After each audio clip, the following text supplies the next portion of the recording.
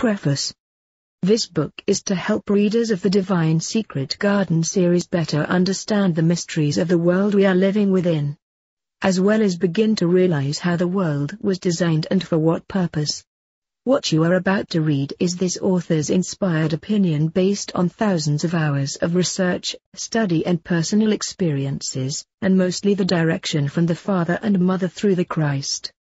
There is no claim as to the absolute accuracy of this work other than an estimation based on the evidence gathered and then using knowledge along with the Spirit of the Father, to ascertain the real intent. It is an endeavor to reveal codes that have been hidden to extract the mystery from this world and beyond. There is no greater picture than the pyramid with the all-seeing eye to begin this journey. This message that is buried deeply within this format begins to teach a very old secret about what occurred long ago that has created classes, warfare and enmity and how it operates in the world. In my first 2 books I have revealed how when Christ was here he came to identify and reveal the true divine monad, called the Father and Mother and their creation. He also revealed how that this world is not part of the Father and Mother, that it belongs to an age-old adversary that once loomed powerful in the heavens via multiple dimensions. The powerful being known as Lucifer was created by the Father and Mother to be a wise confidant to lead and guide others per the rule of love, serving one another. Sadly, this archangel, the great seraphim, rebelled due to pride, lust, and jealousy, and he began a coup d'état against all the angels and against the children of the Father and Mother, as the goal was to overthrow in a military siege the kingdom of the Father and Mother, by bringing in darkness to sacrifice the light.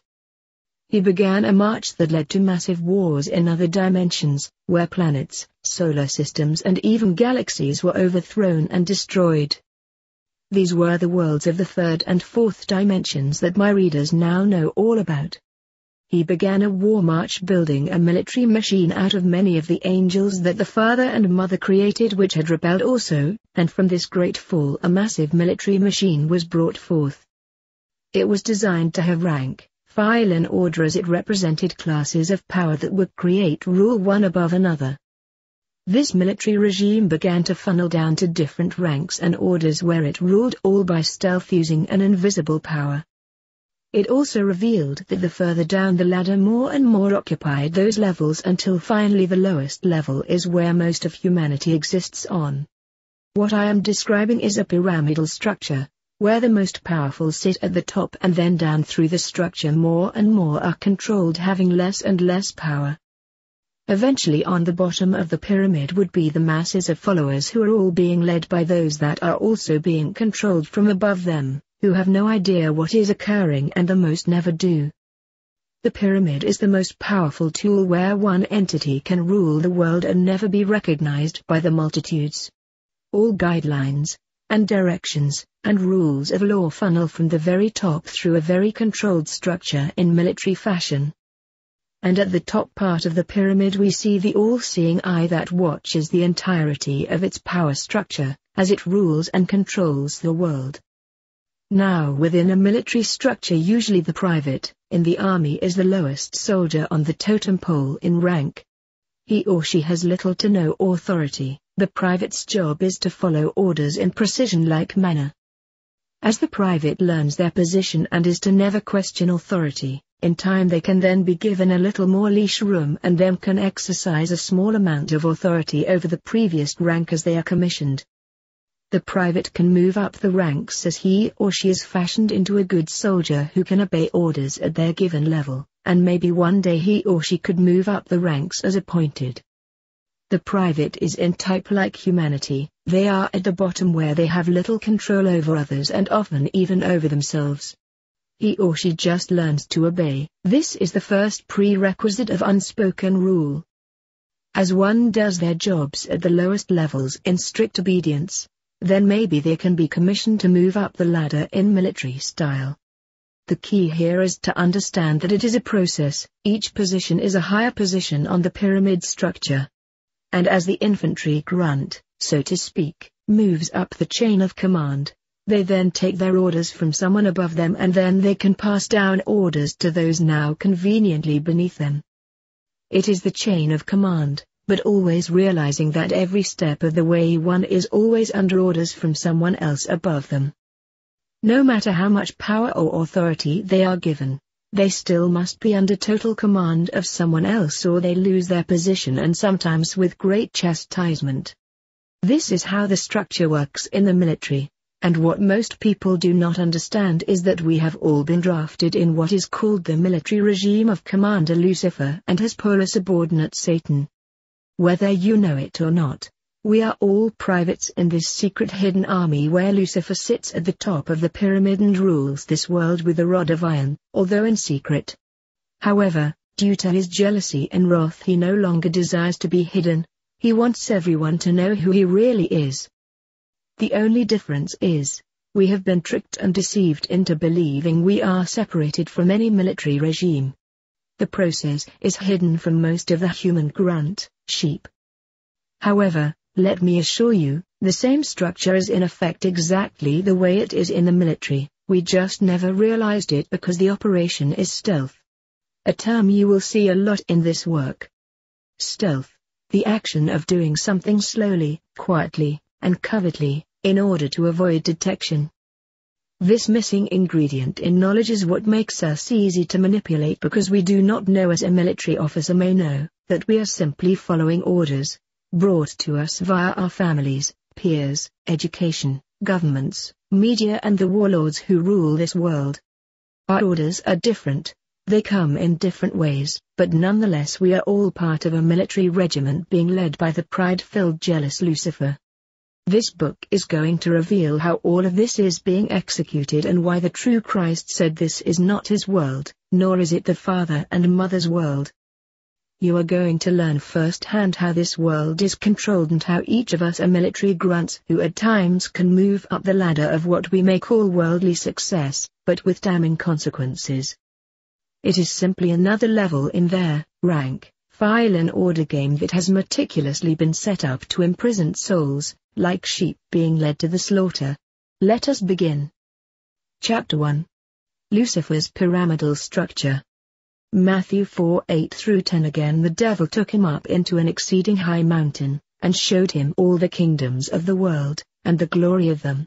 And said to him, All these will I give thee, if thou wilt fall down, and worship me. Then said Jesus unto him, I rebuke you, Satan, for it is written, Thou shalt serve my Father, and him only shalt thou worship. The key to this verse is to reveal that Satan the devil rules this world, and he offered Christ the kingdoms of this world if Christ would bow down before him and serve Satan. As the story played out, Christ rejected the offer. What we don't see here is Satan is not one to be pushed aside, therefore he simply replaced the true Christ with one that would do his bidding. Thus begins the real story. The key to the term worship that is being used, as I have said often, is in error. The father and mother do not seek for our worship in the sense that we understand this term. The term here called worship in the Greek is proskuneo. It comes from a very dark spirit in which it means that you must bow down like a dog and kiss your master's hand. Jesus made it plain and clear that we are to serve the Father, by doing his will. The obvious intercourse in this term proskuneo implies something very ugly. When Satan sought for Christ to worship him, this was the term being used. Satan was saying to Jesus, Get on your knees and lick my hand as a dog. This was total irreverence to the Christ, as well as it exhibited the spirit of Satan. His attitude was one of, Hey little maggot, get down before me, you little weasel, and beg like a beaten dog, and then maybe I will show mercy. Now the scripture turns right around and then reveals Christ said, Get behind me, Satan, for it is written, Thou shalt worship the Lord thy God, and him only shalt thou serve. Once again, the term for worship that Christ is now using seems to also be proskuneo. This is the added airs to confuse. What this does is cause one to reject the intended meaning of this term and then apply it right back onto the Father. This way Satan can deceive people into still coming under the illusion of worship, as he subtly causes people to worship him through confusion. Jesus taught the spirit of service one to another. He never taught worship. In fact, He made it plain that those of the false gods and the heathens taught, lording over one another, as to set one above another. Christ said it is not so with you. In the plainest of terms, he was saying you shall not worship anyone. This is not the spirit of the Father. Our job is to serve the Father and do his will as a son or daughter. The Father, unlike Lucifer, does not demand worship. He acts in love and service, and he expects us to do the same.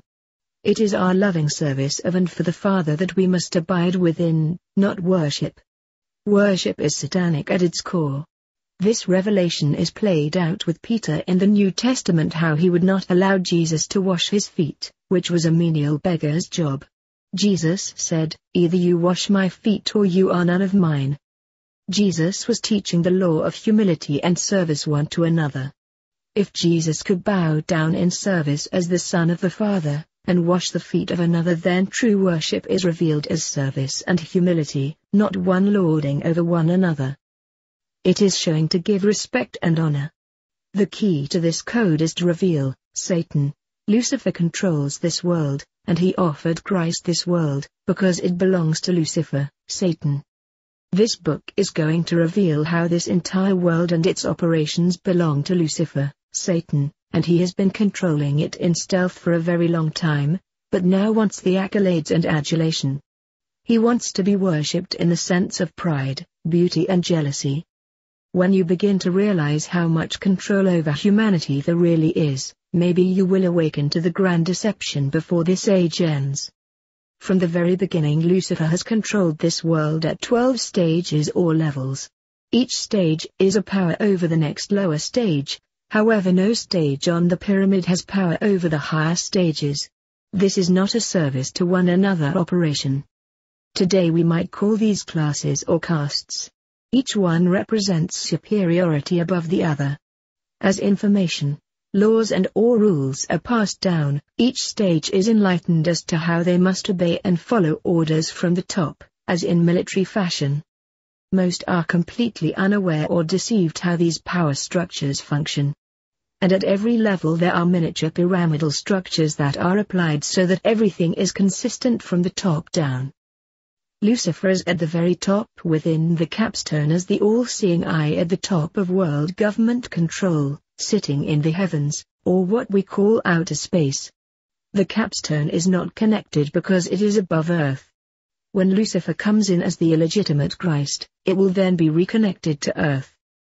The pyramid has 4 sides, so each side has its own value. As such, underneath Lucifer are the ruling 24 elders who worship before him day and night. Each side has 6 elders or angels, making up the 24 elders who worship before him day and night, prostrating themselves. Each half of the day consists of the 12 elders, or 12 hours of the day, and 12 hours of the night. Lucifer himself represents the sun, and this is where we get our 24-hour period for a day. Lucifer is the sun god. Under Lucifer there are 12 supreme gods or lords that control this realm during the day and 12 during the night. 12 is their authority power that represents government. These were the gods of the ancients that roamed to and fro upon this earth, until after the flood they all went into hiding to operate and control the world by stealth. Under these 12 lords are the lunar gods. These are the moon gods, which represent the original 30-day months that have great power, but must take their direction from the solar gods, as the moon is subservient to the sun, as Satan is subservient to Lucifer in the opposition game. Beneath the 30 lunar gods comes the children of the gods who from the past and present are the worthiest to be controllers of this realm. As I have written about often, the moon has always been known as the god, Sin. It represents the simulation interactive network. These were the fallen angels that were most obedient to their master Lucifer. They are called what is known as the 360 elders that represent 1 year as days of the cycles of the moon and sun, which is 12 solar times 30 lunar, that is 12 by 30 equals 360. These represent the solar and lunar gods as Lucifer's children as the original lords. Therefore, they represent the yearly cycles. It is then that even more cunning and deceptive larger groups come together to lead this world into massive controlled deception and lies mixed with truth. These are the secret societies and all religious groups and movements that are used to provide a virtual stream of reality construct to this world by manufacturing data that becomes the world's instruction manifesto. These are the hidden rules that all occupants of the planet obey and follows whether they know it or not. From this comes all known science, religion, medical knowledge, rules of conduct and so much more. Each of these groups from the top down all rule in rank, file and order, and each one has been given tremendous authority by the caste or class above them. However, each one's authority only extends towards the lower part of the pyramid. As each one takes their orders from above, they pass it below via various rites, rituals, functions, rules of law and establishments. After the secret societies and the religions are established, which are in basic terms science and religion, the two go together perfectly as a polarity to foment the trap using nefarious schemes via enmity. Then the second half of the pyramid is based on the direct governing of the masses. The first half of the pyramid is a secret invisible power that no one ever sees, they are hidden from humanity at large.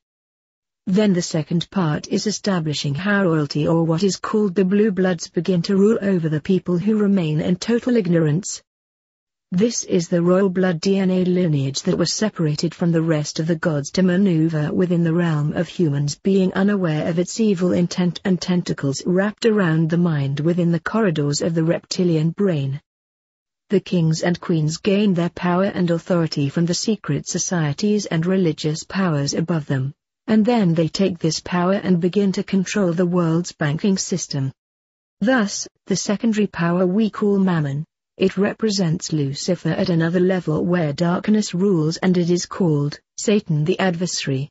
This is where the enmity is placed between humanity and the gods and their powers above using the light of Lucifer and the darkness of Satan, known as good and evil, that is God and devil. Christ taught one cannot serve two masters, one must choose between the father and mother or Mammon.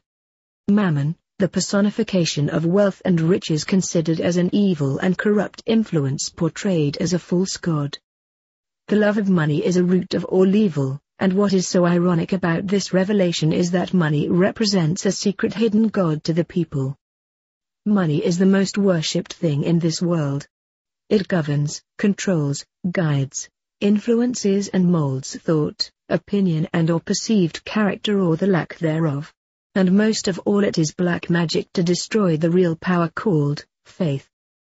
Money is God, therefore, it states right on the American dollar, in God, money we trust. And as most would proclaim by their worship of money that this is the true God and the fruits bear witness to this fact, that money, Mammon is how Satan governs this world. Thus, Satan is Mammon. Money represents Satan. Satan is the dark side of Lucifer as the god of illusion or darkness of that which is hidden or in the shadow, yet all along still being the one and the same as Lucifer, which is the sun god or the atypical son of God. Now money is not evil per se, it is an instrument, a tool, but the insatiable love for money is what brings about the darkness in people which comes from worshipping Mammon, Satan. And on the American $1 bill on the backside, lo and behold is the pyramid with the all-seeing eye. It is the government structure of Lucifer's kingdom, but the capstone is not yet set. The world unknowingly is waiting for the hidden Lucifer to be introduced to the world as their god. This is an event that is about to occur, called the return of Christ, albeit the false Christ, to establish his reoccurring 1,000-year kingdom on earth in the sight of all. My friends, the true Christ is not coming to rule this world, he is coming to take back the children of the Father that are ready in this cycle, unto their realm into the barn of protection. The false Christ is here ready to set up his kingdom and to promote the sun god as Lucifer the shining star of the morning, representing coming from the east unto the west. Our world is a simulation, it is not real. It is a virtual matrix as I explained in the previous books of the Divine Secret Garden. And what is so ironic is that today's most widely accepted currency is also not real, it is an illusion, and it is not worth the paper it is printed on. Money is king, money is God. It is what dictates, lords over and rules everyone in this world in one form or the other. The banking system is Lucifer's left hand controlling the world while his right hand operates on higher levels. Therefore, from this point on the control of money must be consolidated, and thus it is important to understand that most of the money is being controlled via what we call corporations. These corporations all work on the principle of the pyramidal structure. These are what are called mini-pyramids within the giant overlaid pyramid. As these power monopolies grow and infest like a cancer infecting everyone on this planet, they begin to control thought and action via personal activity. What you wear, what you eat, what you purchase is all now being governed, even though it might appear to be free will choice. There are no choices other than what is being prepared for the populace to consume in marketable ways.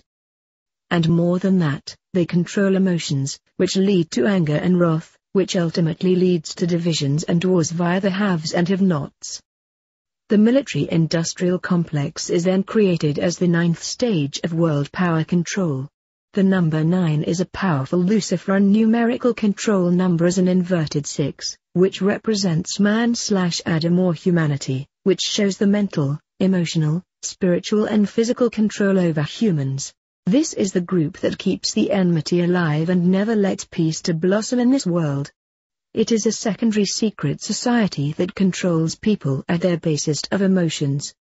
And then this leads to our federal governments and local and state governments and all that which is included within, who are active players in the game of deceit to make sure the governing laws are saturated among the masses of people below. It is called the enforcement of the rule of law. It is quite astounding to realize how the entire world can be controlled by one single entity that stands as the all-seeing eye at the top of the pyramid. And yet this control is more rock-solid than 100 million man army. Because everything is filtered down through all levels simply by controlling the few who then control a few more who then control the many, which in turn controls the rest of humanity. It is not that far-fetched as from what you may have believed. One of the greatest controls over humanity is the media, which is often called the fourth estate. It is what plants the thoughts into the minds of the masses for them to react accordingly. The media is the spokesman to the world or a false type of Christ as an errand messenger. Obviously, I have not chosen to reveal all the controls via the pyramidal structure. Understand though there are 4 sides to the pyramid and at differing levels each side is a controlling faction as we see with the media. The media would be linked and at the same level as the military-industrial complex as a propaganda tool, each of which receive their orders from above, as in such the corporations. As you look closely at any pyramid, I want to ask you the question: what does it look like to you? First, it appears as steps. Often ancient pyramids were built as step pyramids. Steps also refer to having greater power and knowledge, like advancement in school. I will discuss this more later. However, doesn't it look like a Christmas tree?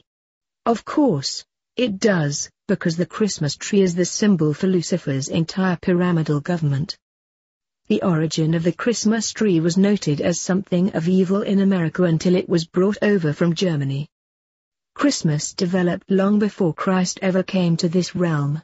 In the Roman times, it was celebrated as the Saturnalia, representing both the planet Saturn and the day, Saturday. And it was also celebrated for the birth and death of the sun, or Sunday. Saturnalia represented Satan's day, or Saturday as the 7th day, and Saturday was the most holy day to the Israelites, representing the planet Saturn or Satan. And their god was the moon or sin. It was also a mark of Satan to represent who his people really were. Saturnalia, an ancient Roman festival of feasting and revelry in celebration of the god Saturn, Satan and the winter solstice. When Christianity came on the scene, an opponent of Christianity had a strange conversion claiming Christ came to him in the light, as a vision. This was none other than Constantine the Great, Emperor of Eastern Rome. Chapter 1 continued. He then combined the ancient festival of Saturnalia, Satan's day, and the ancient Mithras, which represents the god of light, as the sun, as Lucifer. These light festivals all came under the Sol Invictus or Sunday's conviction, or Sunday worship, which became the high holy day for Christians, as Lucifer's day. Then during the Middle Ages, the Christmas tree was decorated with apples representing the tree of the knowledge of good and evil for the celebration of the fall of Adam and Eve, along with all the true children. It was called the Paradise Tree. Finally, entering the 16th and 17th century, the Christmas tree had morphed to where it was being decorated with roses, apples and candies. The Christmas tree was not accepted in America due to its Saturnalia and Sol Invictus connections relating to obvious pagan sun and moon worshipping. Returning to the early 16th century, Martin Luther is said to have decorated a small Christmas tree with candles, to show his children how the stars twinkled through the dark night. This represented the sons of God, or the children of Lucifer. The simulation stars are the suns represented by a fake light of a candle, and the dark night represents the fall of the angels and humanity. In Austria and Germany during the 17th and 18th centuries, the tops of evergreens were cut and hung upside down in a living room corner. They were decorated with apples, nuts and strips of red paper. The first record of Christmas trees in America was for children in the German Moravian Church's settlement in Bethlehem, Pennsylvania, Christmas 1747. Real trees were not decorated, but wooden pyramids covered with evergreen branches were decorated with candles. The custom of the Christmas tree was introduced in the United States during the War of Independence by Hessian, German troops. An early account tells of a Christmas tree set up by American soldiers at Fort Dearborn, Illinois, the site of Chicago, in 1804. Most other early accounts in the United States were among the German settlers in eastern Pennsylvania. Finally, in the 19th century, the Christmas tree was brought to the English-speaking peoples, and to no shock it came through the Blue Blood Royals. Somewhere around 1846 to 1848, Queen Victoria's husband, Prince Albert, was credited with bringing the first Christmas tree in Windsor Castle for the royal family. The Christmas tree was still never in vogue in America until after World War II, and then it took off as being the sensation as we know it today, but as you can see, it has extremely dark origins. When you think about it, this wicked agenda and evil ruling government is brought to the level of a pyramidal-shaped tree, which symbolically people have gravitated towards for ages, due to what they perceive as benevolence. What most have never understood is that the tree is the tree of the knowledge of good and evil. It is Lucifer's entire agenda. The tinsels represent wealth, the orbs represent the suns, which is Lucifer and his children.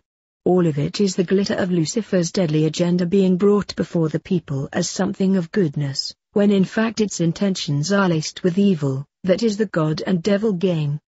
I am not condemning the celebration of Christmas nor telling you what you must do or not do. Because even good souls can celebrate what they believe is good and true, even if the symbolism is rotten to the core. I am simply revealing the deadly origins of what these things really represent, and how they are linked to black magic to control people without them knowing what is going on. The orbs also have a secondary meaning. These are spirits from the fourth dimension that rule this earth and often are recognized as orbs of light or as hidden invisible spirits. They also represent, as noted earlier, apples, representing the fallen knowledge that seduced mankind and then created the mixture of the fallen angels seeded amongst humanity. Now think about it for a second. The Christmas tree is supposed to represent the Christ, or Jesus. That is why it is called Christmas, but it represents both Saturnalia or Satan's day, and Mithras or Sunday, as Lucifer's day. Yet few understand that the tree represents the worshipping of the death of Christ, not his life. Christ Mass represents his death and not his birth. Lucifer wants it embedded into the psyche that the true Christ is dead. Like Friedrich Nietzsche proclaimed, God is dead. Once the subconsciousness believes that Christ is dead, and Christ is also God, which makes his further dead also, then the consciousness sees true life as death. It worships the things of the dead. Thus, Christmas is the worship of death, or the worship of this fallen world. And Lucifer is the god of death and decay. The world worships a dead Christ because that is exactly what Lucifer wants us to believe about the true Christ, that he is dead.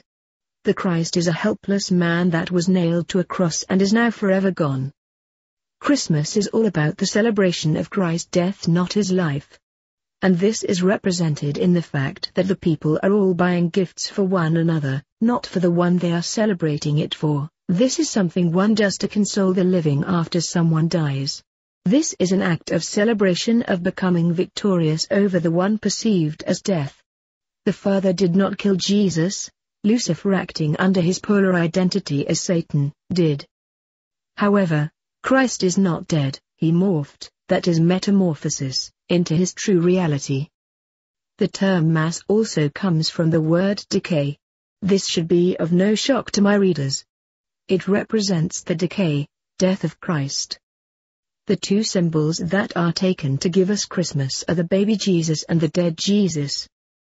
But none of these symbols reveal the very much living seed/Christ who has returned to his world above, and now lives within the realm of the Father and Mother in spirit as the living Christ. As well as he continues to live within the planted seeds or children of the Father and Mother, all of which came out of him.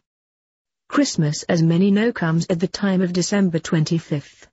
The time between the 22nd and the 25th is the time when our sun goes through its ritual of death and then begins its resurrection in 3 days and 3 nights.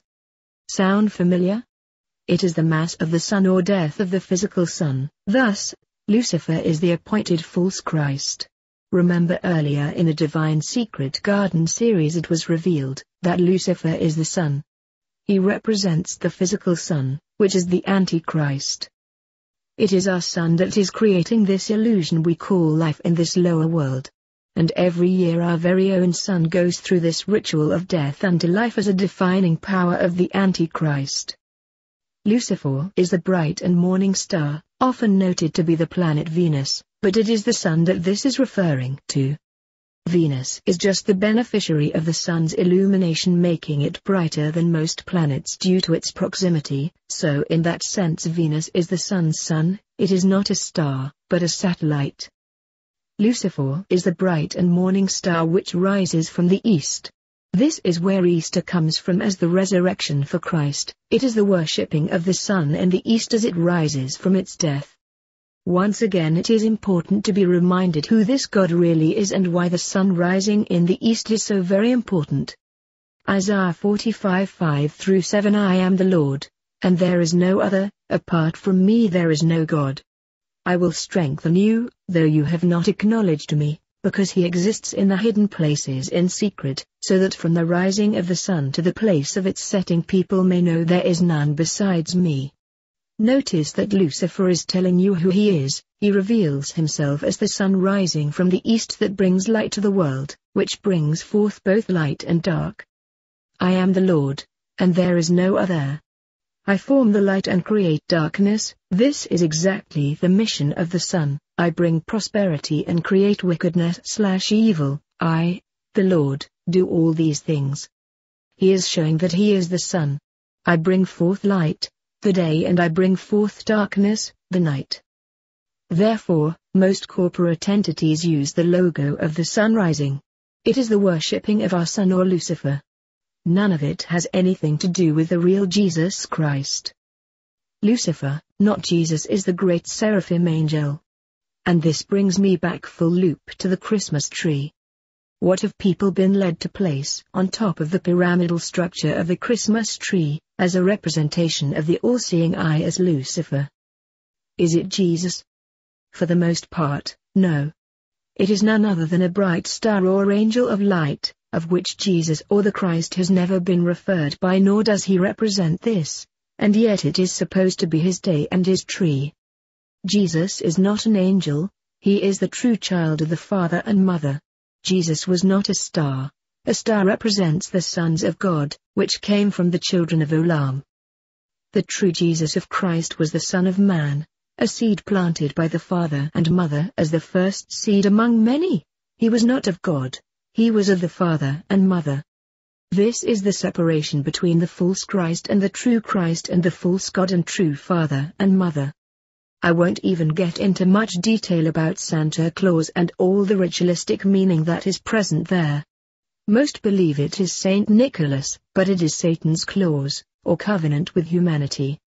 Santa is dressed in red, represented by the red tinsels and ornaments on the tree as the fiery burning flames of his eyes.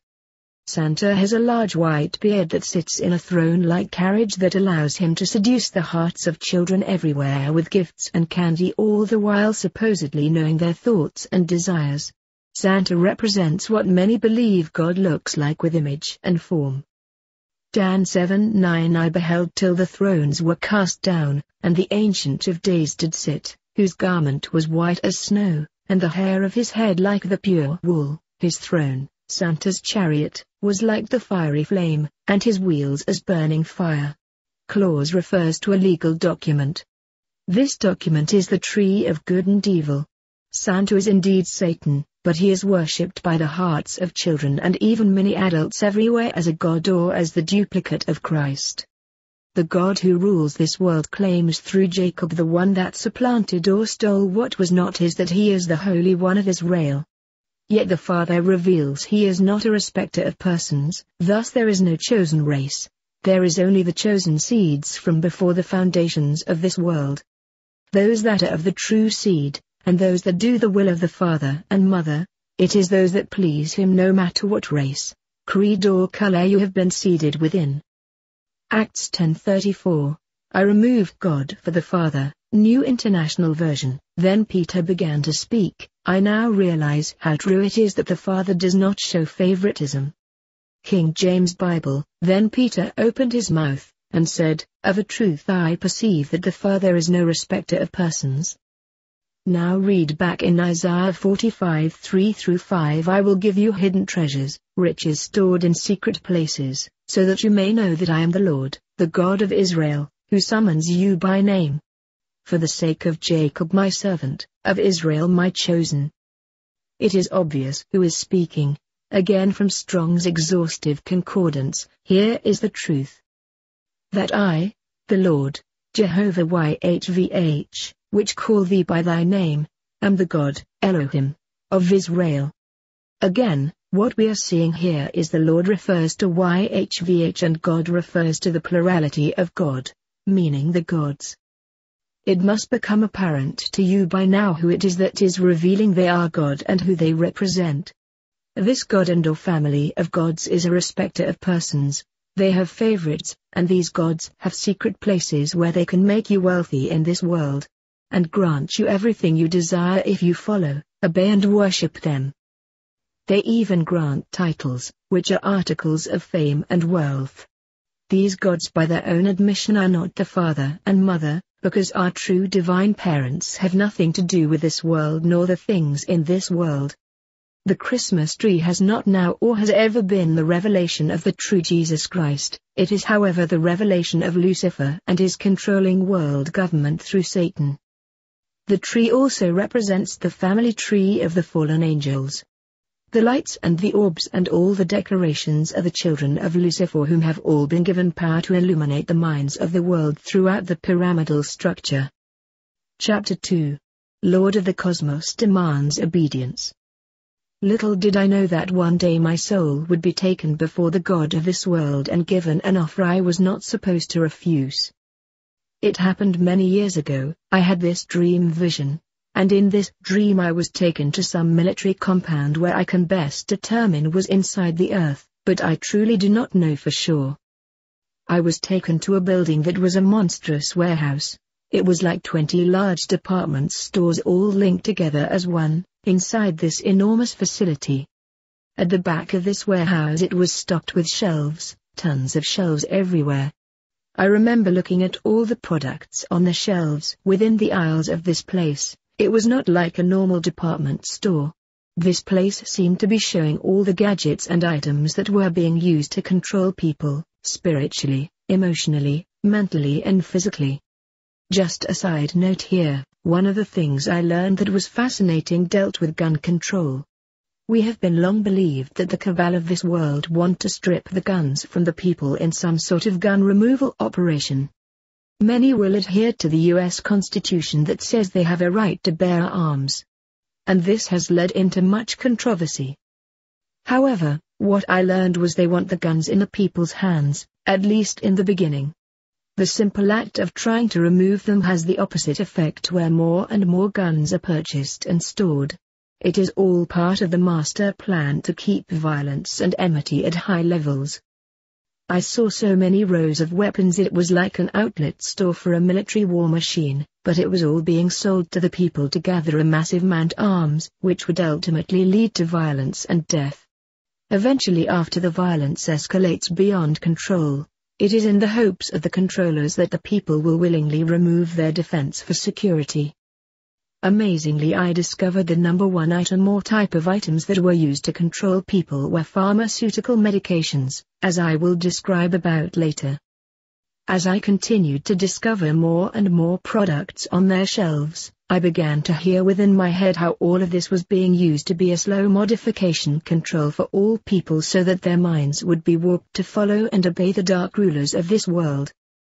I remember seeing a woman nearby. She seemed to be dressed in a military nurse's outfit, as she was standing away from me allowing me to observe alone. She then came over to me to answer any questions that I might have. Well, the first question I had was, why are you using these controls to destroy people in a very deceitful way? Poisons, various foods, weapons, drugs, and even polluting the air we breathe. She looked at me and then gave me the offer. She said, if you will follow us, we will grant you anything your heart desires in life. Love, sex, money, riches, wealth, fame, you name it, we can and will make it happen. All you have to do is follow and obey. I replied to her, I can't do this to people, I cannot destroy people so that I could gain from their harm. She genuinely looked confused while responding to me. She said, forget about the people, they are worthless. They are stupid animals and you should not be concerned with what happens to them. I wondered to myself, are you crazy? I can't do that. I then replied, I will not try to succeed on the backs of others that I am made to destroy, that is not who I am. She then became angry and blurted out, why do you care about what these people think? They don't care about you. Given the right provocation they would kill you as soon as look at you. They are ignorant animals, as she continued, we can make them do anything we want and they just follow, so it is wasting your time to believe they are worth your concern. I told her, it is not up to me to decide how stupid or ignorant the people are or what they may think of me. I will not use them as a target to get what I want, nothing is ever that important. We should allow for harmony and peace. She became agitated and truly disarrayed by my responses, knowing it was futile to try to engage with me anymore. She was absolutely stunned why I would not trade the people in for my own lust and desires. It made me wonder how many others were willing dupes to make this deal due to her reaction as being legitimately baffled by my response, as if it was abnormal. I said, well, you got the wrong person, I won't do it. She then angrily called over two very large men that were guarding this back door of the warehouse. These two brutes were summoned to deal with me. She then laughed and said, you really blew it, this was not a multiple choice question, you were either to take our offer or else. I said, I guess it is going to be, or else. I then was grabbed by these two very large muscular men. They looked like professional wrestlers or weightlifters. They each grabbed an arm and hauled me away like I was a rag doll. They took me to the door they were guarding in the back of the warehouse and opened it and threw me in, and they remained outside. The room was pitch black. I could not see my hands in front of my face. I had no idea how big the room was or where I was located within it. But I slowly picked myself from off the cement ground where these brutes threw me. And as I stood up, I heard this voice speak to me. It said, I have given you the opportunity to serve me, and to follow and obey me, and I will give you anything you desire, yet you refuse. How do you respond? I replied, well, my only answer is, if you have anything to do with what is going on out there, meaning within the warehouse, Then you are correct. I will not be part of this. It is evil. Wow, it was like I unleashed the demon from hell. This rather controlled voice turned into a megaphone of a powerful bass voice as it screamed its discontent at my response. This being yelled at me in this deep bass voice saying, "I am the Lord thy God, you shall bow down and worship me." Identity solved. I replied, "I will not do any such thing. I will not be affiliated with this wickedness, and secondly, you are not my God if you are truly part of this evil."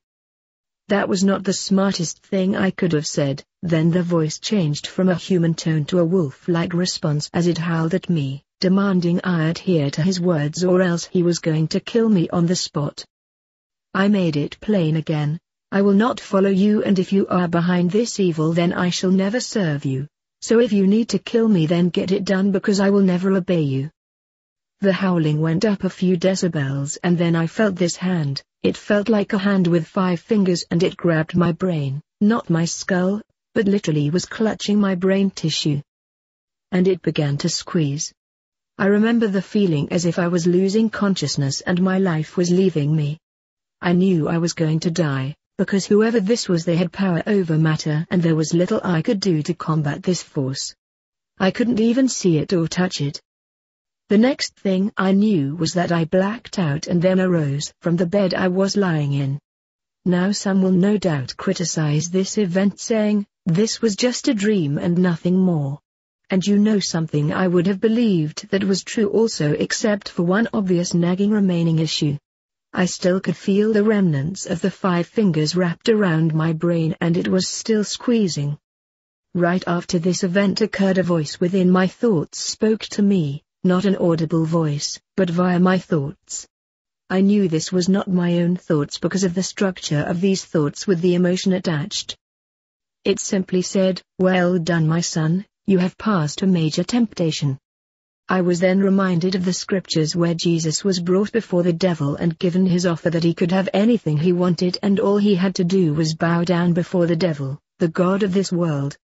I realized that this offer may have been given to a lot more people than most would realize, and yet I began to wonder, how many people chose the wrong path all for worldly pleasures? Is this why so many in this world seem to be in harmony with the world of darkness?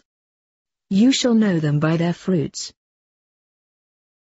Chapter 2 continued.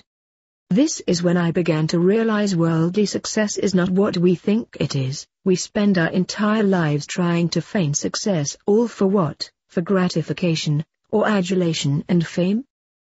And yet it never is what we believe.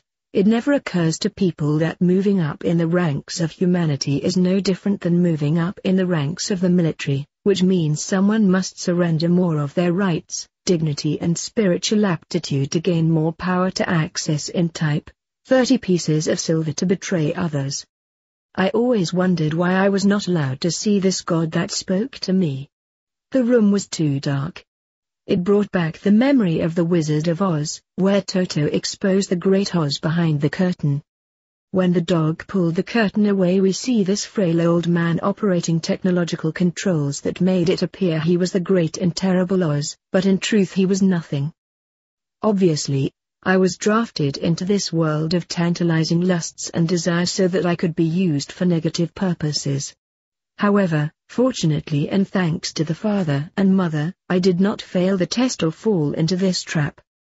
However, I have always wondered who this magician was that was standing in the dark and could plant a hand into my brain underneath my skull.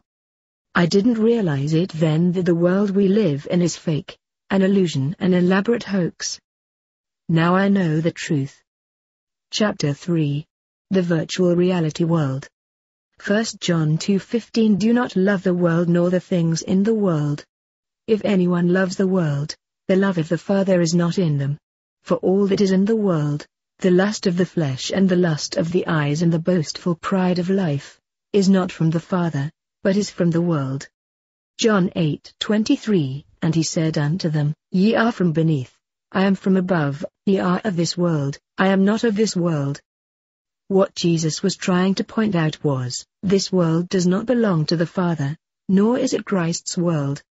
John 18:36 Jesus said, My kingdom is not of this world. If it were, my servants would fight to prevent my arrest. My kingdom is from another place. It never seems to dawn on most folks that when they read these words that Jesus was trying to tell them that this world was never part of his realm or the Father's realm.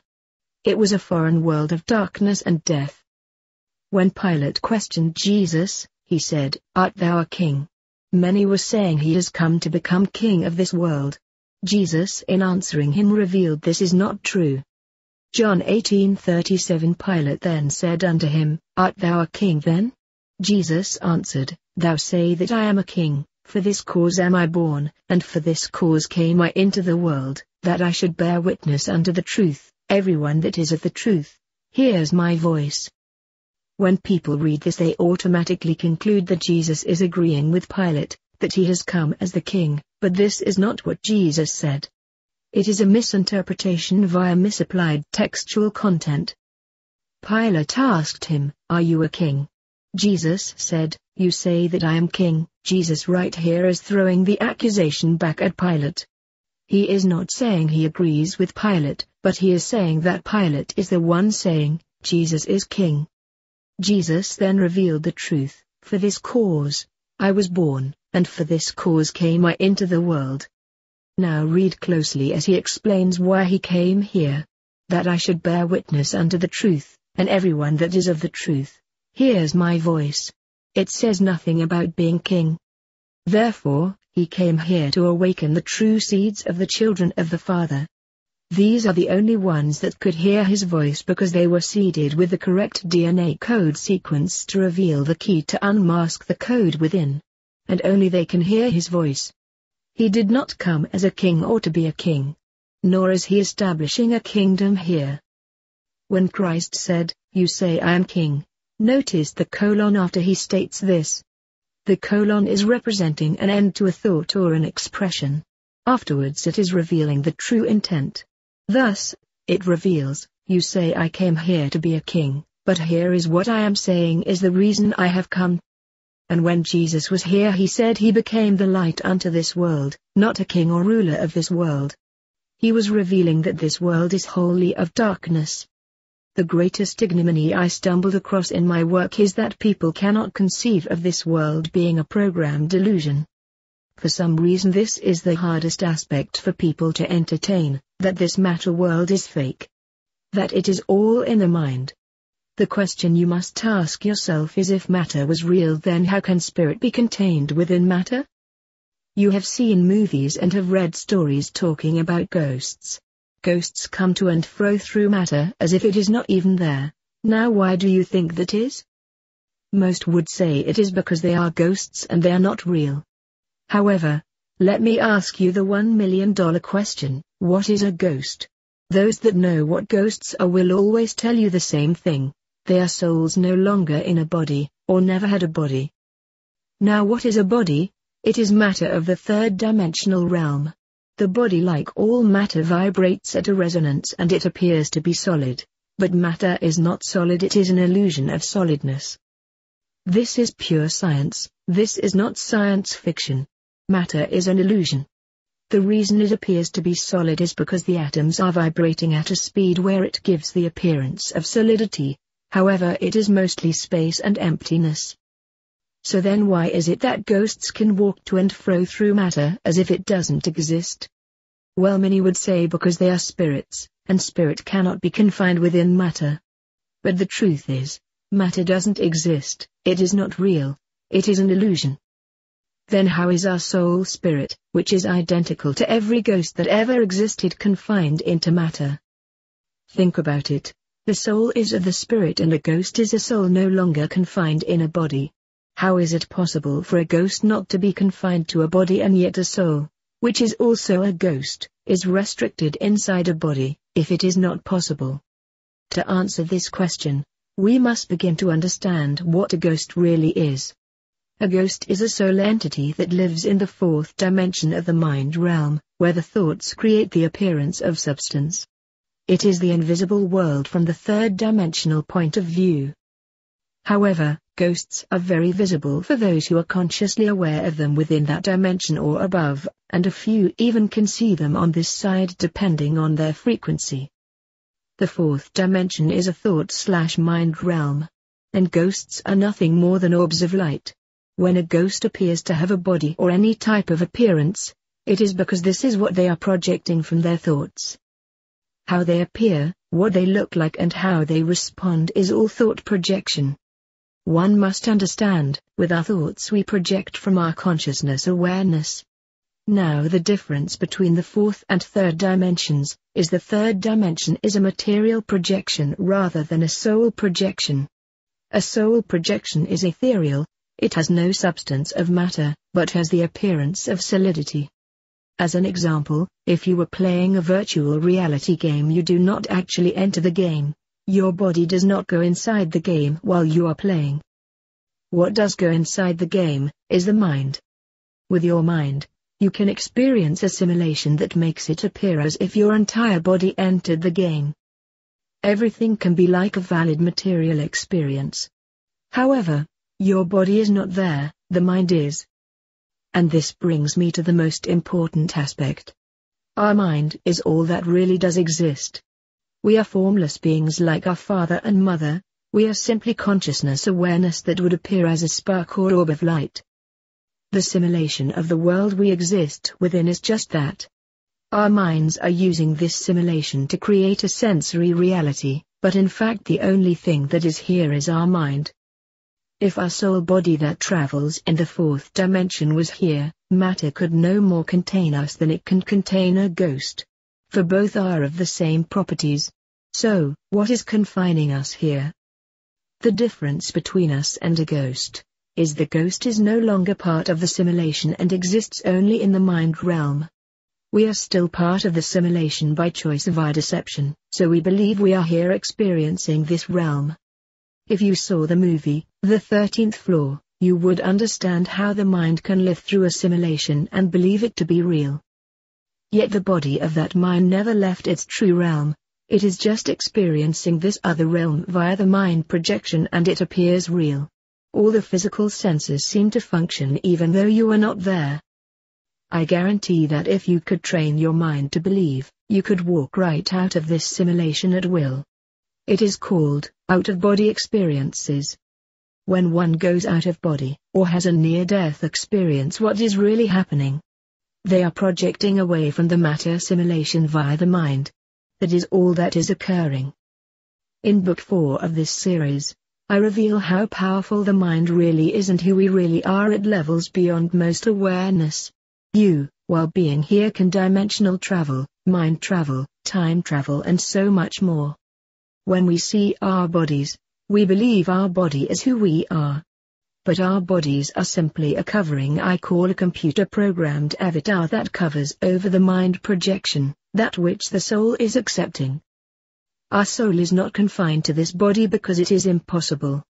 Our soul's mind or consciousness awareness is accepting that it is in a body and therefore it is part of a simulation, but somehow forgot.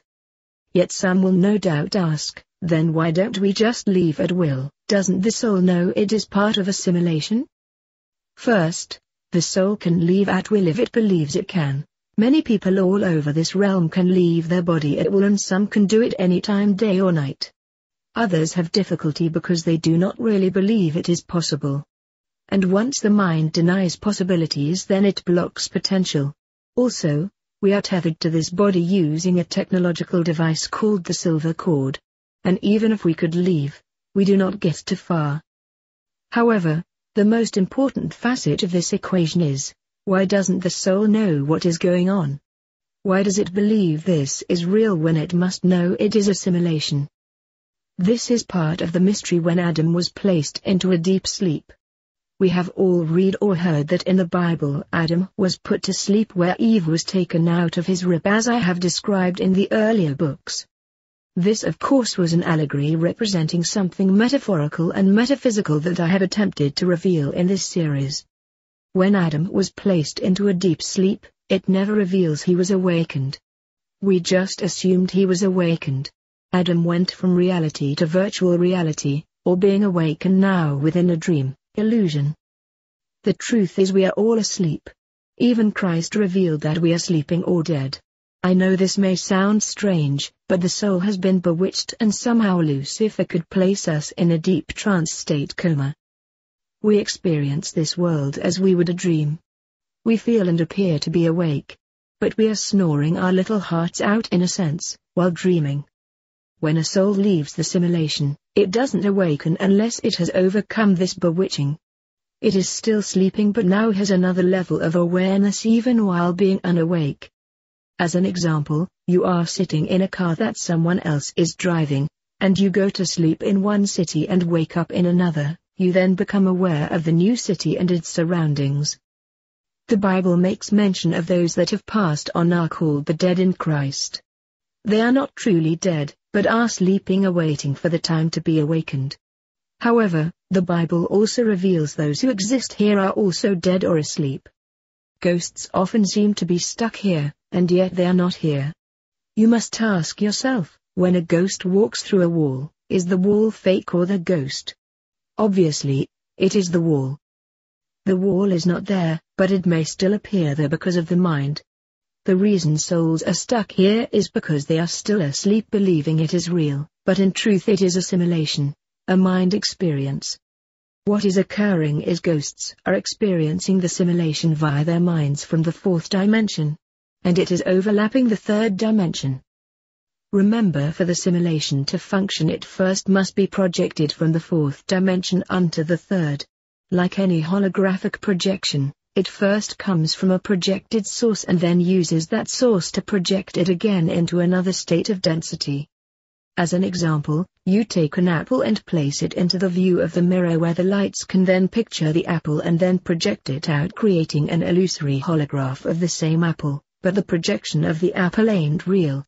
It just has the appearance of reality because it is being projected from the source, that is the real apple. Everything we have here that we believe is real is being projected from the fourth density back through our minds, which then simulate the experience. The ghost is now in the fourth dimension experiencing the same simulation, but from there at the source and not here at the projection. They are seeing the apple that is being projected. And we here are seeing the projection of that apple. Without untrained eyes, you don't even know ghosts are here. Because they are no longer part of the simulation that you are accepting as real. In a sense, they were disconnected from the machine, that is, watch the lawnmower man in the 13th floor. Many do not understand that we are connected to this simulation using some unknown hypotechnology. This is what the silver cord is. Ecclesiastes 12:6. Remember him before the silver cord is severed, and the golden bowl is broken, before the pitcher is shattered at the spring, and the wheel broken at the well, and the dust, simulated body returns to the ground, program it came from, and the spirit, soul body returns to God, programmer who gave it. Unlike many believe that our human body is connected to God, well, in a sense yes, because God is Lucifer in this case. But it is us, at the soul level, that is connected to the simulation, program via the silver cord, where our sleeping soul is connected to the matter world through simulation. When we awaken, our soul returns to the father and mother, but if we are still asleep, our soul returns to Lucifer. We are in a sense plugged in. This world and everything in it is not of the Father. The boastful pride of life, fame, success, and all those things that people strive for to become important, thinking they are moving up the ladder and becoming someone and the making a name for themselves, a sham, and it is all really a sham. They know not that they are being led into total deception of darkness, because the one who controls the functions of this world is not part of the divine kingdom, but rules over another kingdom. Jesus made it known that if this was his kingdom, he would send an army to restore it back to himself, but it was not his kingdom and never was. And yet preacher after preacher and many religious folk believe we are to fight for our rights, to conquer and to restore what they believe is rightfully theirs. And yet if they would have listened to the truth, and rightly divided the word of truth, they would know that fighting for this world has nothing to do with Christ or the Father. and yet you cannot get around the fact that most people believe we are in a battle of good versus evil, and they want so badly to destroy who they perceive is the enemy so they can be the conquering victors. And yet I ask, as Jesus did, why, what purpose will it serve? This world is not of our kingdom, because this world is fake. The world that we are being processed through is being led by a mindset that is darkness. No matter what you do, you cannot avoid the evil of this world because it is all mixed together. This world has a design, and this design must be adhered to or else you will be crushed. The late Michael Jackson tried to tell the world before he died that his life was being used by dark forces of evil, and he was pleading for his fans to listen. I respect that he tried to unveil the truth, and therefore, I'm bringing his story out. Yet his cheering fans who idolized him could care less how sad this man became. His fans were already seduced by the art of dark magic that controls the mind at this level. All they wanted to do is idolize their hero that became a human god, and there was no concern about his dilemma even when he tried fervently to expose that he was under the control of evil machinations. It suggests other stories such as the famed pop rock group called the Monkees. This is a story that really defines the control and agenda over the minds of the youth in this world. The Monkees, unbeknownst to millions, were never a rock group until they were promoted as an act. The Fab Four, as they were called, meaning fabricated, not fabulous, as the Beatles were known, were literally created by Hollywood. Mickey Dolenz, Michael Nesmith, Peter Tork and of course Davy Jones were all brought together on a casting call, as certain Hollywood producers were trying to kill two birds with one stone by creating a rock group as a television series and at the same time merchandise the group and the show. None of these guys even knew each other. Davy, the most popular, was British, and already had acting skills in various shows, such as Oliver, as the Artful Dodger.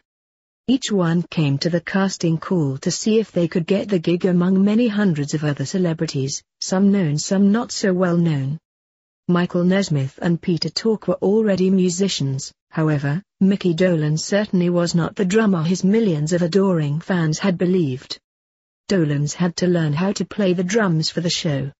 Each of these guys from all different walks of life came together to make a television series that ended up turning into a mega hit that launched them into the stratosphere, as a fake pop rock group. Their bubblegum rock music hit the charts at number 1 repeatedly. The Monkees did not even play their instruments for the show. It was all choreographed using other entertainers' music and lyrics, such as Tommy Boyce, Bobby Hart, Carole King, Jerry Goffin, and Neil Diamond. The group just sang the songs as the instrumentals were dubbed in via other groups. From the very beginning they had no real identity, they became what they were created to be. And the first time they came on stage beyond the confines of the show, each of them were confused as to why the youth were screaming their heads off, as if they lost their minds. Young fans from all over would just lose it when they see these performers, and in this case, they were about as fake as can be. They were not even a rock group. Not that they didn't have some talent, they did. Not that they could not perform, they certainly had the abilities and at times did perform live. Sadly, they were not allowed to do anything on their own, they had to follow the execs that ruled above them. And every step of the way someone else was guiding them.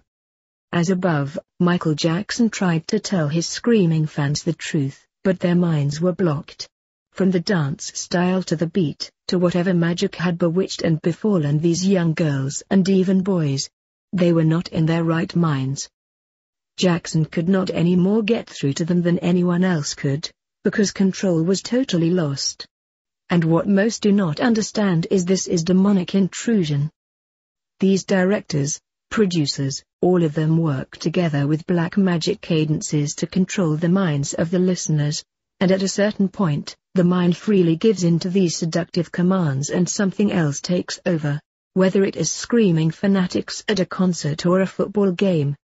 If one does not maintain composure, their minds can be taken over to literally go nuts. Fanatic, that is fans, a holder of extreme or irrational enthusiasms or beliefs, especially in religion or politics, but often with music cadences as well as sporting events.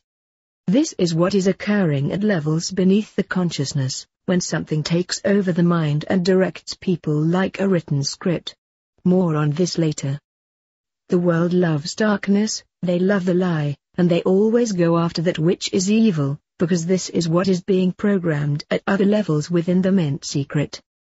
Just like what happened long ago, in one voice they could cry out about Jesus, the one that did no harm to anyone, crucify him, because the world is being indoctrinated by darkness. As well, when Barabbas, the convicted murderer, along with Jesus, were brought before the people for one of them to be released, all the people said with one voice, "Release Barabbas." Barabbas was a murderer, but they wanted to see the innocent Jesus suffer. Why? What was wrong with these people that they wanted a murderer released and not Jesus? Jesus was wholly innocent of any crimes, but did the people care? The same thing that is occurring with these screaming fanatics, something has taken over their mind, using black magic. It is because the people are programmed into a trance state to love darkness, even until this day it is still going on. Chapter 3 continued. Michael Jackson died within a year after he tried so desperately to expose this corruption, but his screaming fans were programmed to ignore it. They loved the darkness more than the light, so, they in essence, when Jackson, their idol, their superstar, their god, was trying to tell them the truth and bring out light into a dark world, they went deaf, blind and mute. His own fans proverbially said, "Crucify him. Ignore him, and let him die," all under a trance state of mind, unknowing what was occurring within them. And now you know the rest of the story. I remember one time when Elvis Presley tried to tell his screaming fans that he was working with a narcotic agency of the federal government to stop drug use in this country. The fans laughed at him. They didn't believe a word he said, because they wanted Elvis to be as they saw him, as an accepted drug user by his fans, which he was not. He didn't even drink alcohol. The only drugs he took were doctor-prescribed medications, which I will reveal more about later. He replied, "I am not kidding, this is the truth," but to no avail. It just didn't fit the game plan and his fans were not buying into it. People love the lie in darkness rather than the truth in light. Jackson was attempting to expose that the music industry was riddled with demonic players who were controlling music at all levels to take over the minds of the idol worshippers.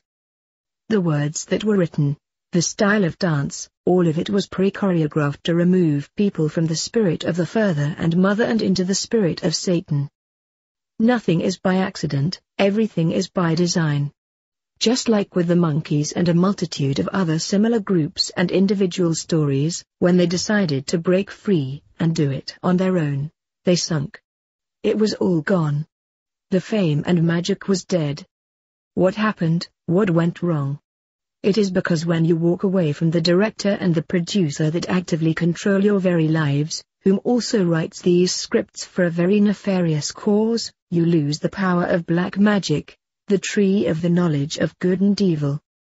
Understand, these scripts are designed by ancient rites and rituals that use tones, beats, visual and other stimuli to open the halls of the dark veil that controls the world from underneath in secret. Just like the private getting his orders from a litany of men or women above him or her, eventually it funnels down to the lowest order of things. Jackson is not the first to come out and expose this evil dark cabal, but what his fate held was very like what had happened to many others who attempted to reveal the inner sanctums of darkness. Most either are eliminated or they are brought back into the fold with greater controls. Whether people understand this or not, success in this world comes with more stumbling blocks than living in poverty. You think freedom is gained when success is inherited? Think again. The higher up you move on the ladder, the less freedom you have.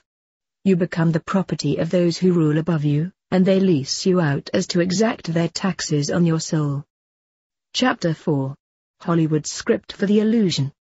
Every day we hear it on the news: a movie star dies of overdose. Big pop star commits suicide or is murdered. Child star jailed for illegal drugs.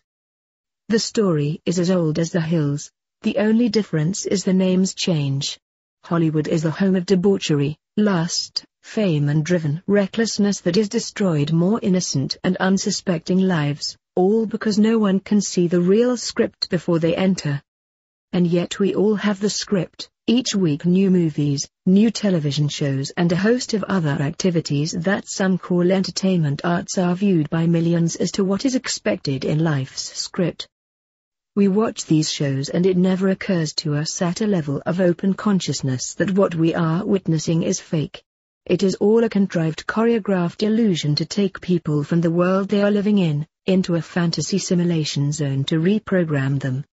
Hollywood doesn't imitate life, life imitates Hollywood. For the world that we live in is just as fake and wholly fabricated as the shows we watch. However, in a strange twist of fate, movies and TV shows often reveal the truth bundled with hidden errors. Every household now has at least one television, if not two or more. Some have this box in every room of the house, including the bathroom. This does not even count for all the new techno stuff, like iPads, and Kindles, and other such medium. Each day most people on this planet take their tiny little remote control and switch on a program. And that is exactly why it is called a program. Notice one of the definitions of program. To train a person or an animal to do something automatically, especially to respond habitually to a stimulus. People are being programmed how to think, how to live, how to react and how to respond to almost any stimuli that one can think of. And with the new cell phone digital technology they are also being inundated with mind control, as phones are also used as spy networks to implants inaudible messages to the ears and through the skin. 40-50 years ago, we called it subliminal when messages entered the awareness covertly. Today the technology is 1,000 years advanced. And the strangest thing of all, it is coming from all sorts of medium that has been used to foster, often illusion, and like television, it is even called programming. Actors and actresses that play their roles are scripting our perceived reality. It is not who they are, and most of the time it has no resemblance to their true person or character. It is a facade, a charade, and a counterfeit. And then the people around the world begin to revere these actors as if they truly are what they represent while they are acting. And thus, we have the quote from Shakespeare, "All the world is a stage." It amazes me how we can be so sucked into a virtual reality and then deny that virtual realities exist. Children and adults alike constantly attempt to portray their favorite actor in life, often quoting from them out of some movie or play. Hollywood sets the design of life's stage. Children love to imitate their heroes, whether good or evil. They love play acting as if they were truly one of these screen legend thespians. From all over, many will change their appearance to follow some character on any given show. They will change their hair, wear tattoos, and even choose the style of clothes they have on, all based on what these charlatans have craftily sent via the hidden message over the airwaves created by the corporate thugs. Ephesians 6:12 For we wrestle not against flesh and blood, but against principalities, against powers, against the rulers of the darkness of this world, against spiritual wickedness in high places. Ephesians 2:2 Wherein in times past ye walked according to the course of this world, according to the prince of the power of the air, the spirit that now works in the children of disobedience. I want you to delve closely into what this is revealing. There is a message going out to everyone, and this message is being programmed into the minds to create wickedness and perversions. And the one that sends this message out is called the Prince of the Power of the Air. We know even in our own vernacular that the message we are receiving via radio, television and a plethora of many other contraptions are all pushing their message through what is called the airwaves. This message is influencing the mind in all peoples all over the world. It is creating a disobedient atmosphere, fomenting rebellion, sedition, treason, strife, and of course the famed enmity. And if you think about it, These messages are being programmed into the majority of humanity, not just daily, but often for hours and hours every single day. The world is being saturated with the great lie that most now believe is the truth. We now live in a society that calls good evil, and evil is now called good. Isaiah 5:20 Woe unto them that call evil good, and good evil, that put darkness for light, and light for darkness, that put bitter for sweet, and sweet for bitter.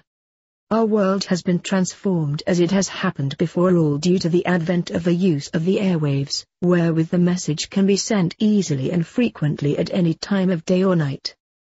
There is no need for specialized surgeons to come to your home to brainwash you or your children by using all sorts of medieval medical tools. They can now get the job done more efficiently, and most just willingly accept it, even though it has created a world of zombies and children of darkness. I find it ironic how people will laugh at you and even mock you if you try to tell them their world is a simulation and that it is no more than lights, camera and action with a world of actors all playing their roles via the written scripts. They laugh at this, and yet they succumb to it all the time by imitating the simulated roles and acting sensations that are placed before their five senses day in and day out to follow their programming, and often they will listen and believe these imposters over and beyond common sense. Everything is being scripted. We all have directors and producers of our life, but since we cannot see them, the masses do not believe. What we have been forced to believe has been crafted and molded by a consensus on how we are to think, and thus our thoughts play out in words and actions. If we venture down the unacceptable road and speak words that are not acknowledged by the programmers, we are forcibly led back into step by the accepted consensus. We call it political correctness. The rules of the game are all around us. Just say something that is frowned on and pow, like magic you will have 100 negative faces staring back at you, targeting you as they are the elected gatekeepers of the fraudulent structure of this world by their obedience to the program. The difference between Hollywood actors and life actors is they are just a whole lot better at it than the general populace is. Sadly, though these icons of fame are of themselves totally confused in their own life. For they have no idea what is real or fake anymore. They are loved by fans who love them for a part they play, having no idea of the character at the party in question. It is all an illusion. It is all surface rhetoric. The only way they can handle this with any credibility is they call it an art, or a business. And they try to separate it from their real lives. Yet sadly, they cannot separate it because the world only knows them via their facade. Therefore, many of them turn to fixes, or covers, to remove the ignominy they exist within. They are often hooked on dangerous and deadly drugs. They will even maneuver themselves to take on parts that are filled with debauchery and wickedness so as not to be typecast into a character that is good or kind or even sweet. Often many of them are forced into lifestyles of drunkenness and debauchery because that is the roles they play and it starts becoming real to them. It's all because they have no real identity. They lost their purpose in life to become fraudsters and charlatans. Some of them believe their art or work has meaning, and they often use it for political purposes and control. Yet it is all as fake as a $3 bill, or in truth any dollar bill for that matter. Yet all are actors, all are following a script being directed and produced, whether you live in Hollywood or not. The only difference is, we work in ignorance for free. Many of them are paid famously to destroy the fabric of our moral system. And you really believed you were the caretaker of your own life. I have often told people to stop watching television, and stop reading newspapers or accessing the news from any source. Completely break away from the power of the airwaves long enough to be able to recognize the controls within your mind. Occupy your time doing something else. Find a project, and follow through with it. Do not waste your time playing the advocate of the world. Separate yourself from all of it. In just a short amount of time, enough of the poison will be washed clean from your mind and it will change you as a person. You will feel different, you will feel more positive. Your mind will seem clearer. Your thoughts will project a more positive setting. Now imagine spending a year away from these airwaves. Imagine cleansing your mind out from all this toxic illusion that has been flooding the cornerstone of your subconsciousness. I'm telling you right now, you will become a different person. Your values will begin to revert to the simple values of life, those that the father and mother installed within you. Your actions and activity will be more towards service to others than service to self. Eventually it will dawn on you how much damage was being created because of this funneling via the prince of the power of the air that entered your mind secretly. Sports and other entertainments, television shows, commercials, news, movies, rock concerts and music, all of it is designed to do one thing, and that is to take over your mind of innocence and begin making you aware of the darkness and evil that exists all around you, and then subtly implanting it into your subconsciousness so that you will begin to accept it as natural behavior. Everything is choreographed to control thought. Why is it so important to control thought? Remember who you are. Your thoughts are the breeding ground for the illusory world you live in. My friends, we live in an illusion. None of it is real, and not even our thoughts are real anymore. It has all been hijacked by the prince and power of the air. Chapter 5. Fame, the hidden retribution. Being famous is an aspiration many seek for, and fortunately most never are granted. Fame is not a bowl of cherries. Fame is never what we have been conditioned to believe from the exterior perspective. Fame is the power of influence, and it is given to them that are willing slaves to follow their master's bidding. Fame is wanting to be the next sports superstar, or becoming the newest thespian on the block, where falsifying life becomes a way of life, or that new pop rock star, or even the influential politician. The fact is, renown is a cruel little monster that one seldom ever realizes unless they become famous, and then it is usually too late to figure out that it is another control factor of Lucifer. The lure of the big screen or the stage is so deceptively tantalizing, one only sees the glamour, they see the wealth, and they see what appears to be the honor and prestige. What is seldom seen is how a person's life changes. How their desires and hopes are often splintered and dissected, and often they never see the ugliness of the game until they are playing it.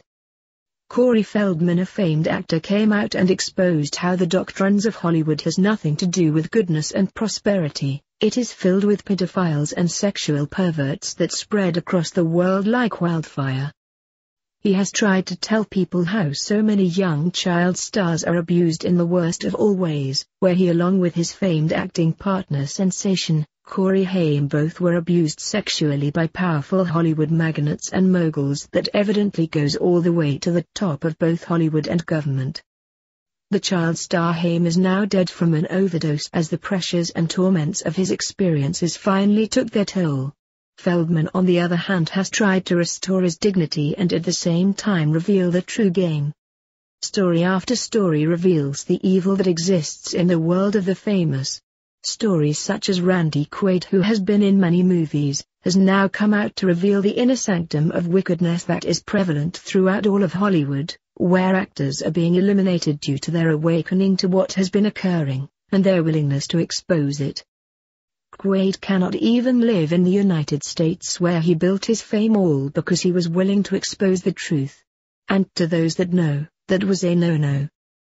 This leads me to a story I was watching recently, called the Tiger Woods story. It is a story about a young athlete that was prodded and pushed to become great in the game of golf by his military dad after seemingly realizing this was Tiger's dream and desire. When Tiger was 3 years old, he began swinging a golf club nearly flawlessly. This led his dad to begin an in-depth process of teaching, prodding and manipulating his son. And although mostly against his mother's wishes, per the show, Tiger's dad had envisioned that young Eldrick would not just be good in the game of golf, but great. Well, his dad was right, but at what cost? Tiger was not just another phenomenon. He had superstar potential. This kid had abilities that most could never dream about. And he progressed until he became one of, if not the best golfer to ever play the game. I respect and like Tiger from what I know of him, but I am saddened for him also as to what happened. There is little doubt that Tiger Woods is a great golfer. His records and amazing accomplishments speak louder than mere words. Whatever you may think about this unique talent, Tiger Woods has nearly mastered a game that most would never even come close. Sadly, despite all the hoopla, it is still just a game. A game that brings with it powerful illusions of grandeur. His life appeared to all on the surface as one of glitter and fame. He seemed to have it all. This cute little child appeared before millions on television shows when he could barely walk. He could swing the golf club with precision, and even with his tiny physical structure could garner scores that some adults would fail to achieve. As one who personally understands the difficulty of this game in general, Tiger's ability to achieve greatness on the links is stunning, and may only be equaled or exceeded by the likes of a Palmer, Nicklaus, or even the late Bobby Jones, until the newest Finney mentors stage right.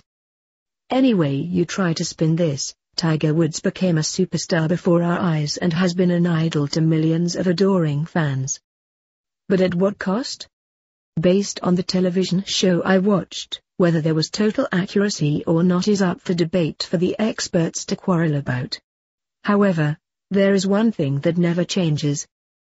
Entering fame even with the greatest intentions is the hallmark of the devil's grand plan. Before Tiger ever swung a club as a professional, he already garnered deals via endorsements of some of the top sports names in the industry, that is Nike, Titleist, etc. Before he ever placed the tee into the dirt as a pro, he was already $100 million richer. Maybe the story of rags to riches does not apply perfectly here. Tiger lived and grew up in an average economic standard. His parents were not wealthy by any means, but on the other hand they were also not dirt poor. It doesn't matter who you might be, jumping to this level of material advancement and wealth is no small feat. No one, no matter who it is, can reach this level of fame without the signature on the contract being stained in the blood of Satan. Before you knew it, Tiger was riding in personal limousines, with private agents who followed him everywhere. In one small interval of time, he became greatness all bottled into one container. Yet the world does not seem to care, nor do they open their eyes as to what occurs to these poor souls as they climb the ladder of affluence. What they see is the riches, fame and glory. They do not see the self-destruction as to the road these souls are forced to follow and must now travel upon. We have all watched television shows and movies where the devil comes to one in secret offering deals that are wrapped in glitter and glory, and all that you need to do is sign on the dotted line and sell your soul. These and other similar concepts are not that far-fetched. The only difference is the devil seldom comes to you in the open. It is usually done by deception with human participation. However, like what happened to me, often these acceptances are achieved in another state of mind, that which is occurring on another level. It happened to me, so I know this is truth. Tiger, as all famous idols, did not know what it really means to be a god impersonator. He had no clue as to what it meant to really be famous. He did not realize what it meant to climb the pyramid. He just wanted to play golf and prove to the world he was the best. All Tiger knew, like anyone else may think, is he had a talent and a great ability that was nurtured and evolved into something spectacular. To him, as with anyone else that has entered this arena, it all seemed like fun, it all seemed innocent. Chapter 5 continued. Like everything else, the devil was ready, willing and waiting to cut a deal to not only waste this talent's life on trivial pursuits, but also use this talent to foster even more deception for other young eager talents. Before the year was out in Tiger's first year as a pro, he began to hate what was happening to him, according to the story I watched. The pressures that he had to deal with, including racism, and death threats, and the overwhelming time he had to spend with reporters and paparazzi, was becoming insane. And the constant duty to his new fans, as well as corporate sponsors and investors, was beginning to wear thin very fast. Tiger took a game of what he loved into what became a living hell. In this show it expressed how Tiger told his dad that he wished he never turned pro. He hated what was happening in his life, where he did not own his own life anymore. he was sectioned off and bartered to amuse and entertain his loyal investors. Tiger learned, as so many other famous people also have learned the hard way, that he did not enter the world of freedom wherewith he could now do anything he desired and pretty much purchase anything he wanted. He was a multi-millionaire beyond scope, but with massive limits. Tiger could have anything he wanted, but he lost the most precious gift of all, his freedom and his dignity. He lost his identity. He lost his inner scope of awareness. Tiger became a piece of meat to be sold at auctions, cold endorsements and investor money-raising functions, via corporate collusion. Tiger, ironically, became a slave. Today Tiger Woods is a billionaire, yet he is wearing shackles like everyone who has reached this pinnacle prior. One day inside his limousine he just wanted the driver to take him to a place so he could be with his friends and enjoy the simple things in life. But he had a gatekeeper, a jailer, a game warden always tagging along. It is called the agent. Just ask Elvis Presley about agents, such as Colonel Tom Parker. These are not benevolent entities. The agents are the ones that cut the backdoor deals to access more levels on the journey to ultimate success, but along the way there is heavy tribute to pay.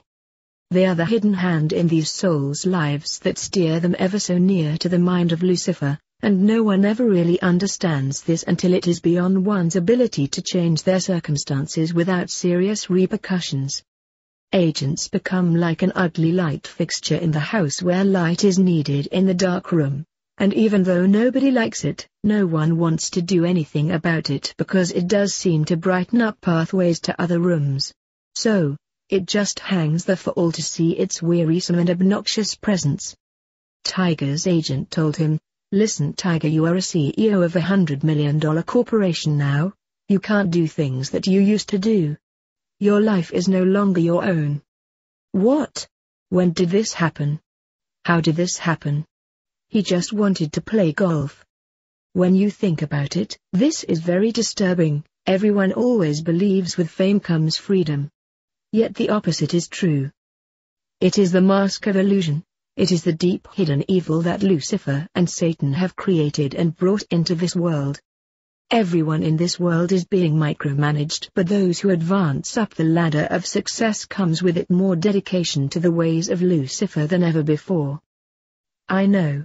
I was also told by this entity that claimed he was God, that if I didn't accept his will he would make sure I would never have anything of any value in life, even after he threatened me with death.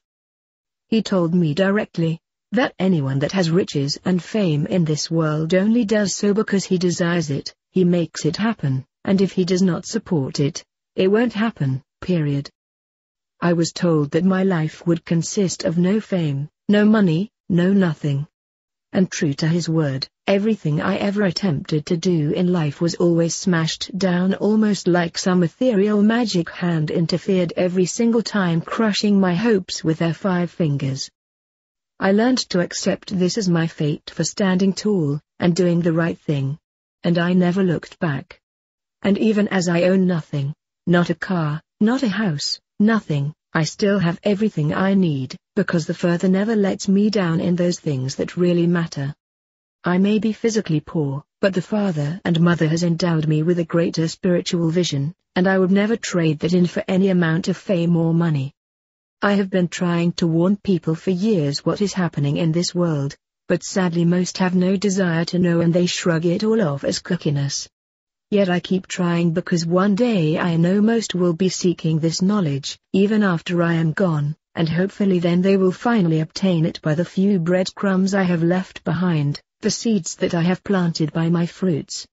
You would be amazed how many young souls have lost their inner spiritual nature to this cunning and deceptive trap that has led them into the world of darkness and bondage. One must adhere to the rules if you want to play the game. You must obey the lawgiver. And in this case, it is Lucifer, the all-seeing eye. You cannot move forward in this world in what is called success unless you pay your tolls along the way, which means selling part of your soul in increments. If you do not pay the ante, then you will be stripped of everything and brought down to nothing. It is tantamount to a video game where the avatar in the game must climb ladders to get to the top. However, Along the way there are distractions that want to take what is yours away from you.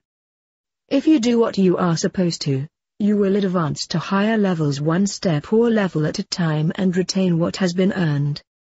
However, if for any reason, you do not play the game as you are supposed to, then you will be kicked off the ladder and you will fall back down to the ground, where either you lose your life or your injuries are often too great to be healed. And all your wealth will be removed in 1 hour. You have heard the ancient wisdom that states, it is wise to stay grounded. This is a truth sealed in pure logic. When we take the flight of fancy into the world of fame, we leave the ground and become airborne, whereas our rudders in life are no longer under our control.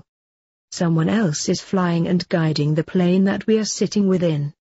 The wisdom that states it is wise to be grounded is revealing. Do not go after these flights of fancy because your destiny is being charted to a place you really do not want to go, elsewise eventually you are going to crash. The dirty little secret of fame is and always has been, if you want to play with those on the ladder above you, you then must pay your tolls of initiation. No one is allowed on the steps above without playing by the rules. Most of humanity never witnesses these rules because they do not apply to them, but they truly do apply, just at another level of participation. Most people struggle to obtain a little, yet always hoping for the lottery of greatness to drop from on high into their lap, which never seems to occur for the majority. If wealth and fame do come, this is when lives are usually destroyed. And why is that? Because of the hidden hand and the gatekeepers that are given charge of one's newfound opportunities. And why would people allow these gatekeepers in their life? Because it is all a part of the hidden rules you must play by. Now that you have wealth, you have now become important to the pyramidal structure of the power controllers. Wealth is power. People do not seek for these controllers. They come to you as benevolent caretakers only to protect you from the ugliness of the world, claiming that you will lose your newfound gold to predators who want to steal it from you. What they fail to tell you is this same so-called benevolent protection is about to take over your life as the greatest predator to ever walk through the inner sanctum of your heart. Fame is a cute little word that means you must become a servant of the devil. You must become an idol who sacrifices their soul life all to sustain the new material possessions and gratifications. And of course, it comes by varying degrees and levels. When viewing Tiger's life, it became obvious that Tiger did not always follow the rules, as many others also tried to rebel against these authoritative all-encompassing powers. And what happens when you renege on a contract? You shall pay bitterly. Tiger along the way decided that he did not want to play this game the way he was being prodded, and thus Tiger would witness the viciousness that occurs when you decide not to do it the way that is constructed. Do you really believe that the intimate facts of his personal life that came out and nearly destroyed him was an accident? It was all cleverly staged to make sure that he was controlled by this rule of law. Do you really believe that the accusations of Michael Jackson as a pedophile were valid? Whether it was or not, it is all part of putting him back under control when the rulers began to learn of his true motivations and beliefs. You ask any politician if they would be willing to tell you what secret is hanging over their head that keeps them controlled as to what they say or do. Tiger turned an about-face and his life was brought into shambles. It didn't matter anymore how good of a golfer he was. His entire life was turned upside down due to excessive personal distractions that were, read closely, all given to him as part of his newfound fame.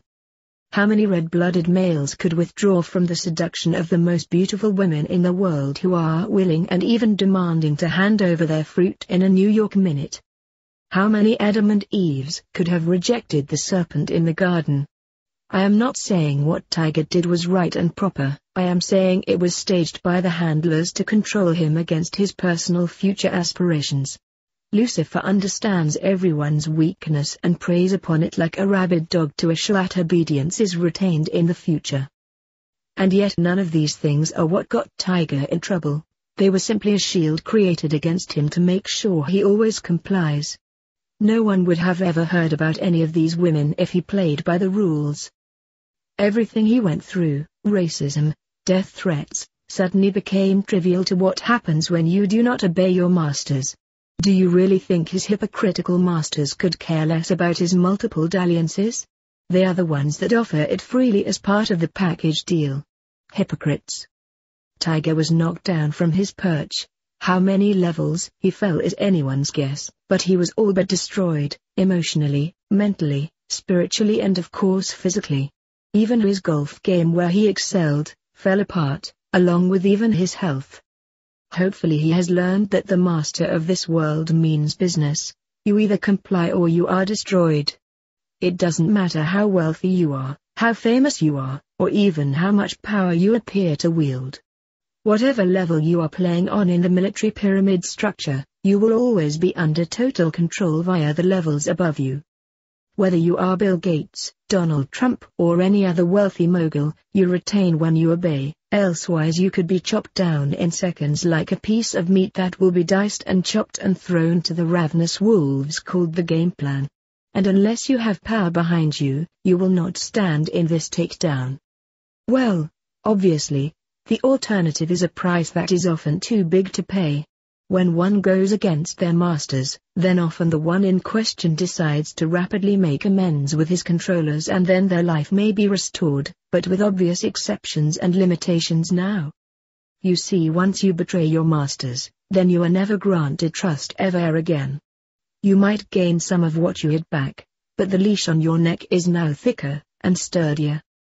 I have chosen some of these people to reveal a hidden agenda that most people of the world know very little about, unless it begins to apply to them. Many have had their aspirations, their goals, and their life turned upside down simply because they believe they were fulfilling a talent that God gave them, or that they accrued on their own merits, and they are simply doing the next logical thing. They want to share this talent with the world and become noticed.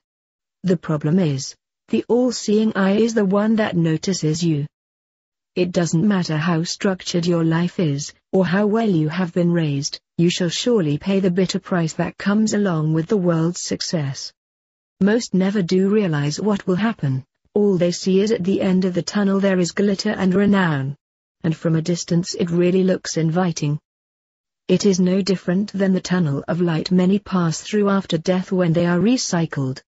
It really looks appeasing and inviting until you find out what the rules are on the other side. Just like the glitter and tinsel we decorate the Christmas tree with, to beautify it with lights and stars and angels. Seldom do we ever realize we are play-acting in someone else's script to follow and obey a nefarious source, and if we decide to enter this game of deception, we are going to have to pay the toll. Our world is completely structured even though it appears haphazardly and without design. What many call coincidences are an acute playbook of rites and rituals being projected upon the hearts and minds of humanity. However, when all you see are the flashing lights and mirrored reflections and what appears to be beauty and wealth, the lure is too tantalizing to walk away from. And thus, another soul has become a victim to the most deceptive evil ever unveiled upon any world. The Game of Good and Evil. Chapter 6. Witchcraft, the Pharmaceutical Plan. Fear is the greatest catalyst in causing people to lose faith.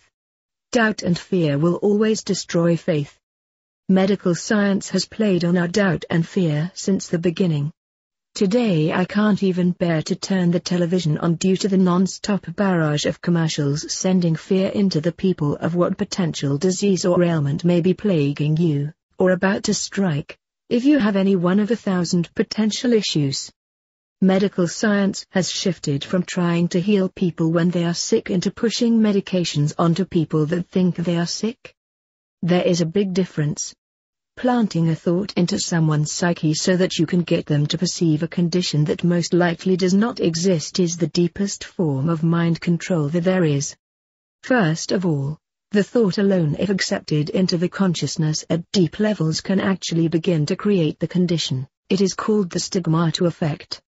This effect has long been witnessed in people of those that so deeply believe in the crucifixion that they literally begin to bleed from the perceived wounds that Jesus might have received, and then the same injuries are crafted in their own bodies. One of the true patterns that have occurred is that many believe Christ was nailed through the hands, because this is the image and often the result of art and paintings which portray the hanging Christ on the cross, and his hands are nailed to the wood. This is a DNA mind control factor. Victims or criminals in those days were not crucified by nailing their hands into the wood. It is ineffective and it does not work properly. The fleshly part of the hand is too soft to carry the weight of the body and it would cause it to rip through and fall off. They nailed the wrists to the wood, thereby assuring a sturdier effect of the weight within the bone structure, allowing the death to be slow over hours and even days. However, because people so deeply believe in the images that are passed down through these DNA-altering programs, they become encoded and begin to have a stigmata effect where they perceive the wounds were in the hands and it literally begins to bleed in that very area and a wound appears as if having had some blunt object coursing through. This is what is called the stigmata effect, when the mind can so deeply and emotionally believe something that it causes it to appear upon one's body. If you can plant a thought into a person's consciousness at levels that they are unaware of, the thought can trigger stigmata effect and recreate the condition inside the body even though it never existed. Obviously, none of this should be difficult to understand now, via this series of books dealing with mind over matter. I have diligently revealed how all of this is possible due to the virtual reality mind projection. If the mind can project into this world, it can also affect the body. What is so strange about this word stigmata? Although coming from the description of a mark in the skin, it means medicine or medical. However, if one was to take this even further, it relates to the mark of the beast. The mark of the beast is mind control. It is the ability to lead people by deception where they follow as if having no power of their own to refuse. They may act robotic-like and simply do whatever is being reinforced into their psyche. If one can use this same type of effect to lead thousands and even millions of people, they will be able to control the people as a hive-minded body, and can reconstruct the world according to the guidance of the nefarious one using this technique of thought projections from the fourth dimension. The name stigmata reveals, mark, and this brand of sorts applies to medicine, which most believe represents treatment. However, medicine it is not always used for treatment, it is often used for conditioning or creating the environment that is right for disease. And the synonym of medicine is of course pharmaceutical. And this brings me to the number one greatest deception in this world. It deals with the pharmaceutical corruption of planting illness into the mind's eye to benefit the sorcerer. Galatians 5:18-19. Now the works of the flesh are manifest, which are these: adultery, fornication, uncleanness, lasciviousness, idolatry, witchcraft, hatred, variance, emulations, wrath, strife, seditions, heresies. Many Christians have used this verse to condemn the art of witchcraft, having no idea that this word comes from the Greek word pharmaca, which represents sorcery and divination using medicines, which many Christians will almost swear by as being a godsend. Talk about a sting operation using mind control transference. This is how confusion operates. It creates the disorder in thought and then causes one to be part of the very thing they condemn due to ignorance and a lack of knowledge. The actual Greek word for witchcraft being used here is pharmaca, and it means 1.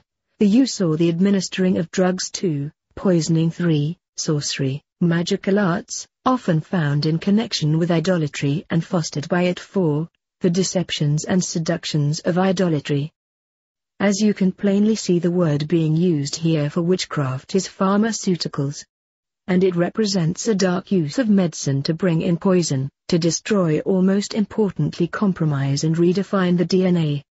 May have visualized the concept of a witch standing over a cauldron and placing parts of dead animals to concoct some potion.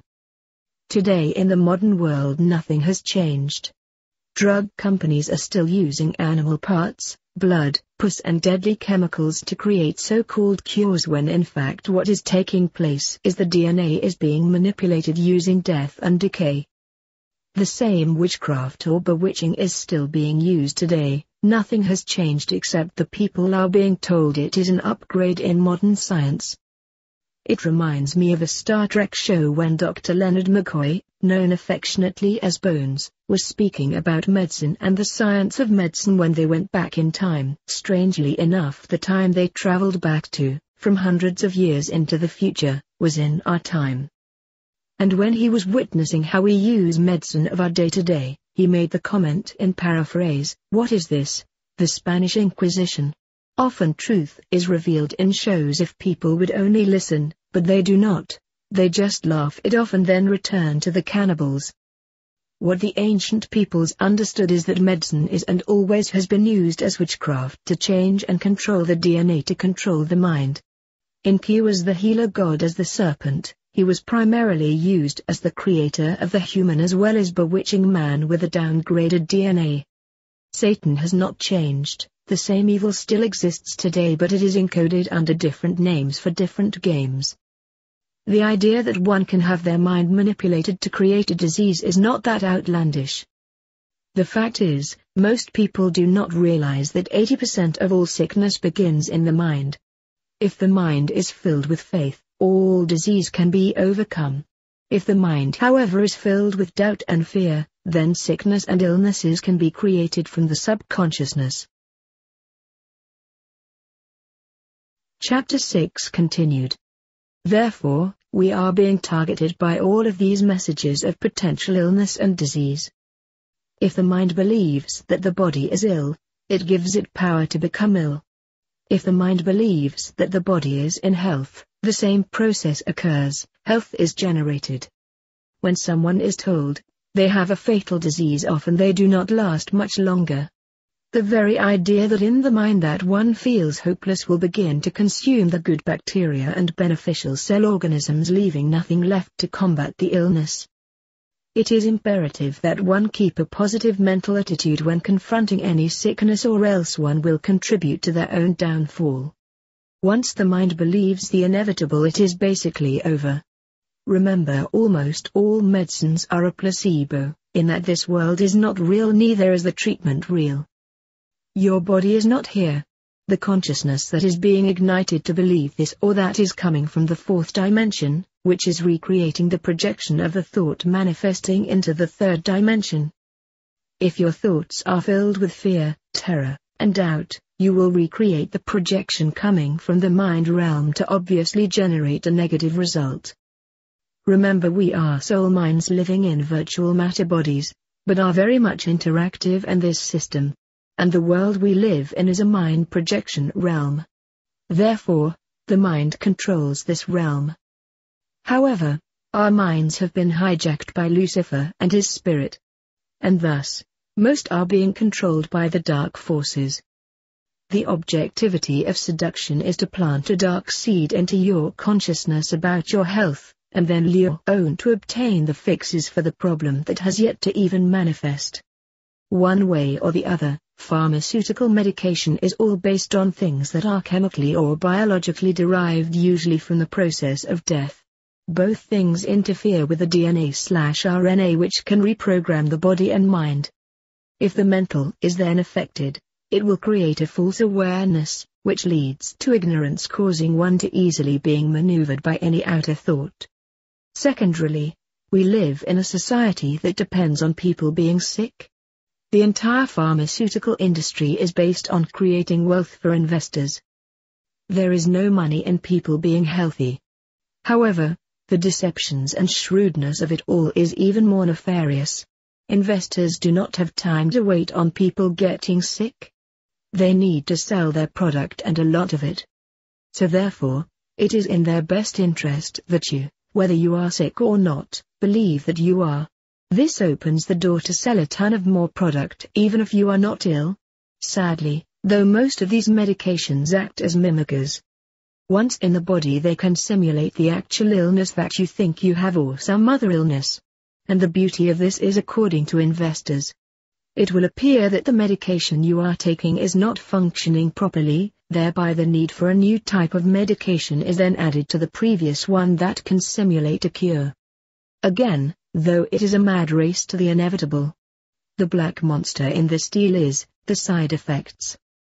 90% of the time the side effects are worse than the original condition itself, therefore the investors are granted even more ways to accumulate wealth in this Dungeons and Dragons virtual world. Therefore, new medications are created to alleviate the problems of old medications. It is a vicious cycle, a round robin of distortion, all because people are not aware they are being controlled and manipulated.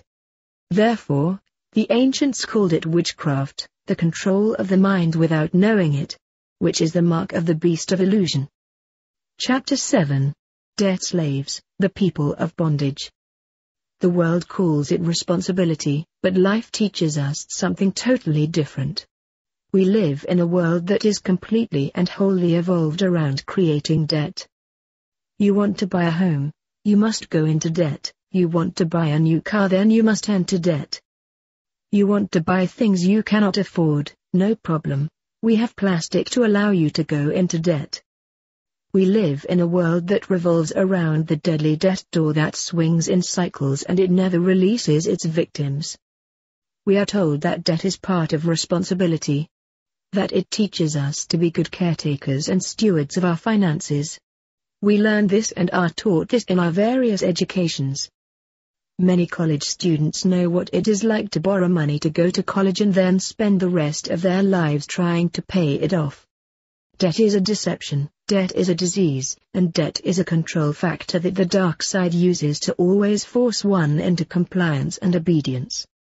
Our lives in this world were never meant to be free. We are governed and micromanaged at levels that are so secretive that it is impossible to discover the boogeyman in the closet until it is too late. Debt is a prison of chains and balls. We don't wear it as such, because it is invisible. However, it clings to us like an invisible tick, or rampaging mosquito. Debt is designed to suck the blood out of you and then leave its mark of indifference. The world is designed around, and forced to create debt. Even our money is a debt instrument. When we buy a home, we call it a mortgage, and it literally means death contract. It comes from the root of mortuary, and in Spanish it is muertos. Debt is reconstructed from the term death. And yet we think nothing of signing our souls on the dotted line because we are told it represents responsibility, that it shows that we are progressing through the stages on the ladder of life, and yet we are being played like puppets. The problem is, mortgage represents a contract of death as noted by an old French law. Most people never pay off their mortgages, many get second and third mortgages that predetermines a fate that is worse than death, wherewith the debt is passed down to the children. You see, slaves and prisoners are not the effects of being jailed inside four walls wherewith the key is thrown away. Debt slaves and prisoners never even know they are in prison until they realize they can never come out of this control factor. Everything in their life is predetermined and qualified around debt. You work to pay off your debts. You take that extra job to pay off your debts. You sell this or that to pay off your debts. And all along you have no control of your life, all because you believed you were being responsible by creating the debt in the first place. You are now a prisoner of circumstances. The problem is, when one is only accessing enough to pay off the interest, debt is never lowered and it is never removed. In fact, interest on debt can never be repaid. More on this later. The secret of the controllers has long been to force everyone into an illusory debt by liability purchases, interest and taxation to control the masses.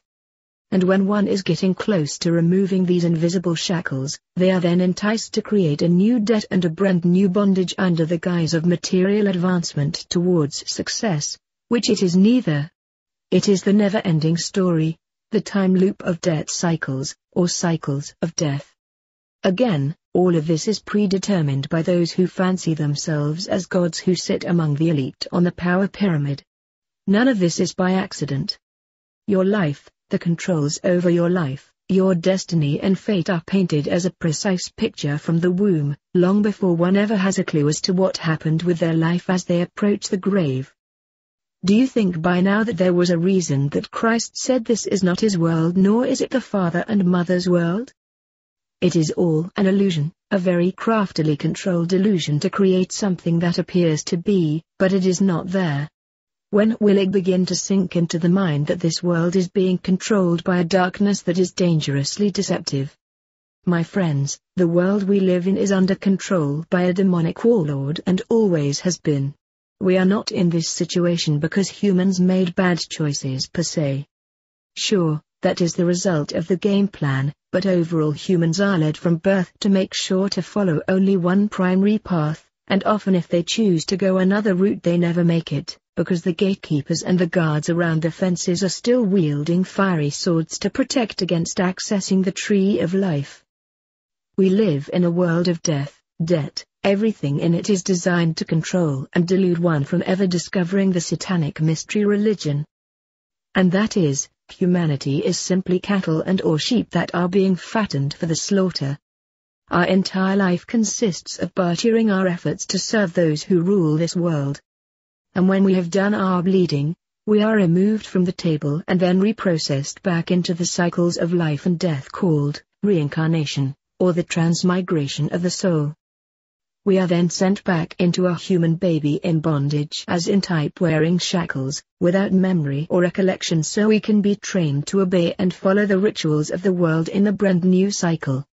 Thus, no matter who you are unless you begin to realize the truth about this world and your connection to the divine parents, you will become farm workers on the devil's plantation. Chapter 8. The Economic Interest Masters. Back in 1913 a man named Colonel Edward Mandell House, along with people like Paul Warburg and J.P. Morgan influenced President Woodrow Wilson into subscribing to a World Bank to monopolize not only the American currency but eventually the entire world. In a secret meeting in Jekyll Island, Georgia, around Christmas time when most of the Congress and Senate were on a break, an illegal vote was taken to bring in this banking beast under their new name called the Federal Reserve Bank. Back in 1913 the national debt was about $2 billion, it had been around $1 to $2 billion in debt from about the time of the Civil War. We were a nation that believed in paying its bills and providing a secure life for the pursuit of happiness for its citizenry. A nation's economic prowess was its true moral condition and by result it created liberty and freedom. The chicanery that occurred in Jekyll Island sent this nation down into a death spiral to where today the real debt is growing into trillions and even quadrillions of dollars. As of this writing, because every day the debt expands, America is spending over $200 million every single hour of money it does not have.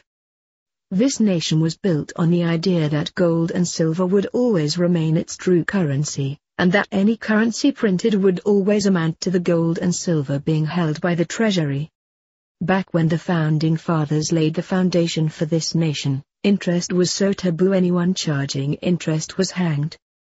The founders understood what happens when nations charge interest on money, it leads them into an economic hell that is impossible to be freed. Having gold and silver as real tangible money has always been the world's foundation and monetary support staple. Gold and silver stands for real wealth. The idea was and has always been, if a nation has gold and silver they can print dollars in the form of paper and coin that is derived from how much of the metal it has on hand.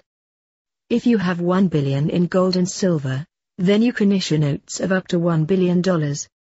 Anything above this would be illegal and tantamount to counterfeiting.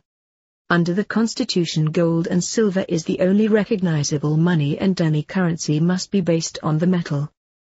Having metal backing or supporting the currency gives it a foundation of strength.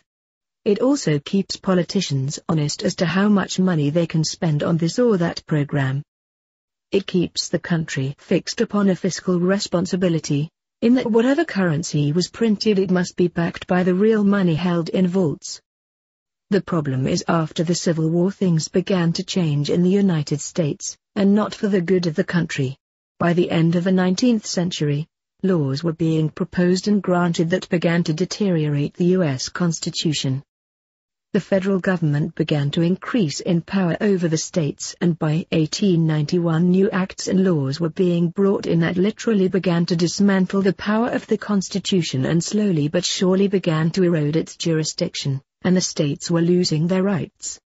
By 1913 the Federal Reserve was created, and then all hell began to break loose to change the most important vehicle that made sure the country was sound. The creators of the FRB had one plan in mind, and that was to remove gold and silver from backing the United States dollar so they would be free to print as much debt-laden bills as they desired and then stick the debt on the American people who had no say in it. It took many years to accomplish, but each day movement was made towards this inevitable catastrophe that would eventually leave the nation covered in its own fecal matter and loss of all dignity and pride. And sadly, this same economic disease then spread to all over the globe. From 1913, this new world banking system was brought in. By 1916 the new income tax was placed as a war tax to pay back the heavy interests being created by this new banking cabal. By 1917 America was in its First World War. By 1929 the stock market crashed, and in 1933 Roosevelt continued the same path of slowly removing gold and silver as legal tender, and replacing it with a fiat dollar. A new law was then created called the War Powers Act that basically made the citizenry the enemy of the American government. That law has never been revoked. Roosevelt then made it illegal for people to own gold, and this was the first move to begin the process of removing the backing of the currency. Today one can own gold and silver, but few understand the importance of how it is real money because it is camouflaged by the fake dollar. By 1933 the U.S. debt was now $22 billion. In just 20 short years the national debt went up over 1,000%. A cancer had taken over and most were unaware of the real cause.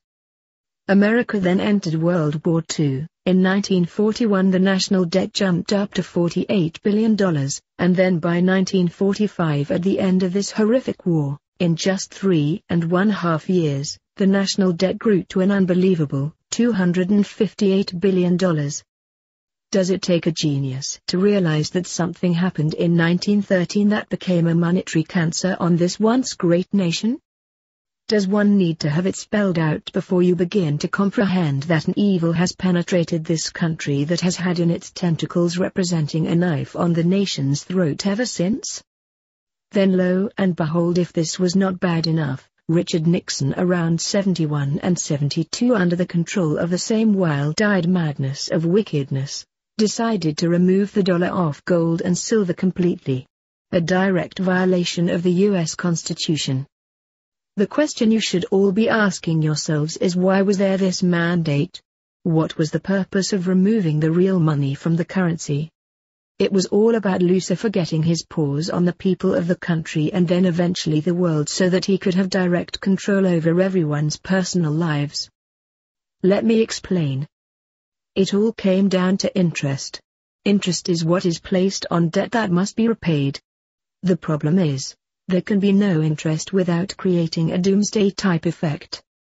Secondly, it came down to the Federal Reserve being allowed to print whatever money they wanted without being controlled by gold and silver. They can print as much money as they want out of thin air, and then sell it back to the government with interest. As an example, if the FRB creates $1,000 out of thin air and then gives this to the government, it automatically becomes a debt. Therefore, every single dollar we have is now called an instrument of debt. It is not real money. It is a note of debt. Just take out any bill and look at it for yourselves. This note is legal tender for all debts, public and private. The money we have is a liability, not an asset. The more you have, the greater your debt to Lucifer. You think all that cash sitting under your mattress was safe money? Think again.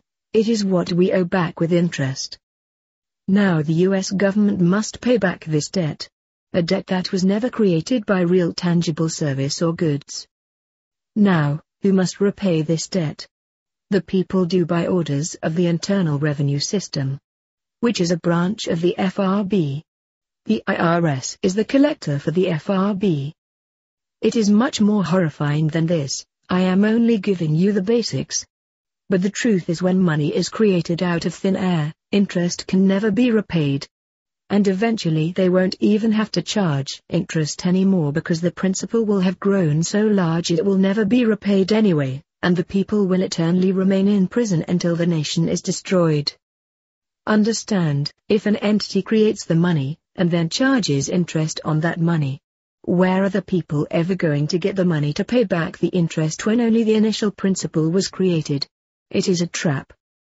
The FRB does not create interest money, it creates only the principal, and the interest is a phantom ghost that cannot be seen, which is added as skull and bones, death.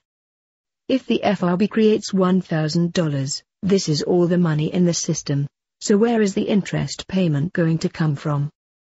It is called never-ending story. The people must pay back the interest, which they can't. Guess what? They need to borrow more money to pay back the interest. The FRB is more than willing to print more fake money. More money printed, the more control they garner. The horror and the evil that has been orchestrated on an unsuspecting public is unconscionable. It is the devil's brew of total control. We are not talking in mere thousands of dollars. We are now talking in the trillions and above. Today the Federal Reserve is having to print massive amounts of dollars per month to give the market an appearance of stability, when in truth it is laying on more debt on top of old debt. And the people are the ones who must pay it all back, which is impossible. It can never be done in 100 billion years under this formula of treason. Lucifer created an imaginary money backed by nothing, just like his world, to control people's lives in the most detailed ways. It is all part of the mark of the beast. The United States became the ruler of the world using fake money backed by nothing. And this same money, which has created war machines, can buy as much oil as one desires. And this greenback, which is also called the world reserve currency, has made the US dollar top dog on the planet. The problem is, Lucifer's ultimate plan was not to make the United States the power of the globe. The plan was to strip them bare and destroy them, using this as one of the methods. The rest of the world is now catching on to what has happened, and are slowly awakening to the treachery that has been committed against them also. And now the rest of the world, especially China, is buying all the gold and silver to make sure they have a foundation when the US economy collapses. And when the dollar is no longer the reserve currency, which is already manifesting, then all the wealth in the world will revert to real money, and to the owners of gold and silver.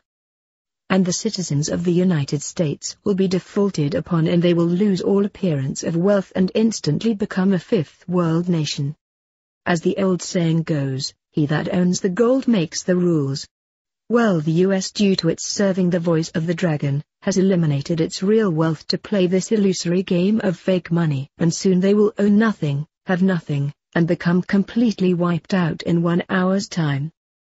Just with a flick of a couple of keys on the computer, the United States could now be wiped out forever. Why is this happening? How did this occur to the greatest nation on earth?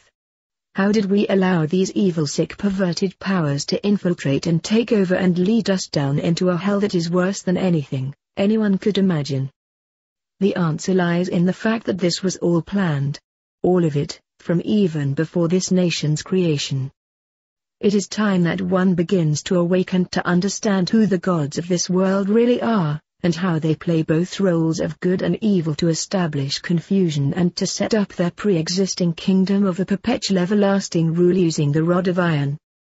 It is now time that I take you into completely direction, as we have seen how our individual lives are being controlled. Now it is time to learn how a plan is in motion that was set up by the God of this world, which controls the function of our illusory reality. This is the part of the book that is going to reveal a hidden agenda that is mind-boggling. To believe our world is being controlled at this level, makes one realize that we as an individual human have little to no control of our surroundings. We can only control ourselves within an extreme limited scope. It is time to unravel this demonic project that rules the world from behind the scenes with great accuracy via an ancient plan that the Father revealed to me in parts and pieces.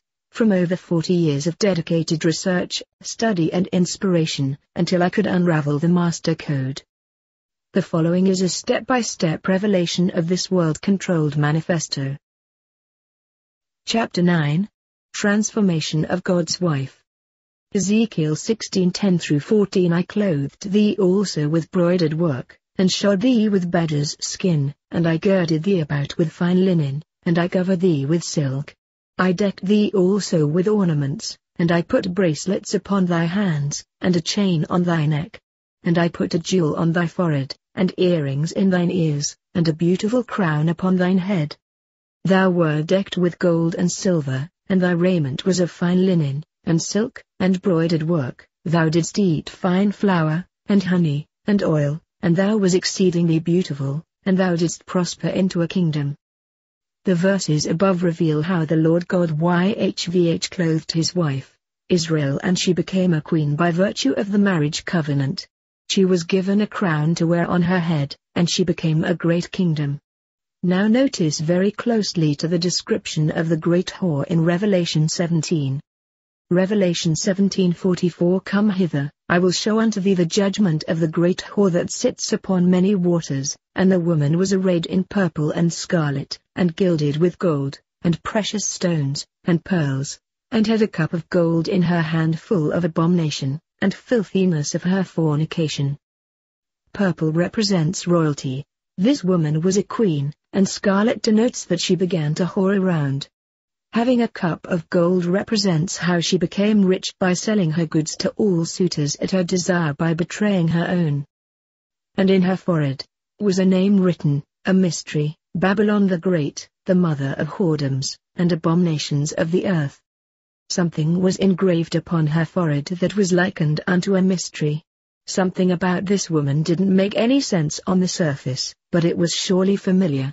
Back in the description of God's wife, Israel, he placed a jewel in her forehead. Revelation reveals the woman represents Mystery Babylon, and she was the mother of harlots and abominations of the earth. It speaks of a woman in Revelation 18 giving even more descriptive elements about who this woman really is, and from the text it shows that she developed into a nation and a kingdom, as was revealed, and it defines even more of the clothing she wore. Revelation 18:12 The wear of gold, and silver, and of precious stones, and of pearls, and of fine linen, and of purple, and of silk. What did God clothe Israel in? Thus thou wert decked with gold and silver, and thy raiment was of fine linen, and silk, and broidered work. Thou didst eat fine flour, and honey, and oil, and thou was exceedingly beautiful, and thou didst prosper into a kingdom. It also spoke of a woman sitting upon many waters. Whereas Revelation 17:15 reveals what the waters are, and he said unto me, The waters which thou saw, where the whore sits, are peoples, and multitudes, and nations, and tongues. Just who is this woman? The term being used here for woman is gain. It refers to this woman being betrothed to someone, and it means she was someone's wife. Thus the outcry that she has now become an adulterer. The other representation uses this term to mean a virgin. Obviously, this woman is not a virgin if she is whoring around. She is most likely committing adultery against her husband, and that is why he is angry, because of her infidelity. It also states that she has come under judgment, which means she contravened a covenant or a law. If this was just any old woman, there would not be this outcry and call to bring her unto judgment. But this woman is a mystery. In her forehead it reveals the mystery. She has taken great power unto herself and has used it to whore with all the kings of the earth. This was not just any old woman. This woman was a queen. She was royalty. The jewel in her forehead represented the royal jewels in a crown. However, the jewel in her forehead has become a mystery, because no one has been able to identify who she really is or where she came from and what that is in her forehead. The jewel in the forehead, as it still represents in places like India, represents the third eye. It is the symbolic all-seeing eye to enable one to become aware of the realm beyond. It is from the back center of the brain from a place called the pineal gland. And what is the pineal gland? It is a small tiny grain of a rice-sized object that connects into the fourth dimension. This pineal gland is in everyone from birth, but it is usually not turned on for everyone. Lucifer opened the pineal gland for him to be personally connected to his wife. In other words, the pineal gland is a transceiver device like a bug, or a probe that keeps Lucifer connected to a certain group of humans based on the more purer bloodlines. If you are not of this group, chances are your transceiver is shut off or it has been calcified over time without use. This jewel is a wireless communication device into the fourth dimension. The woman is then referred to as Babylon the Great, mother of harlots. We have learned that Babylon represents confusion. Obviously, this is not referring to the kingdom of Babylon, for it has long passed into the ethers of time. Some believe she represents Rome as being in type of Babylon. Again, this belief was garnered in the Middle Ages during the Holy Roman Empire, and the people during that time believed, due to the heavy persecution from the church at Rome, that the church may be the enigma solved as to who this woman is. Again, wrong. What I will reveal to you in these final chapters is that this belief was not accurate at all. Just like many in our day and age always tend to believe when something happens in a contemporary setting they think it is fulfilling some prophecy, and yet so often they have misinterpreted the forecast and thereby created their own theory that lacks any solid substance. I assure you that the mystery was not about this woman being a church, the mystery was that she was royalty and she was married to someone very important. The church, whether a true church or a false church, is not married to anyone. At best she is a bride in waiting for her groom. Some believe the church is married to Christ, but this is also not accurate. The wedding has not yet been fulfilled for Christ to marry his bride-to-be. Christ even reveals this in the parable of the 10 virgins awaiting the call to present themselves unto their bridegroom. This event comes at the end days when Christ gathers his bride from around the world. This is known as the harvest. The church is not the woman in this story. This woman belonged to someone else and now she is whoring and becoming Mystery Babylon. And what is Mystery Babylon? It is the rejection of the God of Israel to begin to follow another. This woman is going to jump aboard the beastly kingdoms that I will soon identify, and begin whoring with them likened unto a person riding a horse. She is going to jump on this beast and begin to control it with power and authority. What you are about to learn is that the woman that was decorated with gold, and silver, and of precious stones, and of pearls, and of fine linen, and of purple, and of silk, was God's wife, and she was called Israel. This was the wife or contractual agreement between the people of the pledge and their Lord God, YHVH. However, there is a great mystery. Something happened. God divorced his wife long ago because of their unfaithfulness and their whoring around with other suitors.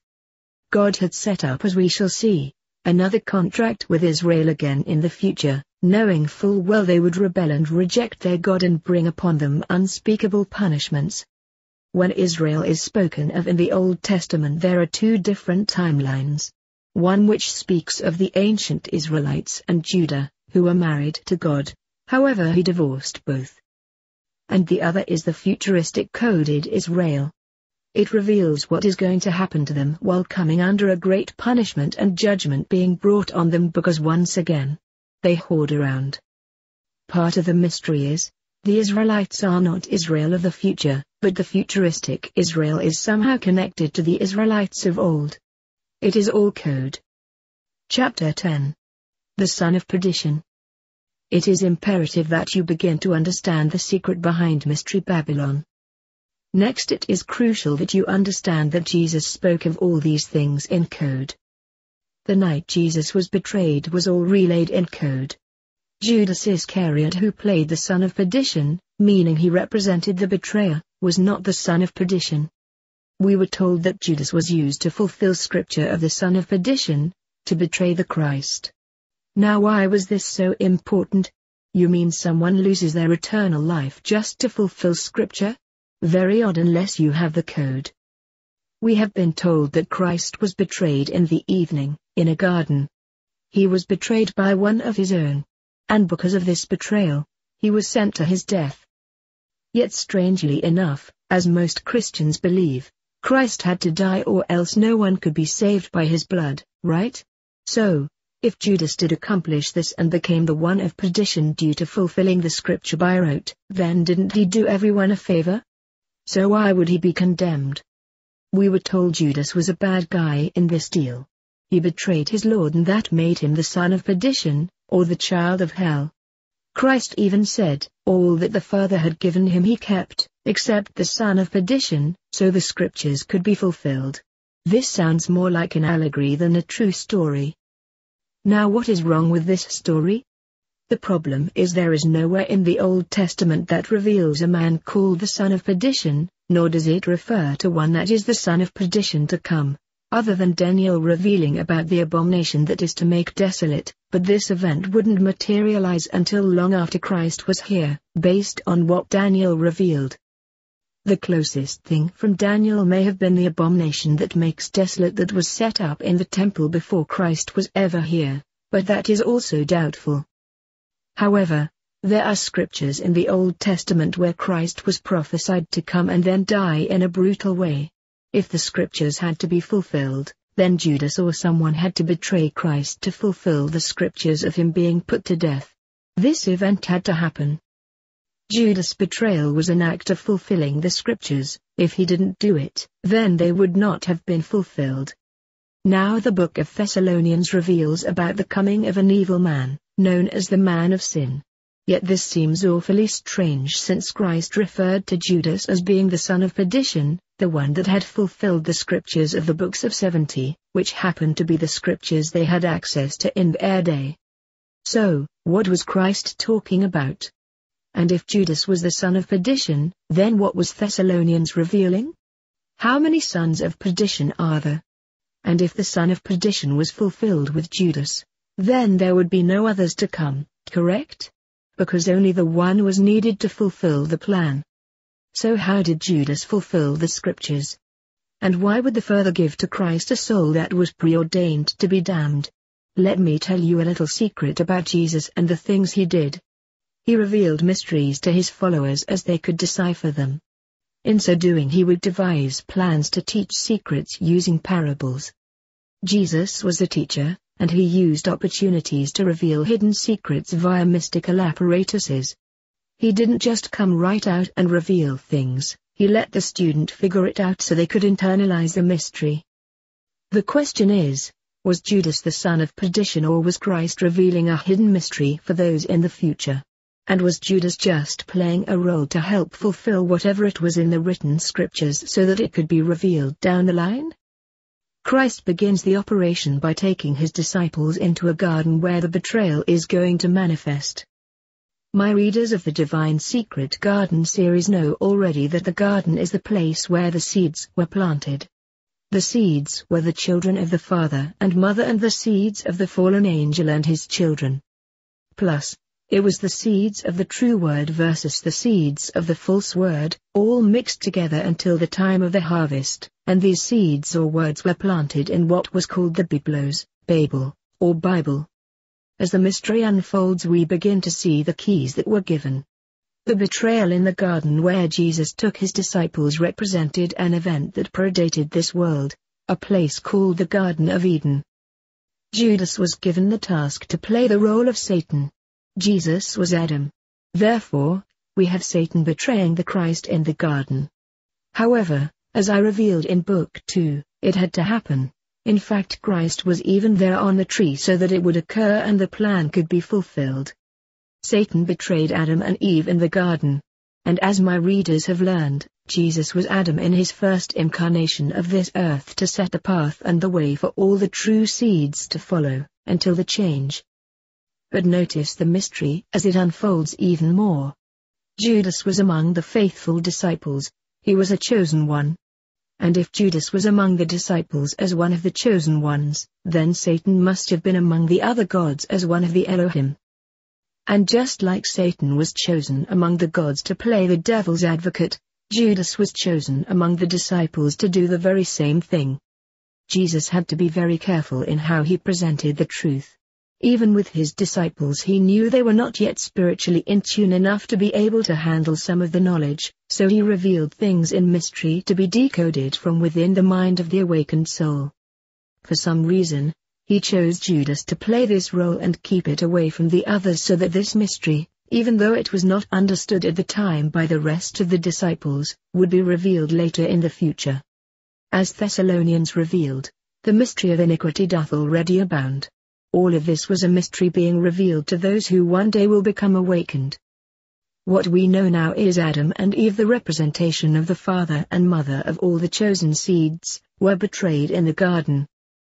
I want you to understand this: Adam and Eve were not deceived as we might ascertain, they were betrayed. But how could they have been betrayed? Because one of Lords, of the Elohim, who they knew as one of the gods, betrayed Adam and Eve and sent them to their demise. In retrospect, they were betrayed by their very own God. The son of perdition is Satan, acting as the son of God, who in turn was also in type, Lucifer. What Christ was attempting to do, using a period in his life that was the most crucial. He was trying to leave a mystery behind as he always did prior, but this mystery would not be understood until the end of time or the last days before the reset. Chapter 11. The Lawless One and the Coming Betrayal. I have been trying to share this mystery throughout my books in the Divine Secret Garden series. But this mystery is not going to go over well because too many have been compromised in spirit.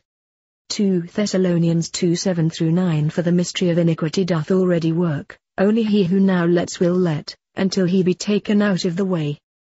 What is the mystery of iniquity? Iniquity means sin, or lawlessness. But how is that a mystery? Secondly, it states, only he who now lets will let. This is a terrible rendition of the actual Greek terminology. This term comes from the Greek word kacho. It means to hold back or to restrain. And then the verse finishes with, until he be taken out of the way. Again, a horrible translation. These verses were written to reveal a progression of events that were to take place before the great and dreadful day of the Lord's coming. The progression begins when it revealed there were steps that were to occur, and after all these steps are revealed, then the end will come. The steps first begin with a great apostasy that is unfolding. This is the first event that would happen in a sequence of events. And what is an apostasy? It is when people reject their inner core guidance and reject all that is proper and true, and begin to follow their brute lusts of a fallen nature. It is when many people begin to reject a higher power and start living like animals without reason, nor do they follow law. They become the lawless ones. As this event rises from the depth of darkness, another event immediately takes place. It is when the lawless one appears. To understand this better, these things are happening within the true nation of Israel in the last day, more to come. The lawless one then enters the scene, because the people have become so mired in deception and lies they will now easily accept the lawless one to lead them. And this is what happens. The lawless one enters and sits in the temple of God and begins to show that he is God. This is step 2. Now we enter step 3. 2 Thessalonians 2:7-9. For the mystery of iniquity doth already work, only he who now lets will let, until he be taken out of the way. This verse is translated improperly, and because of this most are unable to understand. The term, let in our vernacular seems to imply one that is allowing something. However, this term is not correctly translated from the Greek. It means, to restrain, block, or hinder. It is saying someone comes on the scene and stops the man of sin, and this individual takes over for a time to put a stop to the workings of the man of sin. This occurs simultaneously with several other events revealed in the Bible. They are not simultaneous with these other events, they are the same event exposed in multiple ways. I will get to this soon. What this is revealing is another man comes on the scene and removes the man of sin out of the temple of God, and he restrains the operation of the man of sin for a time, times and a half of time. After this event occurs, then the following is what happens. And then shall that wicked be revealed, whom the Lord shall consume with the spirit of his mouth, and shall destroy with the brightness of his coming. This term iniquity comes from the Greek, anomia, and the term, wicked is from the Greek, animos, both represent being without law. Again, I ask, what is the mystery of lawlessness? The mystery is not about lawlessness, it is about how it is being used to deceive the masses to enter lawlessness. What we know is this mystery has always been there from the very beginning. It is not new, it doesn't just pop up on the scene. It has been there from the Garden of Eden. If you are paying attention, you should already understand some of the basics. Now let's return to the next verse again. And then shall that wicked be revealed, whom the Lord shall consume with the spirit of his mouth, and shall destroy with the brightness of his coming. Someone is coming that will destroy this wicked one who has now been revealed, when he comes in brightness.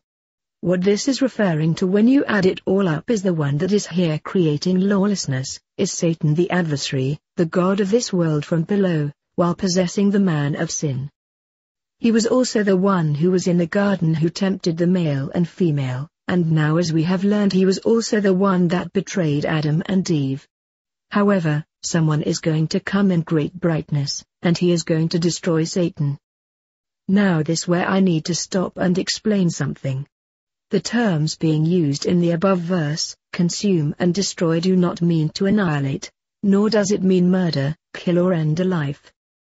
The term destroy comes from the Greek word katargio. And the term consume comes from the Greek word, anglisko. What I am about to reveal is going to make a lot of people angry. In Book 2 I revealed that God and the devil were working together in the garden to enslave humanity to become servants in bondage to the alien Elohim. The serpent's role was simply to fulfill the will of YHVH. This, I have proven time and time again, and I will continue to do so with even more proof. Now here we see that Satan is going to be dealt with once this mystery and the man of sin are revealed. But what is the mystery? Chapter 11 continue.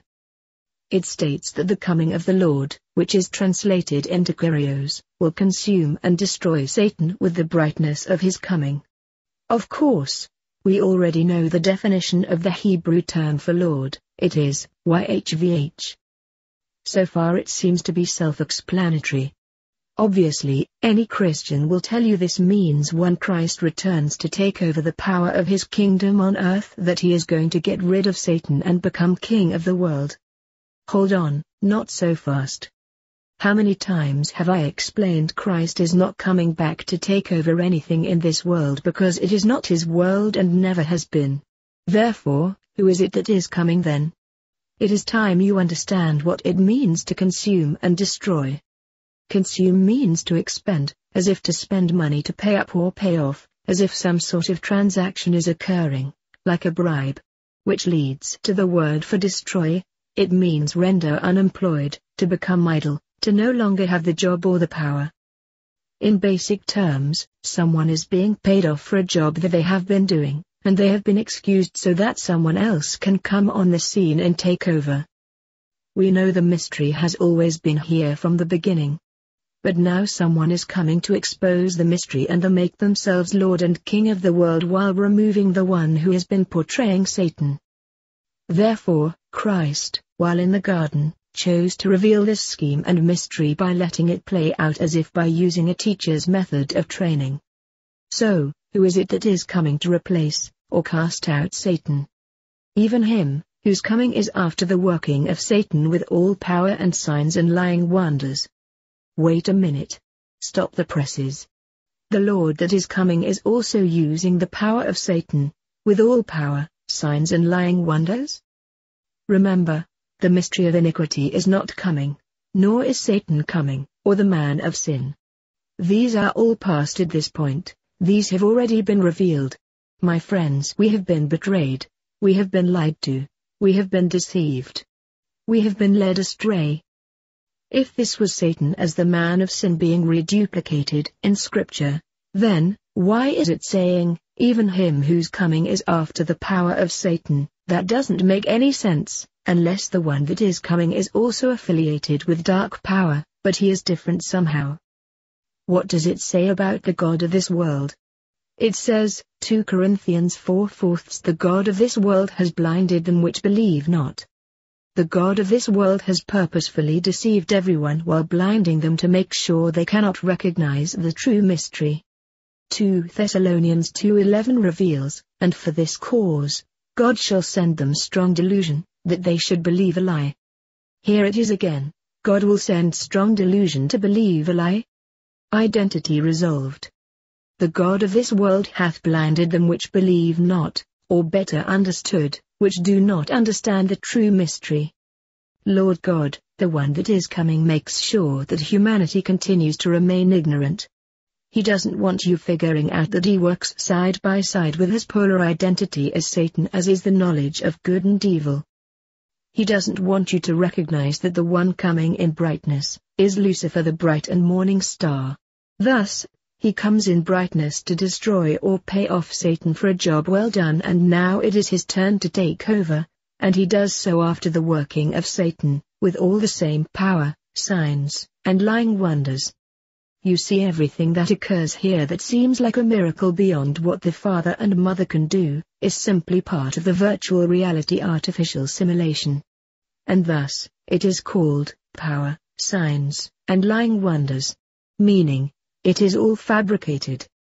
Christ was revealing that in the garden, the gods were being portrayed unto Adam and Eve as their benefactors. The Elohim were all disciples of one Superlord. Adam and Eve were aware of all the gods, just like the disciples were all aware of one another. However, they thought they were all on the same team. I mean, they were all at the Passover fraternizing with one another. It never dawned on them that one of them was going to betray Jesus, and when Jesus hinted at this, they were all confused. This proves there was more than likely 12 powerful lords in the garden that Adam and Eve had met, and Satan was among them. Now let's review the verse of the restrainer. Only he who will now restrain will continue until he is taken out of the way. The term taken out of the way in the Greek means to being removed from among them. Whoever this man that is resisting or restraining the man of sin, he will push back the man of sin, until he also must be removed. The restrainer is like a jailer, or a guard of a prisoner. But this is not someone that is outside the gates, so to speak. This is a man who comes on the scene right from the midst of everyone else, including the man of sin. Who is he?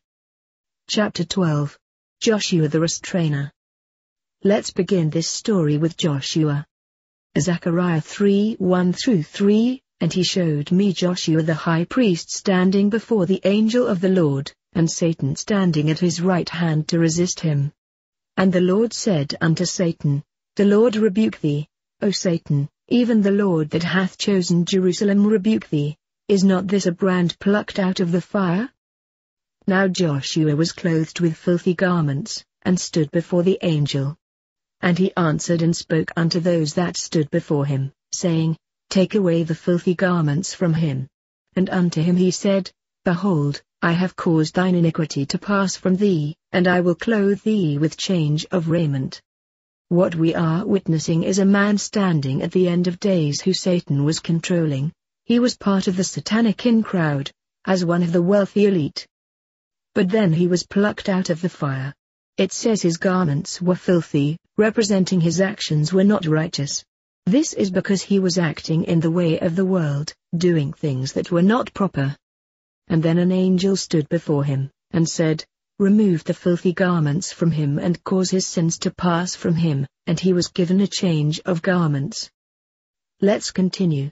Zechariah 3:5-8, and I said, Let them set a fair mitre upon his head. So they set a fair mitre upon his head, and clothed him with garments. And the angel of the Lord stood by. And the angel of the Lord protested unto Joshua, saying, Thus saith the Lord of hosts, If thou wilt walk in my ways, and if thou wilt keep my charge, then thou shalt also judge my house, and shalt also keep my courts, and I will give thee places to walk among these that stand by. Hear now, O Joshua the high priest, thou, and thy fellows that sit before thee, for they are men wondered at, for, behold, I will bring forth my servant the branch. After this man was clean, so to speak, He was given a fair mitre. This is tantamount in saying he was anointed to be a king of Israel. This man will be linked to the Jewish kingdom from either Britain or Scotland. He was then told, if you will follow in my ways and keep my charge and judge my house and keep my courts, then I will give you places to walk among these that stand by. Remember what it said about the restrainer. He will come from within or the midst of. He has been surrounded by people of intrigue, people who had power and control. This is also where the man of sin originated. And now we are witnessing one of their own being plucked out of the fire, so to speak, and then take over Israel as a judge and king. Now the branch is the root talkingly line of David which ushers in the false Christ, as I have explained in my writings. Joshua is being changed and is being told he must stand up in the house of Israel, which is the temple of God, and begin to clean house. It is revealing he will rise among those who stand by, meaning those who have been in control, the elite who worship Satan, and not even they will be able to stop Joshua as he continues to grow in stature, power and strength. It then reveals what Joshua is going to do once he takes the mantle and become the judge. Zechariah 3:9-10 For behold the stone that I have laid before Joshua, upon one stone shall be 7 eyes. Behold, I will engrave the graving thereof, saith the Lord of hosts, and I will remove the iniquity of that land in one day. In that day, saith the Lord of hosts, shall ye call every man his neighbor under the vine and under the fig tree. The stone laid before Joshua is obviously Jacob's pillar stone, representing the false lineage of the scepter holders. It represents that Joshua is being given great power and authority to rule over the nation, and the stone will cause the sin of an entire nation to be removed, and everyone shall be a neighbor and shall dwell together. Just like the story of Elijah, which is the same event written another way, where he turns the hearts of the fathers back unto the children, and the children back unto the hearts of the fathers, or turning the millennial's heart back to the elderly and vice versa. Zechariah 4:1-5 And the angel that talked with me came again, and awakened me, as a man that is wakened out of his sleep, and said unto me, What did you see? And I said, I have looked, and behold a candlestick all of gold, with a bowl upon the top of it, and his 7 lamps thereon, and 7 pipes to the 7 lamps, which are upon the top thereof. And 2 olive trees by it, one upon the right side of the bowl, and the other upon the left side thereof. So I answered and spoke to the angel that talked with me, saying, What are these, my Lord? Then the angel that talked with me answered and said unto me, Knowest thou not what these be? And I said, No, my Lord. We just learned what happened with Joshua, who had become this candlestick. He was removed from Satan's group so that he could then judge the house of Israel, which had fallen unto ill repute. This occurred because of the great apostasy as well as the man of sin that had been sitting in the temple prior, before he is to be revealed. We learned that Joshua was given the stone that had 7 eyes upon it. These are the watcher angels who are guiding Joshua, who has now changed. These are aliens sent from Lucifer, protecting and guiding Joshua, and giving him great power. Now we are reading again about this candlestick, but now there are 2 olive trees standing on each side of it. It won't just be one man who comes in to make the change. A second man will assist the one, like Elijah and Elisha. The candlestick represents the past story of the prophet Joshua, who had been changed and returned to what he was before he fell. And now he is being given the name of his glory, which extended back to the beginning of this house of Israel.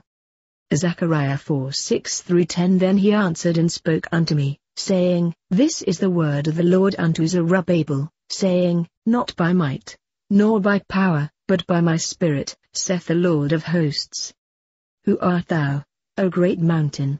Before Zerubbabel thou shalt become a plain, and he shall bring forth the headstone thereof with shouting, crying, Grace, grace unto it. Moreover, the word of the Lord came unto me, saying, The hands of Zerubbabel have laid the foundation of this house. His hands shall also finish it, and thou shalt know that the Lord of hosts hath sent me unto you. For who hath despised the day of small things? For they shall rejoice, and shall see the plummet in the hand of Zerubbabel with those 7, they are the eyes of the Lord, which run to and fro through the whole earth. Now we learn the name of Joshua before he entered sin and began to fellowship with those of Satan, when Joshua had fallen. His name was Zerubbabel, which means someone coming from or born out of confusion, as Babel. Notice Zerubbabel has the headstone now that was given to Joshua, proving it is the same entity. This headstone is the forgiveness stone being granted to Israel to allow their sins to be forgiven for a time and season. It states that Zerubbabel laid the foundation of this house, and his hands shall also finish it.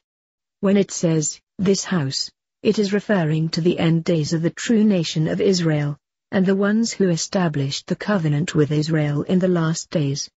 It said, his hands set up the foundation of this house, and it says his hands will also finish it.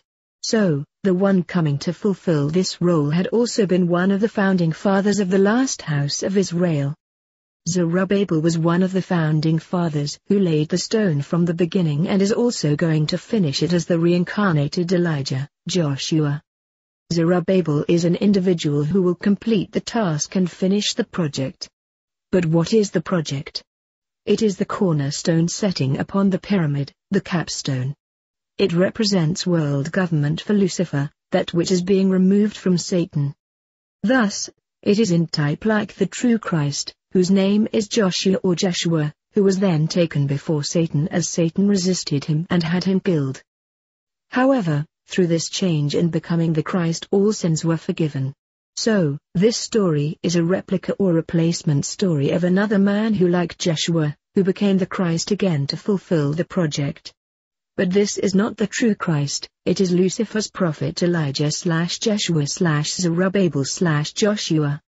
Zerubbabel is Elijah, the one who is to come back at the end of days to restore Israel. However, what does this mean, O great mountain? Before Zerubbabel thou shalt become a plain. It is speaking of the end days when Satan was just about to establish his global new world order, which is identified as a mountain in the Bible, but before the new and revised Joshua, it will become a plain, like a wilderness. It will completely collapse. Joshua, Elijah, will destroy the new world order. This man will come on the scene in the last days, and have a power of a spirit that leads him, and nothing will be able to stop him. No matter what they try to do to stop this man, he will win, and win big. It is the fall of Satan again, and all Satan's followers will come crashing down. And the 2 men that will rise, who are identified as the 2 olive trees, were in type, Elijah and Elisha, or Joshua and Zerubbabel, attempting to bring Israel back to its foundations, and bring peace to the nation and the world, but they will be hated, because he will judge them and reveal all their lawlessness. After the man of sin is removed from the temple of God for a time and season, Joshua will then sit in the temple of God as the replacement. This restrainer comes on the scene to betray his own, of the evil ones. In a mystifying sense, one among the evil ones betrays their own as this one comes from the good ones, but had to be reminded. Remember, they are all the same tree. The son of perdition and the man of sin is of Satan, and the son of Lucifer is the polar opposite. What I am trying to say is Lucifer plays the good God, and Satan plays the evil God. Among them they both have certain followers. Satan's followers aspire to evil, and they work from below on earth. And Lucifer's followers aspire to the good part of the tree, who work from above, in space. Therefore, the man of sin is of Satan, and the one who restrains comes from Lucifer. And when the game is over, Lucifer the bright and morning star will enter and remove Satan, paying him off for a job well done, and then he will take back his rule as Lord and God of this world and reign bitterly with a rod of iron for 1,000 years. Chapter 13. Jacob's betrayal of Esau. There was another twofold meaning as to why Christ was revealing this mystery in this way, while taking his disciples into the garden at the night of his betrayal. We must look back in time to when Jacob stole the rightful heir away from Esau, which was being represented by Judas taking it away from Jesus. Jacob's betrayal of Esau and stealing the rightful heir and promise as the firstborn, had become the royal line through his offspring of Judah that is leading to the false Christ that is coming to take over this world. It is the same story just being identified in different format. Jacob went on to further a people that became the Israelites of those who came under the covenant marriage of YHVH, and Israel and Judah became in type, his wife. Later among this people a section of them were identified only by the name of Israel that the Lord YHVH would marry by coming into another contractual agreement with them in the future. I want to make something clear. Most people believe in discussing Israel that one is speaking of the Jews. This is a lie based on purposeful misrepresentation. It was all part of the confusion that Satan brought to this world to get people to focus on non-important matters while his right hand is doing something else. He is a magician and serpent.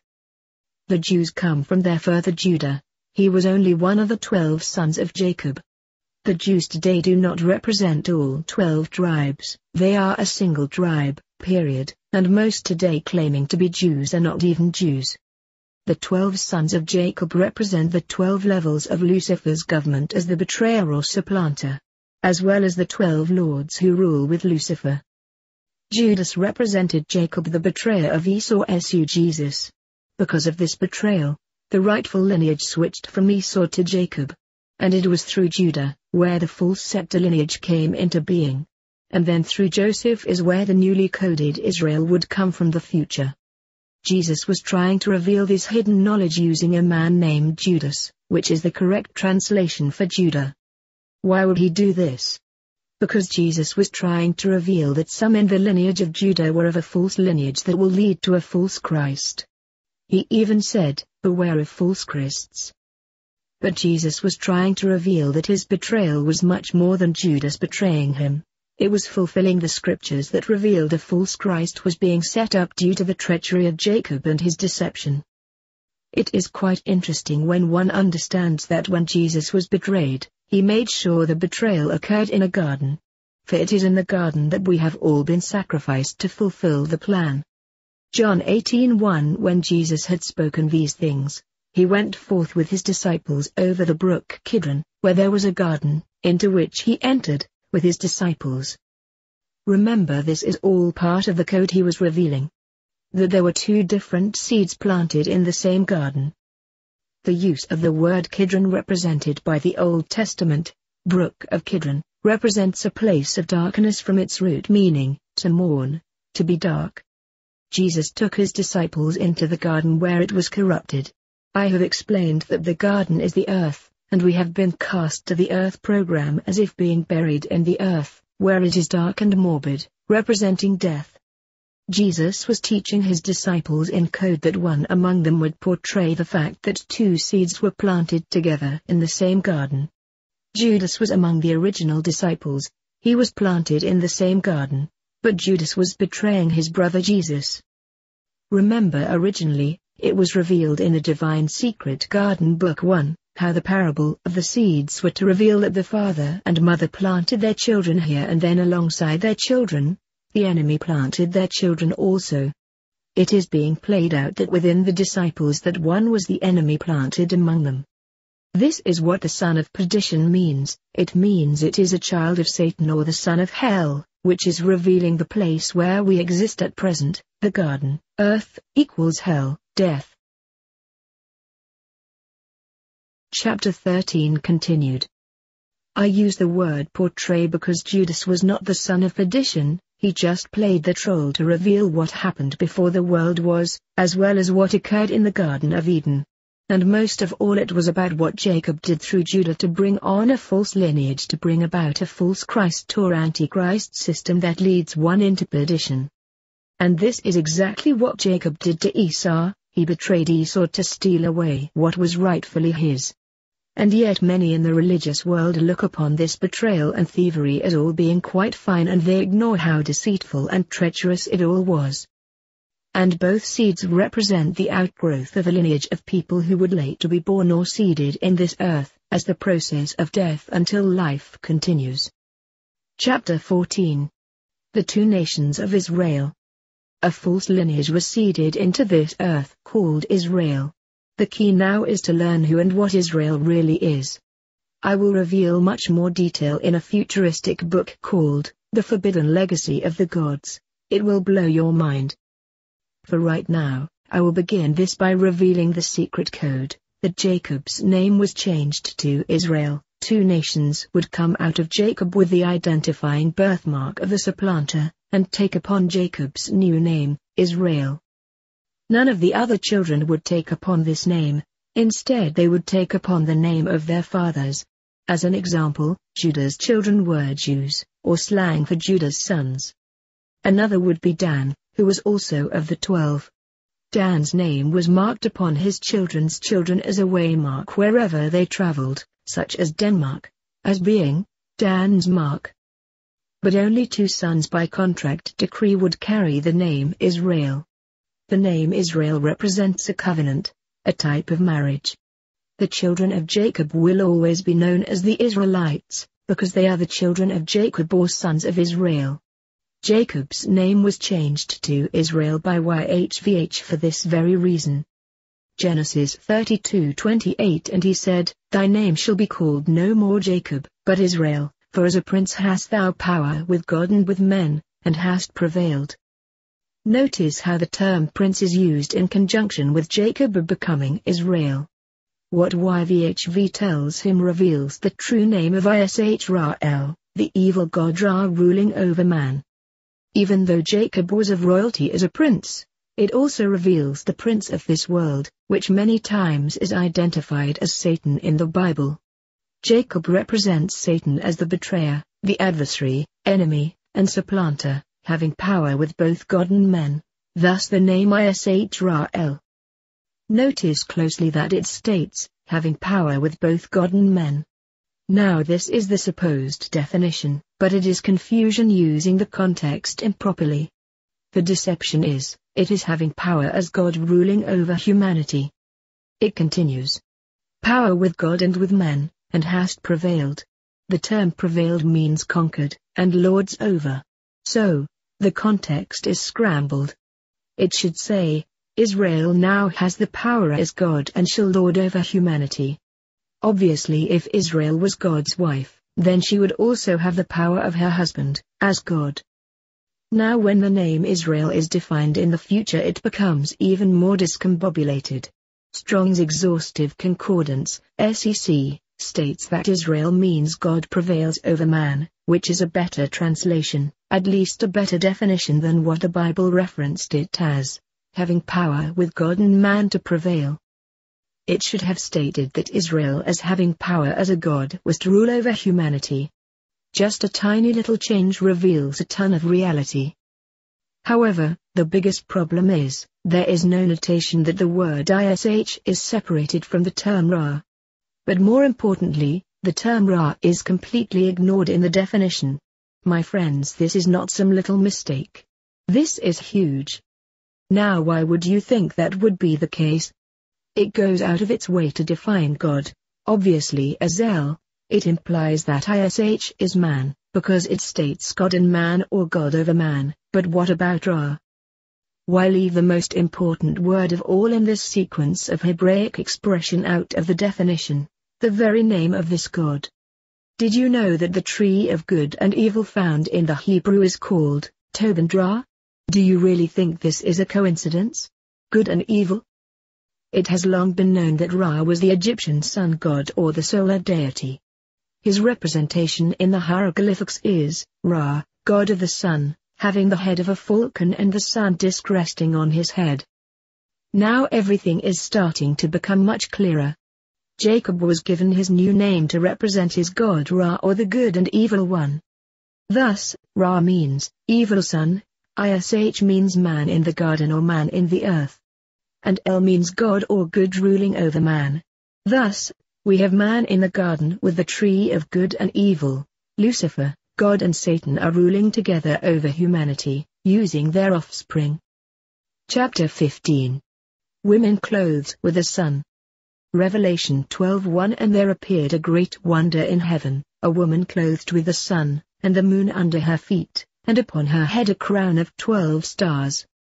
In Revelation 12 it reveals a woman, which I will reveal much more about later, and she is clothed with the sun. This woman is Israel, or Israel. Now why would she be clothed with the sun along with the moon under her feet? Simply because her god is Ra, the sun god, and he was married to her, and Ra also clothed her. He wrapped himself around her as a covenant marriage through spiritual intercourse. And out of her came a false Christ as the little child, to be the antithesis of the real Christ, or the Antichrist. The real Christ came out of the bloodline of Esau. So, Revelation 12 is dual, representing the false Christ and the true Christ. However, it says that this child was to rule all nations with a rod of iron, identity solved again. But before that it states that this child is taken back to God, sitting with him at his throne. Sounds a lot like Jesus returning to the Father, doesn't it? However, let's unscramble this message. Do you still need more proof that the one who rules this cosmos is not the Father, but Lucifer, and it is his throne which represents his power of rule over this world from the heavens, or in space? Now the moon under her feet is Satan. This is the polar extreme of Ra's the sun. To make the plan work, Satan must tend to the picture and go after this woman to have her destroyed, which was the plan from the beginning. All of this will be revealed shortly. But Satan, the moon god named Sin, and Lucifer the sun, are all one and the same family, playing different roles for the game. It also reveals that she had a crown on her head made of 12 stars. Obviously, it represents in the overall picture the constellations. The constellations are above the sun. Nevertheless, the true meaning is the 12 tribes of Israel. Just like Ra is identified as the solar disk, which was upon his head, it revealed his identity that he is the sun god. This woman having 12 stars on her head exposes her identity. The 12 stars are Jacob's 12 sons. And the stars represent the sons of God, and God is Lucifer, that is Ra, which is married to this woman, likened unto a cloak being worn around her, representing the marriage covenant. This woman is clothed with the sun, she is married to Ra. Revelation 12 reveals a ton of information once you understand the code. One of the historical attributes about Ra is he was merged into also being like Horus. Now when you study the myth of Horus, you will soon discover that he represents a copy of Christ. I don't have time to get into that here. But Lucifer is merging into both the Father and the Christ to continue with a massive deception. This is the basis of the mystery Babylon and its religion, which came through the Bible, Babel, which is confusion to those that do not sort through it properly. Now let us get into the hidden mysteries as to what is unfolding on this planet and why. As we have learned, Jacob, who was named Israel, had 12 sons. 10 of these sons were to go on to become nations as their seed carried unto the four corners of the earth. Out of these children, a single part of the lineage of Judah would go on to rule the earth, as royalty, kings, and queens, as the one that carries the scepter. This is the meaning of the word prevail or rule over, which was given to Jacob. Scepter, a ceremonial staff, rod, or wand used as an emblem of a monarch's authority. Judah's children of one specific lineage would sit upon thrones over the world, but it would still not be the coded Israel. This scepter does not apply to all of Judah's sons, only a fraction of them, a single lineage only. The rest of the Judah's sons or Jews are like everyone else as seeds dispersed into the four winds, being mixing together as both good and evil as is every tribe on earth. From the lineage of Levi these would become the priesthood, one might say the secret societies and the religious aspect of the cult of this paradigm. The other sons would become nations, as noted above, like Dan placed his mark wherever he landed, and therefore places like Denmark are revealing where Dan and his children ended up. Ireland is one location of the children of Dan. Now it is important that you do not look at these nations as undefiled, as if the people remained pure-blooded. This is not so. Their blood has been mixed all over the earth, although the societal cultures are somewhat purer. The only revelatory area of great importance to this thesis is the single lineage that is important for blood rule. Other than that, all blood has been mixed now. Therefore, racial discrimination is not an option. Only Satan desires and attempts to throw enmity into the flames to create racial hatred. This is not about races per se, but carrier hosts. It is so very critical that you comprehend that race, creed and color is only important to Lucifer and Satan. The father and mother love all their children the same, and it doesn't matter what avatar your soul is camouflaged under. Your soul within is all that matters. Anyone getting stirred up with racial hatred and cultural biases are completely missing the mark. Culture and race are nothing more than the programmed matrix to mislead. Whether you are black, Jewish, Caucasian, Oriental or Indian, all vessel avatars hold either the seed of darkness or the seed of light. Your only discrimination are the fruits of the Spirit. Through these fruits one shall know the inner purity of its divine origin or the lack thereof. When Jacob's name changed to Israel, which means those who follow the god Ra, or the sun god worshippers or the followers of Lucifer, it had a very important meaning. Israel became a code for the future. It has nothing to do with the name of a race of people. And that will become obvious because the true future Israel is a mixture of every race, creed and color on earth. Jacob, Israel did not pass the name Israel unto his 12 sons. Therefore neither Reuben, Simeon, Levi, Judah, Dan, Naphtali, Gad, Asher, Issachar, Zebulun, Joseph or Benjamin carried the name of Israel. These things are all revealed in the Bible but are overlooked because people do not understand the code. It should be obvious by now that there are and always has been 2 codes in the Bible. The one is the code that is referenced by Christ through his mysteries, as the good word planted in the earth.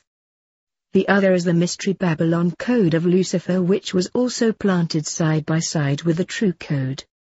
Mr. Phelps, your job is to separate the 2 codes before the tape ends. The tape will self-destruct momentarily.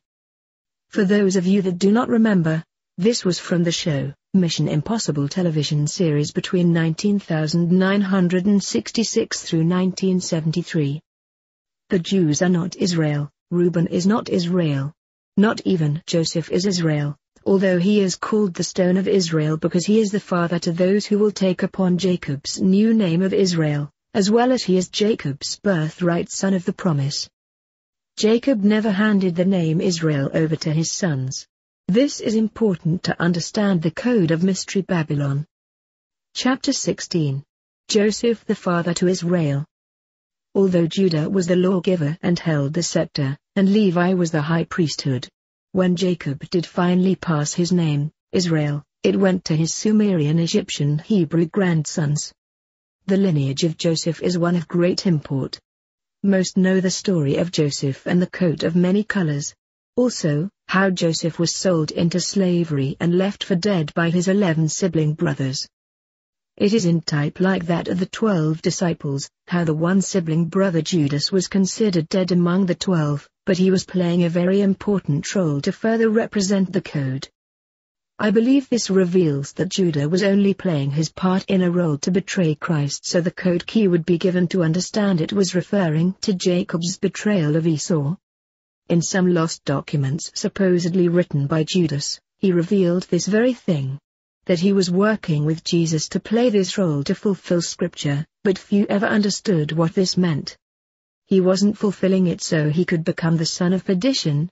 He was fulfilling Scripture to prove who Jacob was and the resulting Judah lineage that brought in a false Christ. Now Joseph was Jacob's favorite. And when he learned the news that Joseph had been killed by a wild animal, which was the lie his brothers concocted, they showed Jacob the coat that he was given by Jacob, and it was tattered, torn and filled with animal blood. The story played out that Joseph was sold into slavery into Egypt. Now, while I cannot spend a lot of time on this area, Joseph would become very powerful in Egypt because of his dream interpretations, or at least that is what the editors wanted us to believe. Eventually, Joseph became second in command of all Egypt under one of the ruling pharaohs.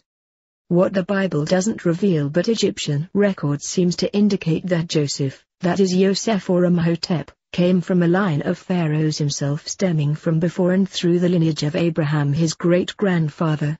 More on this in their forbidden legacy of the gods. These were called the Shepherd Kings and were a diverse group from the original pharaohs.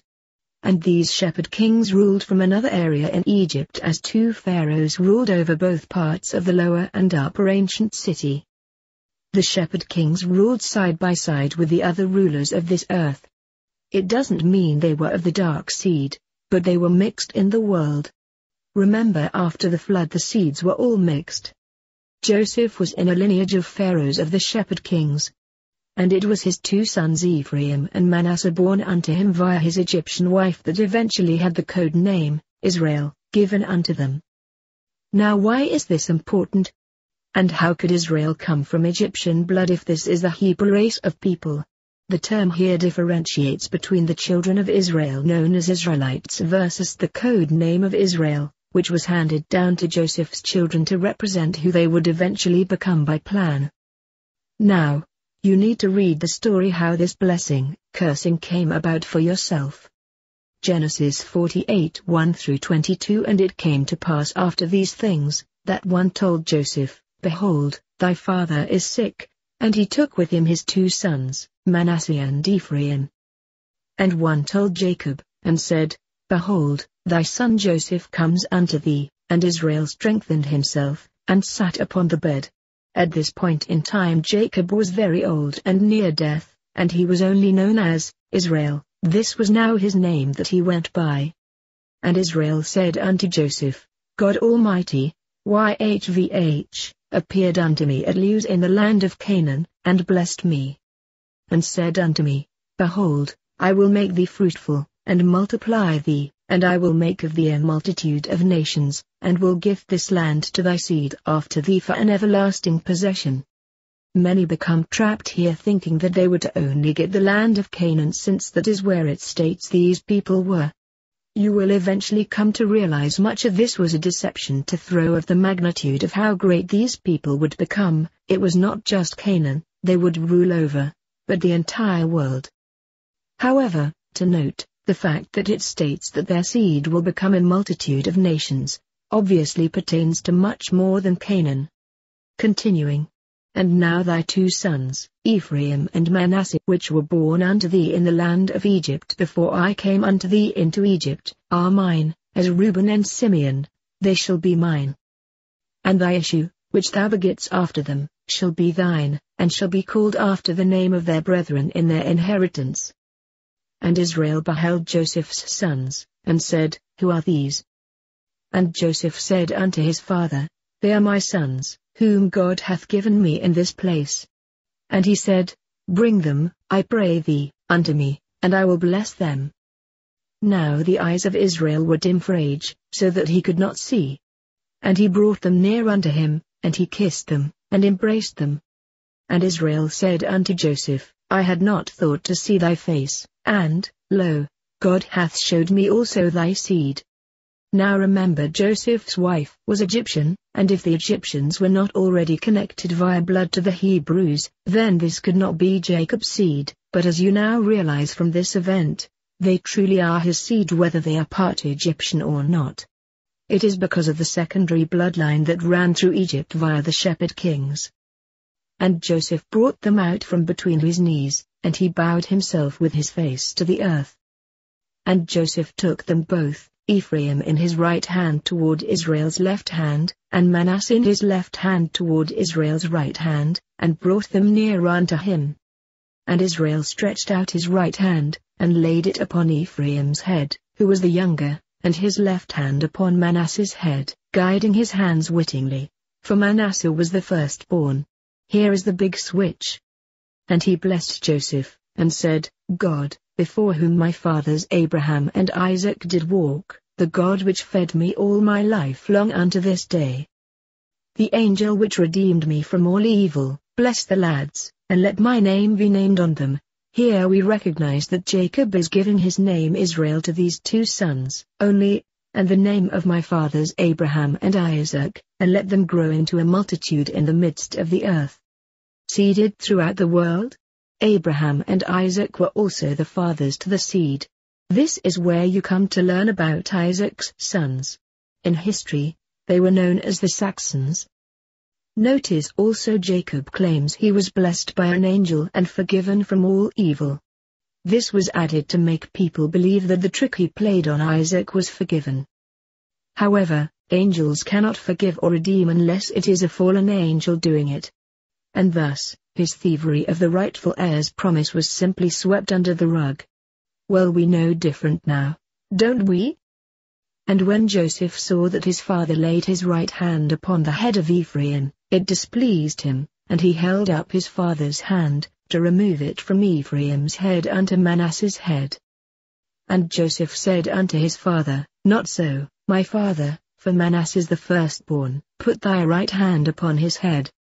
And his father refused, and said, I know it, my son, I know it. He also shall become a nation, and he also shall be great, but truly his younger brother shall be greater than he, and his seed shall become a multitude, commonwealth, of nations. And kings shall come out of thy loins. It is Judah that holds the royal scepter. Genesis 49:10. The scepter shall not depart from Judah, nor a lawgiver from between his feet, until Shiloh come, and unto him shall the gathering of the people be. Many believe this Shiloh is Christ. I say it has a dual meaning, one representing the true Christ, the other representing the false Christ.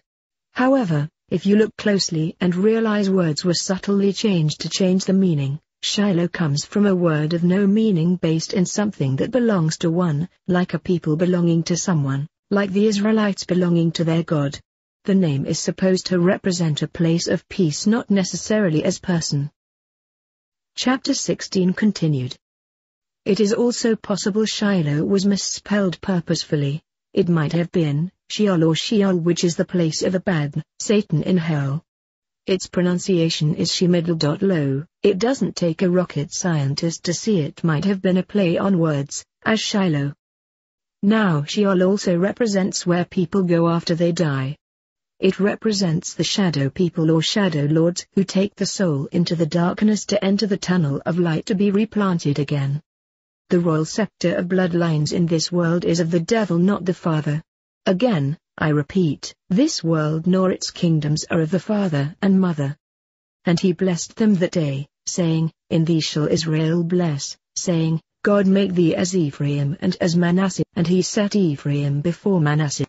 Ephraim throughout the future from this time will receive his birthright promise first, and being it is the firstborn blessing, it will always be a greater blessing than even what his brother Manasseh was given, even if Manasseh becomes more powerful. Manasseh will only receive a secondary blessing, that is sloppy seconds. Chapter 17. The Covenant Sons, USA and the British. The two sons of Joseph would become known as the Covenant Sons.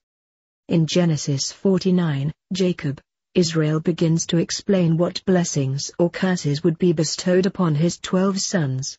But it was through Joseph that was called the stone of Israel that would eventually receive the blessing and the name Israel placed upon his 2 sons. This is the code.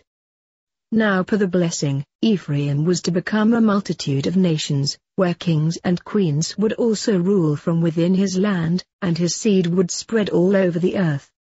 This is the mixing of the seeds all together upon the face of the planet. Also, the scepter would be found in Ephraim, meaning a special lineage of Judah who is the son that carries the scepter, would take their role of royalty living inside the realm of Ephraim. The contract that was passed down to Ephraim was simply known as the covenant, passed down from the fathers unto their children from Abraham on down to Ephraim. It was known as the Sons' Covenant. These were children of the covenant, or men of the covenant. In the ancient Hebrew, they were known as Berethish, meaning covenant man. The term covenant is written in Hebrew like this, Berith or Barieth. And the word man/son appears like this, Esh or Esh. This is in contrast to a woman or female. Originally man was simply Adam, and Adam was both male and female, but Ish represents the male versus the female. It is a male bloodline. Therefore, the name of the covenant son is Berethish. As you pronounce the term, Berethish, It is obvious how it compares phonetically to another name we use often in this world called British. As vowels were added much later, both these terms come from BRTSH. Do you really believe this was a coincidence that a name revealed in Hebrew as the Covenant Son, which is the code name Israel, would later turn up as the British many centuries into the future after this covenant was made? It is interesting that there is no real definition for either the words British or Britain, other than it is the islands that comprise the United Kingdom or the people living there, or the sons of Britain. I find it nefariously odd how the true definition of where the term British comes from is all but buried to hide the secret of who they really are. I don't know how much more proof one would need than to comprehend Britain is the modern-day Ephraim. At one time the sun never set on the British flag because of its government and monarch authoritative rule outside of its boundary, ruling over many nations of the planet. Britain ruled the entire world and occupied and owned lands, and they were the sovereign government of the people from all tongues, which represent the waters. And it was called the Commonwealth of Nations. The monarch in Britain, the reigning kings and queens who are related to almost all thrones on earth, are the scepter ruling over many nations, in so much so these other nations looked to the king and queen as their own, even as still today, that is Canada, Australia, and even before the change, Hong Kong, etc. Britain as the Beretish is the famed Ephraim that was long ago predicted to rule a great portion of this earth, but its real name is the coded Israel from Jacob the usurper. And yet it doesn't stop there. Manasseh was also predicted to become a single great nation after Ephraim, and Manasseh would also gain its blessing as a powerful kingdom, but it will be governed internally. Many states within itself. It will not have nearly as much sovereign rule over other nations beyond its kingdom, unless it is a military or an economic intrusion over other territories. What single nation that came after the British Empire went on to become a powerful people and nation? Obviously, it is the United States of America. America was born out of Britain from its inception via the Mayflower when Protestant Christians who were breaking away from the crown seeking a land of their own, journeyed across the Atlantic to practice their new faith as they left the Isle Kingdoms and came over to the New World in about 1620 AD. Jamestown was eventually founded, and then the American colonies slowly began to evolve within their own right as they separated from the authority of the United Kingdom, until the Great Revolution, where America finally became that single great nation under the new covenant, as the blessing of the second son named Manasseh Israel. However, America never separated, it just became the secondary Israel where Ephraim, Great Britain would still be connected in secret and even reaping America's prosperity and benefits by fiat. And although America is much more modern in the sense of technology as well as military power, the wealth of the nation is still on loan from Britain as the monetary power system still hails from their City of London, and not the USA as most believe. The name Israel belongs to Great Britain and the United States of America and not to the tiny little piece of land in the Middle East. That is not now, nor has it ever been Israel. It is, however, Zion, a secret society code of Satan's headquarters. Chapter 18. Zionism.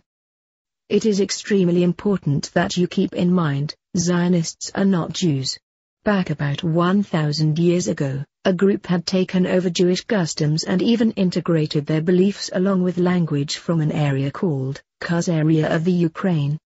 During this time, the Khazarians conquered the Jews, raped and pillaged the people, and integrated within their customs and their beliefs and simply became the wolf in sheep's clothing. I want you to really grasp this, that Satan entered the Jewish system to play a role as an Azazel scapegoat. In Revelation 3:9 this scenario is revealed: Behold, I will make them of the synagogue of Satan, which say they are Jews, and are not, but do lie. Now notice this all began about 1,000 years ago, when the Zionist takeover occurred. The establishment of Satan's system on earth known as Zionism began about the 10th century as a tiny fledgling group. From there, Very slowly and methodically Zionists eventually infiltrated the world and set up the fake homeland in Israel of the Middle East to become the home of the misplaced Jewish people who had been scattered upon the face of the earth. But this was not the true homeland, it was all a facade. The world has been led to believe that this is God's chosen people who have returned home. The fact is, the Jews are from their father Judah. They were scattered all over the face of the earth. They were never supposed to return home again because they are not Israel, they are Judah. Genesis 49:8 Judah, thou art he whom thy brethren shall praise. Judah's brothers will praise him, thy hand shall be in the neck of thine enemies. This is showing a forcible power over other nation tribes. Thy father's children shall bow down before thee. Again, his brothers will bow before Judah likened unto royalty. The Jewish people have been conned like every other race on earth, and now a fraud has taken them over and are attempting to imitate them to deceive the world. However, there is one lone Jewish lineage that still exists in blood, they are the blue blood royals. Zion represents a great mountain growing on the earth, as a kingdom to Satan or the code people called Zionists. And it all began on Q just about 1,000 years ago. This is another key to understand the trap we have been suckered into. A 1,000-year perpetual kingdom without end. The Zionist goal is to establish a global worldwide kingdom, but it never happens, because the world or the program always comes to an end and then reverts. Thereby Satan always loses his authority over to Lucifer at the end of the days as part of the script, representing the great war in heaven, where Lucifer is set up as king of the world through a man. And Satan appears to be banished again for another 1,000 years, until he is loosed again to create worldwide havoc. All of this is a code. This is part of the grand deception creating by religions and secret societies to keep the people away from learning the secret of the Babylonian mystery religion. So as stated earlier, when YVHV remarried Israel, he married the code name Israel, not the Israelites. And the coded Israel is now the covenant sons, while most of the rest of the Israelites are blended within Europe, known as Saxons, Celts, Scots, Irish, Welsh and many more. YHVH already divorced the Israelites as well as Judah long ago. However, this new marriage, or new covenant, Berethish, was brought about on a different people, but still connected to the original promise of Jacob, Israel through the two sons of Joseph's blessings, revealing that their seed would infiltrate the whole world. Jeremiah 3:8 And I saw, when for all the causes whereby backsliding Israel committed adultery I had put her away, and given her a bill of divorce, yet her treacherous sister Judah feared not, but went and played the harlot also. Therefore, when speaking of Israel of today, it is not affiliated by blood of the ancient Israelites. It is now a new covenant and a new people with the seeds spread all over the world mixing into other seeds. This is why Revelation 17 revealed that the waters the whore sits upon are peoples, and multitudes, and nations, and tongues. The Commonwealth. It was YHVH that blessed these two nations to become great and powerful empires. And it was all done to set up what would end up being the kingdom of YHVH/Lucifer upon this earth after the tragic and horrible events take place where the coded Israel will be burned with fire and destroyed, and then it will all restart again. All of it was planned long in advance, but not for any benevolent reason. It was extremely malevolent. Chapter 19. The Fallen Israel and the Reboot. As we move forward there are prophecies that reveal that the new Israel will be punished greatly. These prophecies of Israel all referred to the coded Israel of the future, that is now. And it is mostly referring to the United States since they are the last power on earth before the grand event. However, as stated earlier, something will occur that will change the course America has been on. A man will rise to restore America and its laws as the judge of Israel for a short period. More later. My people are destroyed from a lack of knowledge. What you are learning here is a duplicate of the prophecy in Revelation 18 where the woman is called Babylon and she is utterly punished and destroyed. You are going to learn this secret message has caused the entire world to believe in a lie that is so megalithic it will be nearly impossible to break free from. Israel, Great Britain and the United States are going to become the great whore spoken of in Revelation 17 and 18 as part of the plan not only to punish them but to set up a one-world ruling government by using these two nations as benefactors at their own citizens' expense. However, it is convoluted, so stay with me as I explain this in detail. The United States as of this point in time has become a Roman Senate type of government, and the money system is wholly Babylon, which is issued out of the Bank of England, which overlooks the Federal Reserve. But all of it is based on secret society creations under the pyramidal structure of Lucifer to control this world and lead it into a one-world government that takes us back 1,000 years, where the dual Rome, that is Turkey and Italy, were part of the Holy Roman Empire, where Lucifer will rule his kingdom again, with a rod of iron. This is the true global order, not the New World Order, because that will never happen. We cannot advance any further into the future. And when we go back 1,000 years during the time loop, or the reset, Satan, through the Church at Rome, will once again be reshaping world events subtly, behind the scenes, while Lucifer is ruling the world, until Satan is then released upon the world 1,000 years later, which is now our time. And then Satan attaches himself to the governments of the world via the Great Whore. It is all a repetitive program. The problem is the kingdom of Lucifer is to be established to reign over the world of the past, not the future. And its reign will last for 1,000 years until Satan is loosed again for a short season. Satan will be given free reign again, since he has been mostly underground and working through the Church at Rome, where he then begins the destruction of the coded Israel via infiltration, to repeat the process in this never-ending diabolical story. As it was stated, there is nothing new under the sun, it is all a repetitive program. This is what the book of Revelation was teaching, that after the 1,000-year kingdom, Satan is then released a short time to once again deceive the whole world. Many believe within the Christian world that it is Jesus reigning in his kingdom for 1,000 years, and then at the end of this 1,000 years of utopia, Satan is released again to screw everything up, to find out how many people can be tempted to follow Satan again. Are you not scratching your head? Why would Jesus ever release Satan again, to deceive the entire world after he spent all that time cleaning it up, per se, as Lord and ruler of the planet? If Christ is now Lord and ruler during this period, then anything that allows Satan to return is because Christ allowed it, or even authored it. Why would Christ, who is the epitome of incorruption, allow corruption of confusion, which is Antichrist, to return in his kingdom? Something is very wrong with this picture, isn't it?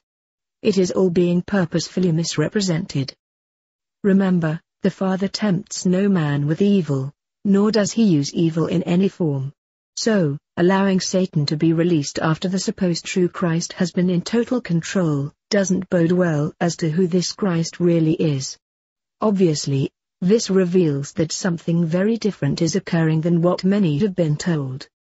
In the description in Revelation it states that after the 1,000 years and then after Satan is loosed for a short time deceiving the whole world, then the Father will come to earth to reign forever. Why will the Father come to a tiny little speck of dust as a planet to reign from? He rules the entire spiritual universe as an internal spirit, not a being of external form. And why does it say the Father comes to earth to sit on the throne and to rule forever, but then it says, there will be new heavens and new earth? Excuse me? We are obviously not talking about this earth, are we? Or are we? Confused yet? It then says there will be no sun, for the light of the Father will give light to the world. Obviously, there is something strange about this entire description. And remember, it also said that when Christ returned that this earth would be his kingdom forever and ever. Yet for some reason it is turned back over to the Father after a mere 1,000 years. My friends, what you are reading is a dual description of the truth mixed with the lie. It is the cunning art of deception being fostered off by Lucifer, as he mixes the true realm of the Father with his fallen realm, while he desperately tries to imitate the Father and the Christ. Lucifer is the god of this world, and he rules from space as from the heavens. He rules this world in a perpetual 1,000-year kingdom. And at the end of this 1,000 years, he then allows Satan to deceive the whole world, and then Lucifer appears to clean it all up as the father of this world, and then he starts the process all over again. This is mindlessness. This is all part of the Mystery Babylon religion, where the coded Israel links with the Bible, able to produce a mystery religion of good and evil, and it gets worse from here on out. What you are about to learn is the blueprints for this takeover being revealed, and it is stunning and alarming once you realize the truth. Now that you understand who the real Israel is and how all of this was set up, it is time to understand the real meaning of prophecy and the time loop. Chapter 20. What is prophecy? Now let us begin to understand what prophecy truly is and why it has been given to the world. If one can see into the future, that means it is already happened. There is no such thing as actual prophetic insight of a time period that has not yet existed. Either the events of the future have already played out, or there is no way to see into the future. The fact is, if anyone could see the events of the future, whether seer, angel or God, then that means the future is already extant and set in stone. Do not complicate this any more than you should. The idea that a future exists that has not happened yet is pure nonsense. Anyone able to access the future in any way, shape or form is verifying that it already exists. Just like a movie on a DVD, the entire movie already exists. Whether you are watching the beginning, the middle or the end, it is already completed, and as time moves forward, eventually everyone that watches the movie will recognize the same ending that is there for everyone to witness, continually. Now some would lay doubt to this notion, saying, it is a projected future. It does not mean it has already existed, it simply means based on what is occurring at present, that these are the best odds for the fulfillment of said event.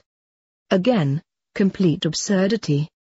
Based on micro and macro decisions from every living source every second of each day, there is no possible way to know what the future holds based on the law of free choice unless it already has occurred. Every generation brings on new developments, some that could be predicted, most that cannot. Each development or enhancement via time changes the world's complexity by odds that are beyond assimilation. No one even at the turn of the 20th century could have envisioned an exactness to the world we live in today unless they had prior knowledge of its existence. And this is the key: prophecy or prophetic insight is not brought about by some inordinate ability to see into a future that has not yet existed. One might be able to guess at certain elements or even certain natures due to pre-existing issues, yet the preciseness of it all would be greatly lacking. If prophecy was in fact a reality, then free choice would be out the window and the people of the world would be nothing more than a BORG, that is biological robotic organism.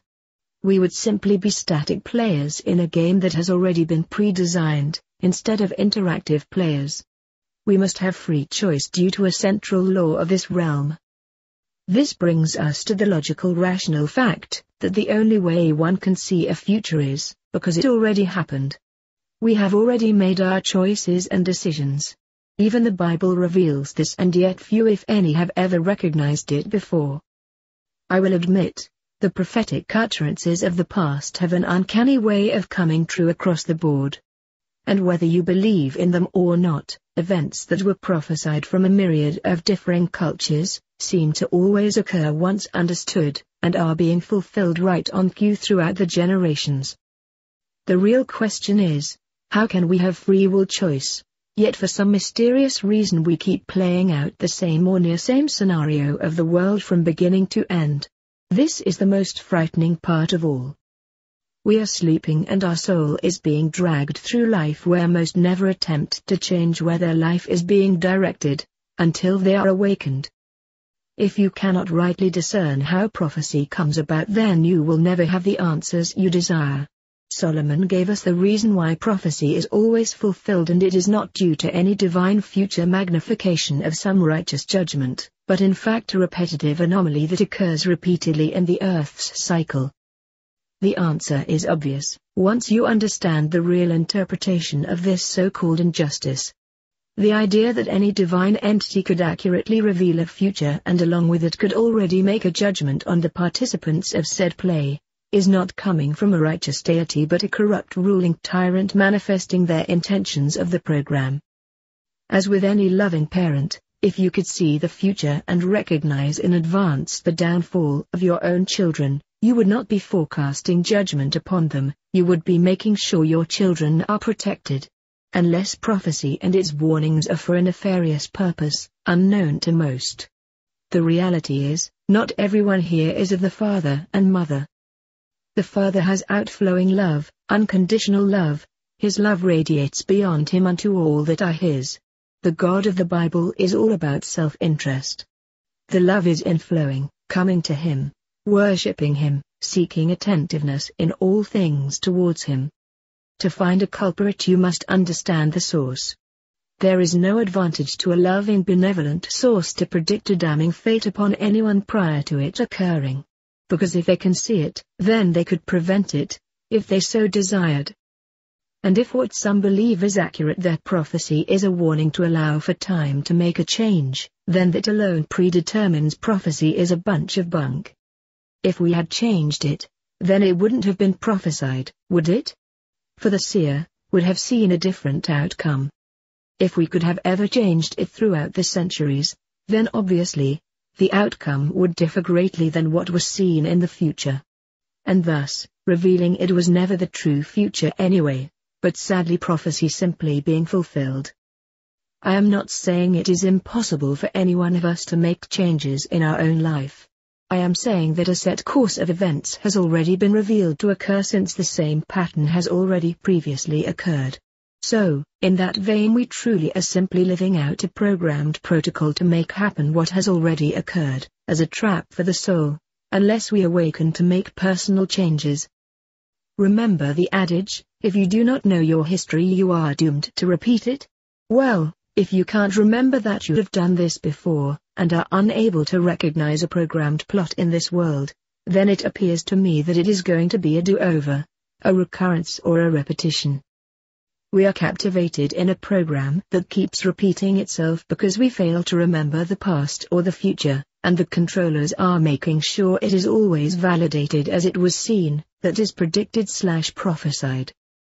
Remember, if you can see the future then it already happened or it was never the future anyway. However, real change never does seem to occur within the whole of humanity, it always seems to accurately, like clockwork, come about as revealed in one form or the other, as prophesied with few exceptions. The question is, why is that? Remember, wide is the road that leads to destruction and many follow that way, but narrow is the path that leads to life eternal, and only a few discover it. Add it all up, most people follow the program, only the few ever make changes. The only advantage of prophecy would be to a malevolent force that desires said outcome. Therefore, prophecy takes on a whole different light.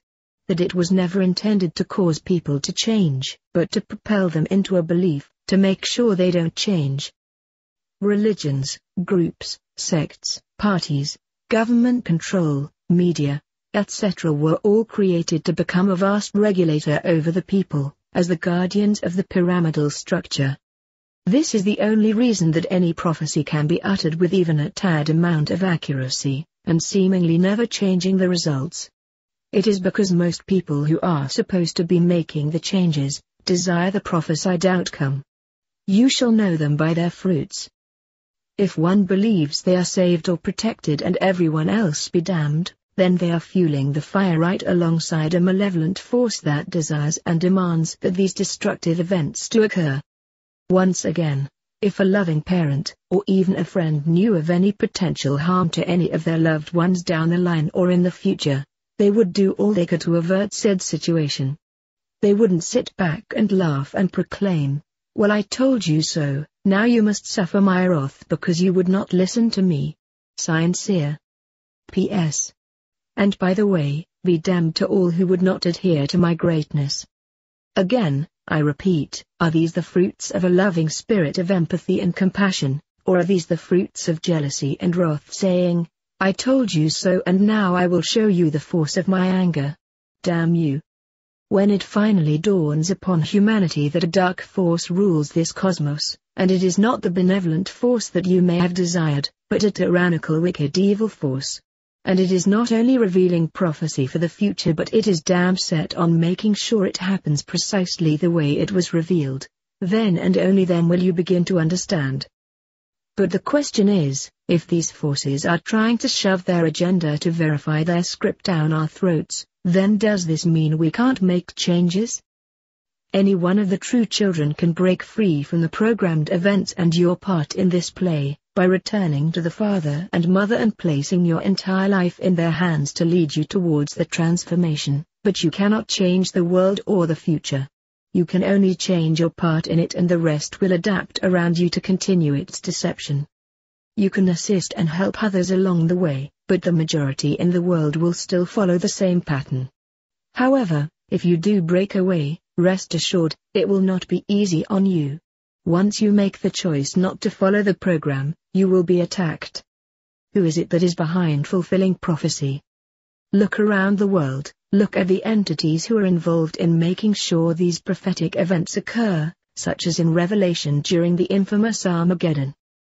The Dark Lords have already created a dam for the Euphrates River, so that it will dry up on cue for the armies of the East to invade.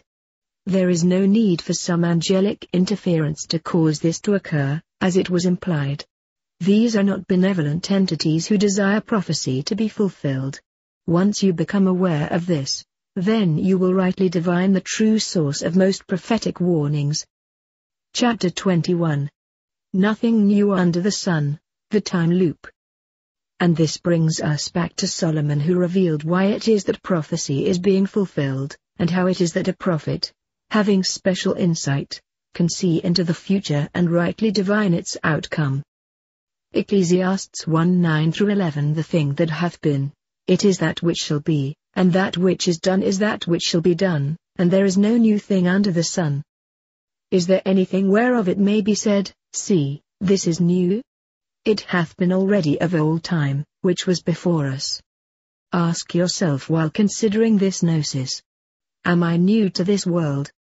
Have I ever been here before with this name, body, family and personality? Solomon says, yes, you have been here before. Nothing is new, it all happened once upon a time. There is no remembrance of former things, neither shall there be any remembrance of things that are to come with those that shall come after. As I have said so often, when we came here we were placed under a trance cursed to forget everything about who we are, where we came from and why. And this lack of memory continues even past death and rebirth. Solomon spilled the beans and yet nary a soul can figure out what he meant by this strange jargon. Solomon knew that our world and everything in it is staged within time loop cycles, like a world that is time traveling back and forth, and the same general events just keep reoccurring. From the leaves on a tree, to the planets and stars in the heavens, all is in a cycle, that is including humanity. Has it ever occurred to you why we awaken every day to a new day, but then each day comes back around again every week? Everything that exists in the matter world is in cycles. Humanity exists in cycles. If you are here today, you were here before. If you are here before, you most likely will be here in the future unless you are one of the few in this cycle who transforms. Deja vu, anyone? This was the real message Christ was bringing to the world until it was corrupted and a false Christ and false message were added. He spoke in parables to reveal the true knowledge and the mystery of the cycles by using agriculture and sowing seeds and reaping the yield. As a blade of grass in the field dies in one cycle, it returns in another, having no memory of it being here before. Everyone has read or heard what Solomon stated, that there is nothing new under the sun. People can quote this until they are blue in the face. Yet few if any have truly understood, because they failed to read on to bring symmetry into the text. he goes on to say in paraphrase, "Is there anything in our world that we can say, hey, this is new?" He responds by saying, sorry, it has already happened before in the days prior to us being born. Solomon goes on even further, just in case you are one of those who still do not get it. He said, there is no remembrance of the former things. Again, no doubt people will say, that is because our history has changed so much that we do not have the correct information, and based on their thinking, it doesn't mean anything else. Au contraire, and me. What he said is, there is no remembrance of things prior. Well, unless Solomon was smoking some wacky weed, how could any of us remember the historical past unless we were there and forgot? No one can recollect something that they had no part in, unless they have some historical knowledge, but then they would not have lost memory of this, would they? It is not speaking of a lost history, it is speaking of our lost memory.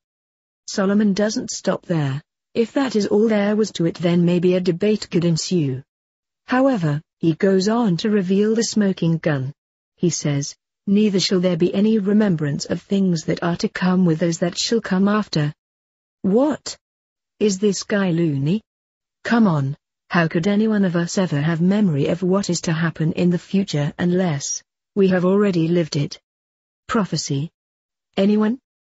How could it be possible to have memory to know that which will occur in the future, unless we are also the ones that come after and we're already there to witness said future, but like always we forgot when we entered the time loop. Now for the greatest secret to unfold. Do you know why ancient clairvoyants, mystics, spiritualists, diviners, psychics and seers can see into the future?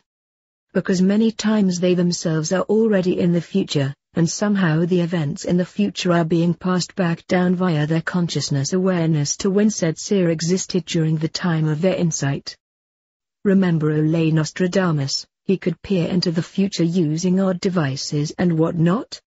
However, what he was really doing was passing information back to himself from the future that he already witnessed while being existing in other future periods, due to the transmigration of the soul.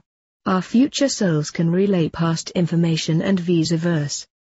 Just like the prophecies that we have spent so much time on during Daniel's life and as well the author of Revelation. Both men existed in the future and they are simply passing down that information through trances, dreams and other mediums to unveil its authenticity. And like the leaf falling in the fall and the blade of grass being restored in the spring, we are the ones who have lived in the future as well as the past, but we do not have any memory or recall of it, unless we transcend time, to recover the information of the future and bring it back to our past awareness. We are those that were of the good tree and we were purged, because we failed to love the truth and instead agreed with the megalithic deception, so we were cut off having to return. We are living inside a perpetual everlasting hell of repeating our history as well as the future. And until we recognize what has happened to us and learn how to break free, we will forever be locked inside the prison of a perpetual everlasting torment of having no memory or recall that all things have already occurred. And like rats caught in a trap, we are still here running through the maze scraping for a piece of cheese, no matter what anyone believes about heaven or hell. What about differing timelines and or what some call multiple dimensions? How is it that we seem to be existing in many different timelines at the same time? Let me take a little time to reveal something here. It is true that our timelines have some odd aspect to them. As an example, an author of science fiction named Philip K. Dick reported something odd in his personal experiences of life. He said that it may be that we are living in a virtual reality simulation. He went on to reveal that certain events that he had very good recall of had changed, and it wasn't a change due to someone editing events. It was a change that appeared to be something that it had always been, yet he knew differently. I have also experienced this very many times, where I remember an event, a place, or a thing that changed, that it was not like how I remembered it. Now of course some may contend it was faulty memory, but I knew better. Because I had the details as well as it was confirmed by many others.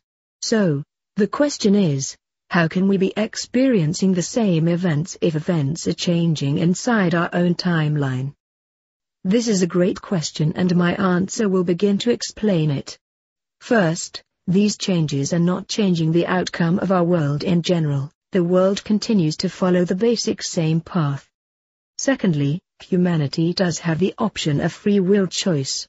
This allows for small changes to occur at individual levels, but the overall program is still set. However, how the program ends may appear to have been changed multiple times. The end of the world has often concluded by differing events. The original world ended by a great flood. What most do not understand is when the original world ended, it also went back into a time loop. It left its original timeline and went back to a new time. However, the time loop back in those days was different. Read my Time Loop Chronicles books. The original time loop works as the 12 constellations moving from one to another until it begins again. The original time loop left Pisces and entered Aquarius. The Earth itself wasn't destroyed, it simply moved back into the first stage, starting all over again. The world has never ended by a global flood again. It was changed by Lucifer, wherewith he gave us the sign of the rainbow. It was then Lucifer changed the program and took us from the 26,000 years of the ages, and set us into a 1,000-year time loop, where we never again enter Aquarius. We always come to the end of Pisces and then return into an early time of Pisces. This new time loop is the beginning of the simulation. Since this change, in other timelines the world has ended by fire. Sometimes it ended by a great nuclear war. This also was changed. In fact, Malachi, the last book of the Old Testament, gives a great warning, that if Elijah does not return at the end time, the world would end in utter destruction.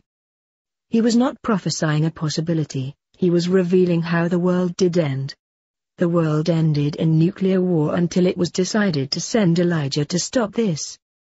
However, just like Malachi forewarned about the utter destruction that came about when the time loop changed, where Elijah the prophet had to be sent or else the demons of darkness would bring nuclear war. Even Christ revealed that if the Father did not cut time short, then no flesh would be saved alive. He is not saying the end of planet Earth, he is saying that humanity ended where humans were obliterated by fire. So, this had to stop. Lucifer's hand was forced, in that the end had to occur a certain way. The reason the Father had to stop this was because these events were designed to harm the great harvest. Satan did everything he could to stop the end of the world harvest from taking place. This is when Christ gathers those who are ready into the barn. Now understand the mystery. The original earth starting with Adam and Eve unto Noah and the flood was not this earth. That earth was destroyed in the war in heaven. In fact, Genesis reveals this by saying, the earth became without form and was sent into the void. This was pre-simulation.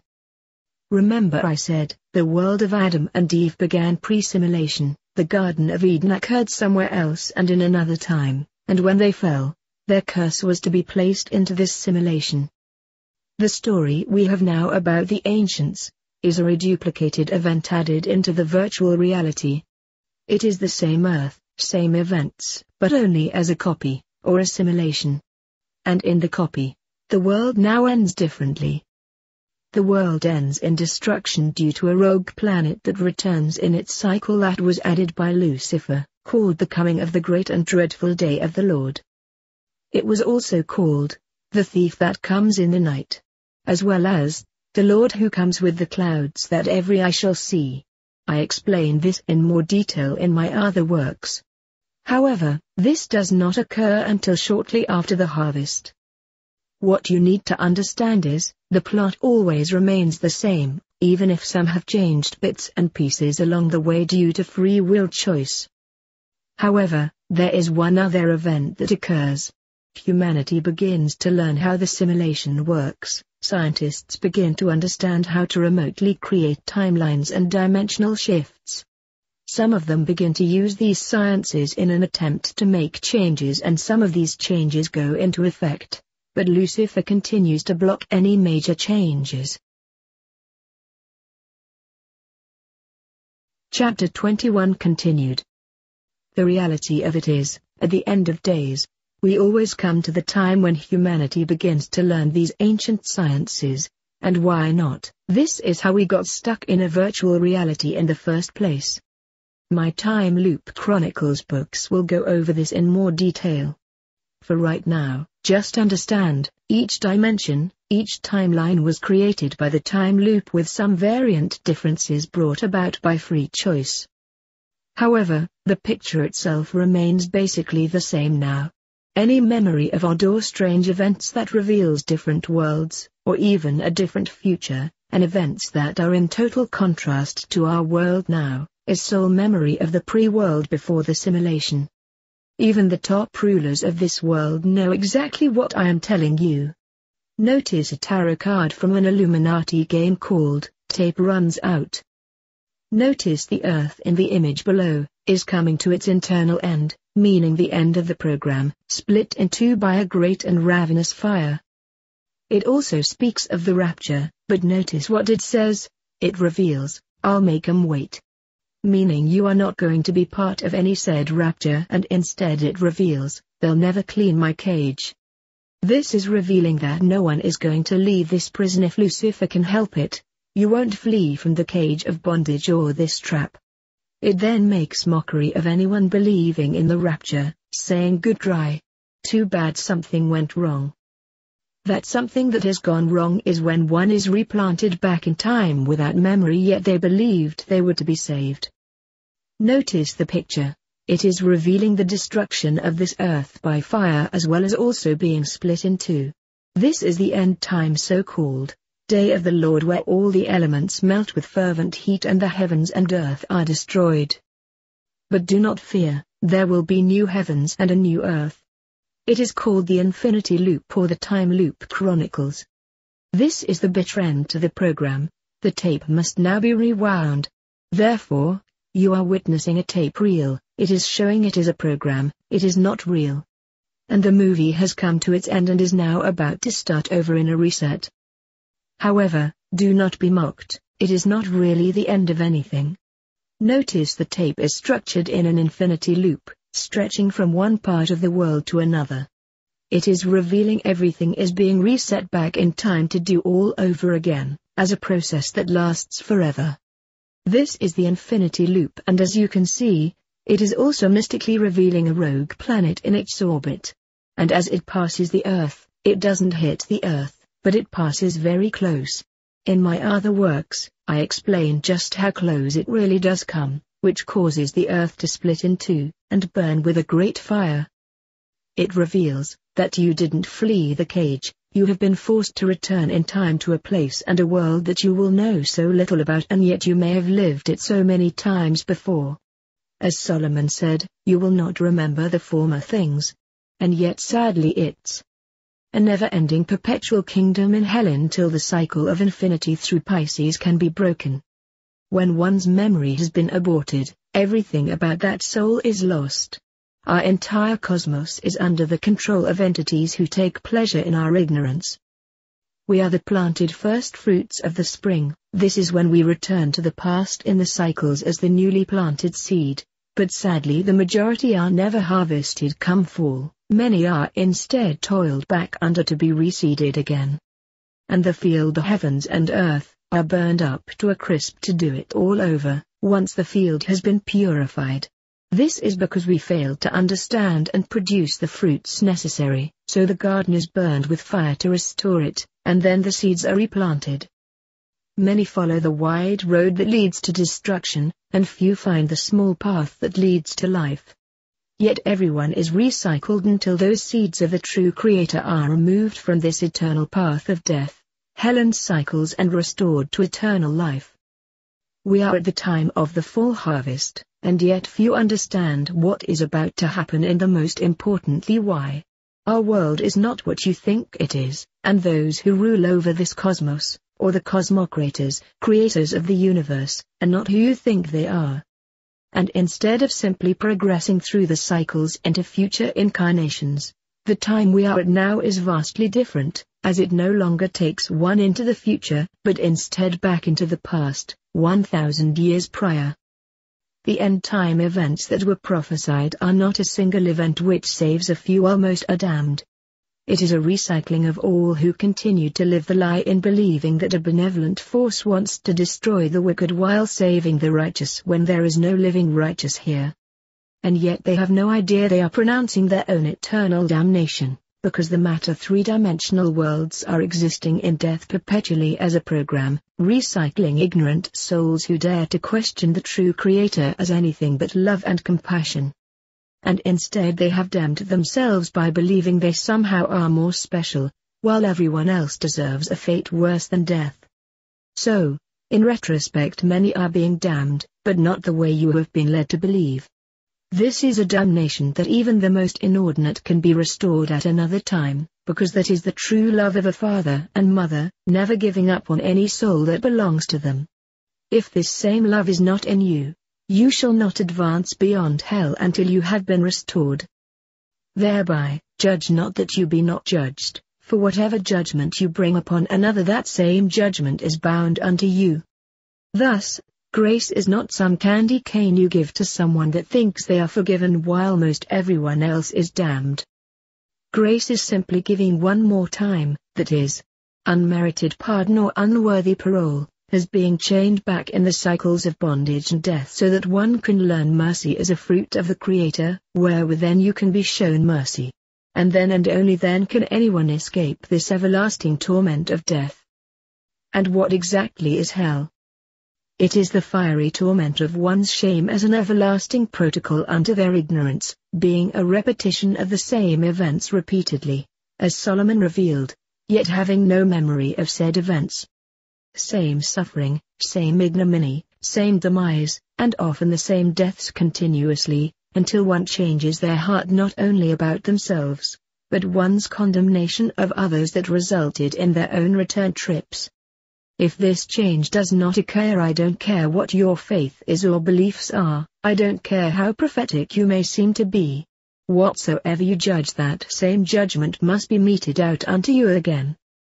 As it said, in the tape runs out, the enemy will not let anyone clean their cage, to remove anyone from this hell. Sorry, what you had hoped for, didn't happen, something went wrong, didn't it? There will be weeping and gnashing of teeth.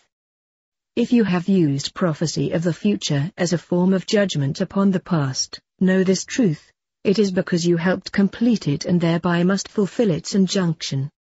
And at death you will be met by deceivers who will trick you and bind you as they are the enemy and controllers of this illusory realm, and they will lead you back into the chains of bondage, that is the human veil, to continue in the ignorance of an everlasting perpetual 1,000-year kingdom of darkness, being ruled with a rod of iron, likened unto the Inquisition. Prophecy is real, prophets really can see into the future because the future has already happened, you just don't remember it. It is called The Time Loop Chronicles. Check out my books today. Now we must tend to the cyclical plan that has controlled the entire world. This is what keeps the program operating at a blueprint level. It is diabolical, stunning, and extremely powerful when you begin to understand how we are all being controlled. Chapter 22. The Ancient of Days. Now let us begin to unravel the code of the Son of Man written in Daniel. What is strange about this verse? It says, that this one is likened unto the Son of Man, and he will be brought before the Ancient of Days. Is this the true Christ coming to this earth? Then why is he being brought before anyone else? Many have spoken of what is called the Blue Beam Project. It is a technology that the military has that can create the holographic illusion of Christ returning to this earth. Imagine that. The military has a science that can create a holographic illusion. In the New Testament, there is great confusion as whether Christ comes to this earth, or not. One part speaks of every eye witnessing this auspicious return. Another part revealed he will return in secret. It also speaks of people that claim to know where Christ is, lo here or there, that he is hiding in secret hiding places, and yet every eye is supposed to witness his return. Other areas claim that he comes as a thief in the night. How can someone that everyone can see with their eyes comes as a thief in the night? He is obviously not fooling anyone if everyone can see it.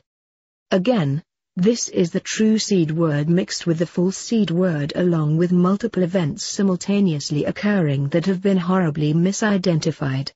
Some of these writings that are revealing the return of Christ are obviously not valid if they are contradicting one another. Our job is to decode. Remember, Satan took Christ upon a large mountain to overlook the entirety of the earth and granted him full reign and complete control if he would just worship the God of this world. The true Christ rejected this. However, a false Christ did not reject this and will indeed be given power and authority to assist and to take power over this earth, as more than likely God's Son. This is the plan. The fact that Daniel exposes this return as one like the Son of Man coming in the clouds to then meet the Ancient of Days here on earth, to me this reveals a smoking gun, in that Christ supposedly coming in the clouds for all to see, is now greatly suspect, as being part of the deception. And if the military power is already constructing an illusory event where they can fake the return of Christ, then apparently, we are learning the real plan of Lucifer. If it is a real event, why do you have to fake it?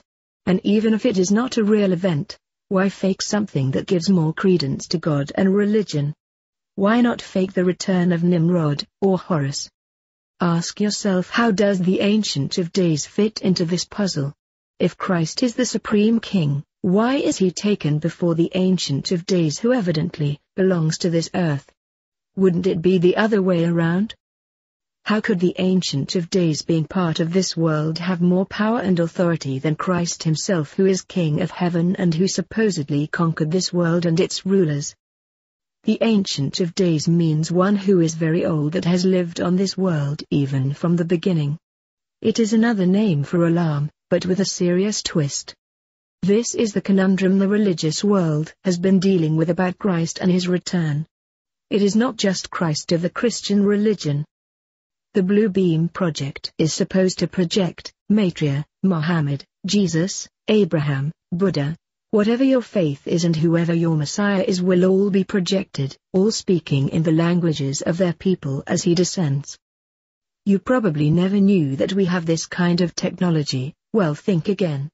Why even have this technology? Why even use it?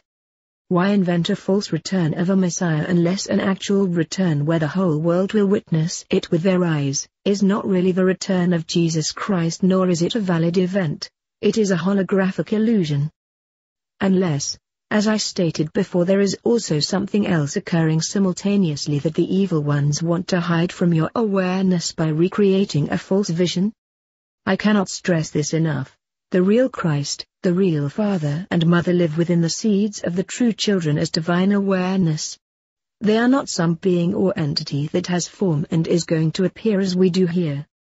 The Christ took on the form here as a human, as we all do, in having to appear before us to awaken the true seeds from within, but then he changed back to what his real identity truly is, as we shall also do when he transform.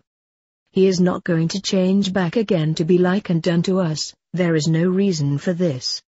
It states that we shall be like him, not the other way around. John 3:2 Beloved, now are we the sons of the Father and Mother, and it doth not yet appear what we shall be. If it doesn't appear what we shall be, then it is obviously not human or anything likened unto it, but we know that when Christ shall appear, we shall be like him, for we shall see him as he is. Just like the butterfly coming from the cocoon, we shall change to be likened unto Christ. We shall not remain the same, nor can we be part of this world being transformed into what we shall truly become. This world is of the material universe, it is not spirit. Christ is energy, the Father and Mother Spirit are energy. They exist in all things as consciousness, if it was originally created by them. The return of Christ is a personal reality. It is a consciousness awakening within the true seeds, where everyone who is of the true seeds will see the Christ, in type, like with the third eye, pineal gland, as coming in the clouds. Christ is returning, but he is returning in spirit, and eventually all true seeds will witness this event within themselves as they transform, in their own time and order of the change. When the true Christ returns, he will deliver the true seeds from this world, and in a twinkling of an eye, they shall change and vanish, and be removed out of the hand and bondage of Lucifer and brought into the barn of their living father and mother for protection and forever sealed away from this illusion. The true seeds will be changed instantly. They will regain their true spirit form, which is a spark of light. And they will return to their elm and shall inherit the glory, which shall be revealed in them. I have personally witnessed this change in a vision I call my crown dream. It is very real, and I discuss it in Book 4, The Keys to the Master Code and Spirit World. Romans 8:18 For I reckon the sufferings of this present time are not worthy to be compared to the glory which shall be revealed in us. Meaning, within us.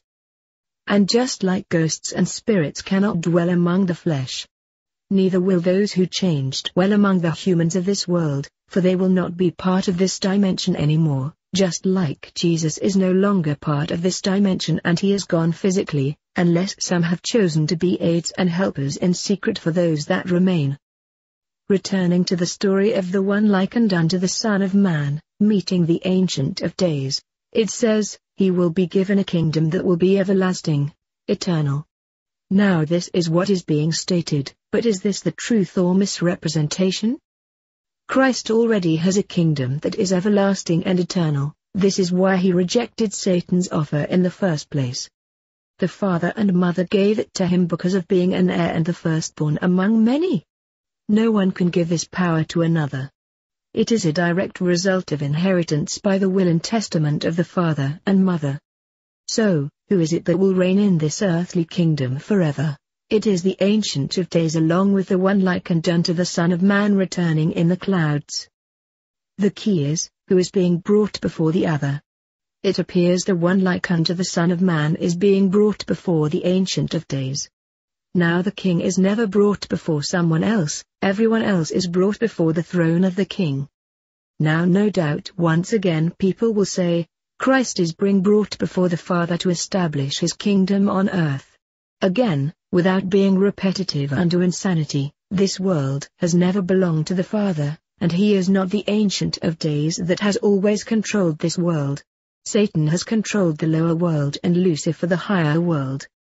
What greater deception than for Lucifer to fool the world in presenting a false Christ in the form of a man as one likened unto the Son of Man, to come to Lucifer and claim he is the Father and God of this world.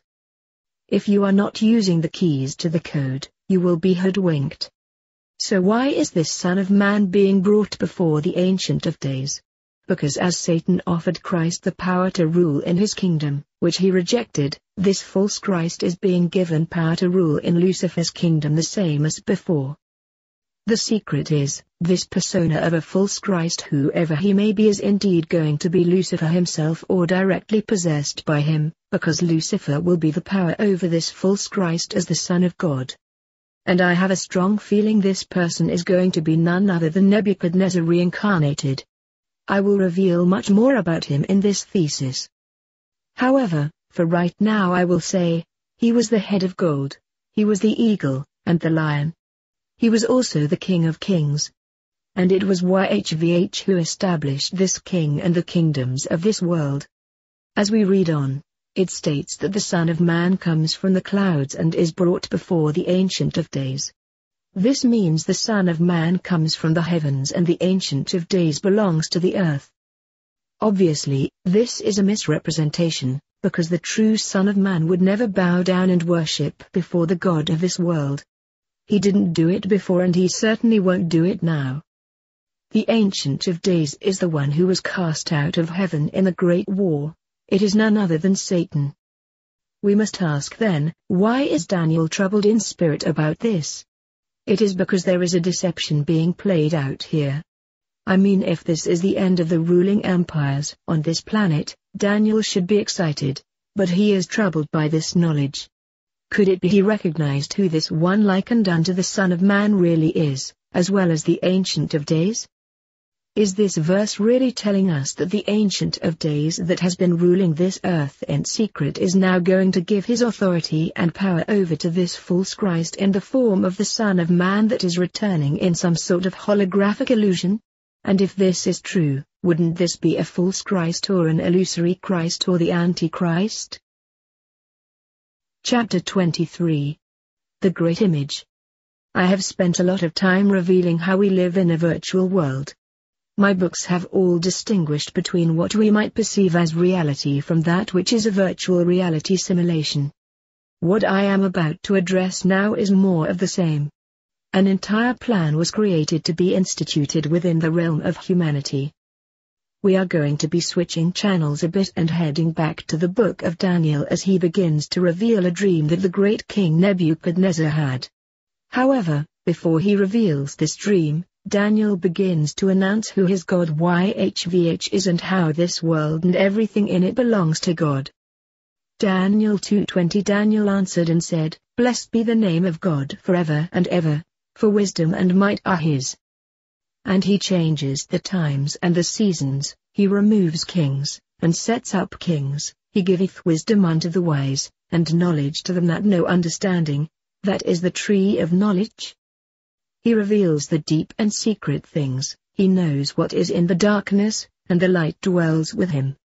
When you really begin to grasp this, Daniel is revealing that his God is very much part of this world. We know, however, the Father has nothing to do with this world nor the things within it. This has been proven. Notice the light is with YHVH, but not within him. Because this light is the Son and not the spiritual divine nature. Now what is interesting? It is revealing that this God also sets up kings, which in biblical terminology often represent the parallel to kingdoms of the world. He gives them his power and authority. It doesn't matter whether they are wicked or good, as you will soon learn. When Daniel began to interpret the dream that Nebuchadnezzar had, he reveals that his God YHVH gave this king his power and authority. And soon you will learn that this kingdom was called Babylon, and Nebuchadnezzar was the head. This was a beastly demonic kingdom. So why would YHVH bring about this kingdom on this world? Why would he have anything to do with these kingdoms? And why would he set them up? Let us discover the dream. Daniel 2:31-37. Thou, O king, saw, and behold a great image. This great image, whose brightness was excellent, stood before thee, and the form thereof was terrible. This image's head was of fine gold, his breast and his arms of silver, his belly and his thighs of brass, his legs of iron, his feet part of iron and part of clay. Thou have witnessed this until a stone was cut out without hands, which smote the image upon his feet that were of iron and clay, and broke them to pieces. Then was the iron, the clay, the brass, the silver, and the gold, broken to pieces together, and became like the chaff of the summer threshing floors, and the wind carried them away, that no place was found for them, and the stone that smote the image became a great mountain, kingdom, and filled the whole earth. This is the dream, and we will tell the interpretation thereof before the king. Thou, O king, art a king of kings, for the God of heaven hath given thee a kingdom, power, and strength, and glory. What you are about to learn is this image that Daniel reveals is the beginning of a total worldwide demonic plan that was set up as a strategy to deceive and control souls that would lead right into the days we are now living in.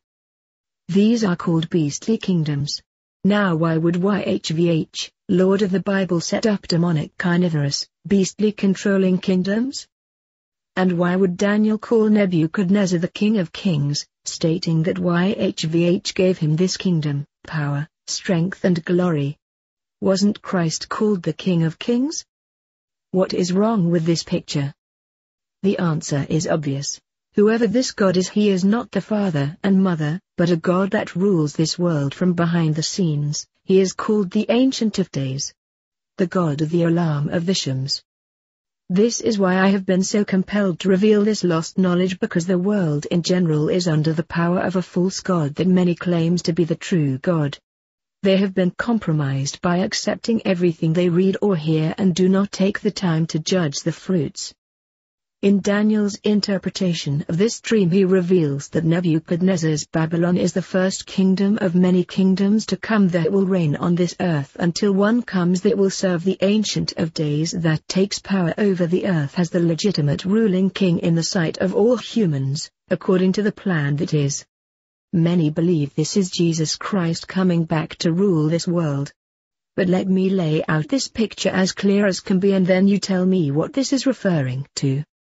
Let's rehash our history.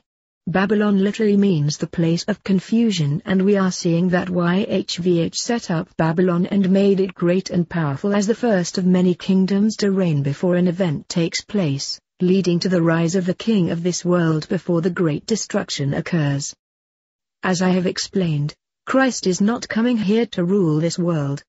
He is not going to rule in a world of illusion when the very depth of this world is fraudulent. It is a lie, it is Antichrist. I wrote in the first 2 books how Christ spoke to John in the Lost Gospel that was disallowed or covered over within the sacred texts. The reason was that things were revealed in that would prove the lie. Christ was asked, "What happens when we die?" He spoke of the time in the afterlife where if a soul was so engulfed into the artificial spirit, virtual reality simulation, their souls are then turned over to the demons of darkness. And then they are cast into chains and bound. This meant having to return unto the simulation as human. He revealed this is the process we call reincarnation, where souls continue to return into the world of death, which is represented as chains and bondage of the soul. Christ revealed this world is not the Father's world, and being here represents being in bondage to the demonic powers that rule here, until one can break free and regenerate to return home. So, I ask you, why would Christ come to rule over a world that he does not belong to? Why would he enter the simulation to rule when he exists as the Son of divine power? My friends, it is not Christ that is going to be revealed as the ruler, but it is Lucifer. This is the meaning of the capstone that is not yet set upon the pyramid on the back of the $1 bill. It is waiting for their god Lucifer to sit openly on the throne of this world instead of ruling in secret. And he will come out of hiding under the guise of a man.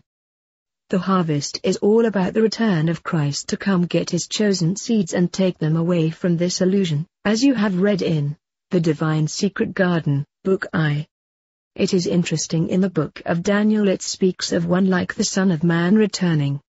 But what is misunderstood is who this book is referring to as the one who the Son of Man must stand before. Read it here, Daniel 7:13 through 15. I saw in the night visions, and, behold, one like the Son of Man. This is not the Son of Man, but one likened unto him. A fraud came with the clouds of heaven, and came to the Ancient of Days. And they brought him near before the Ancient of Days. And there was given him dominion, and glory, and a kingdom, that all people, nations, and languages, should serve him. His dominion is an everlasting dominion, which shall not pass away, and his kingdom that which is, shall not be destroyed. Perpetual kingdom, that is time loop. I Daniel was grieved in my spirit in the midst of my body, and the visions of my head troubled me.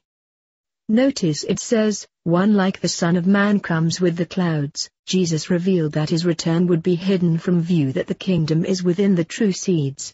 And that his kingdom comes not by observation, meaning it can't be seen with one's eyes.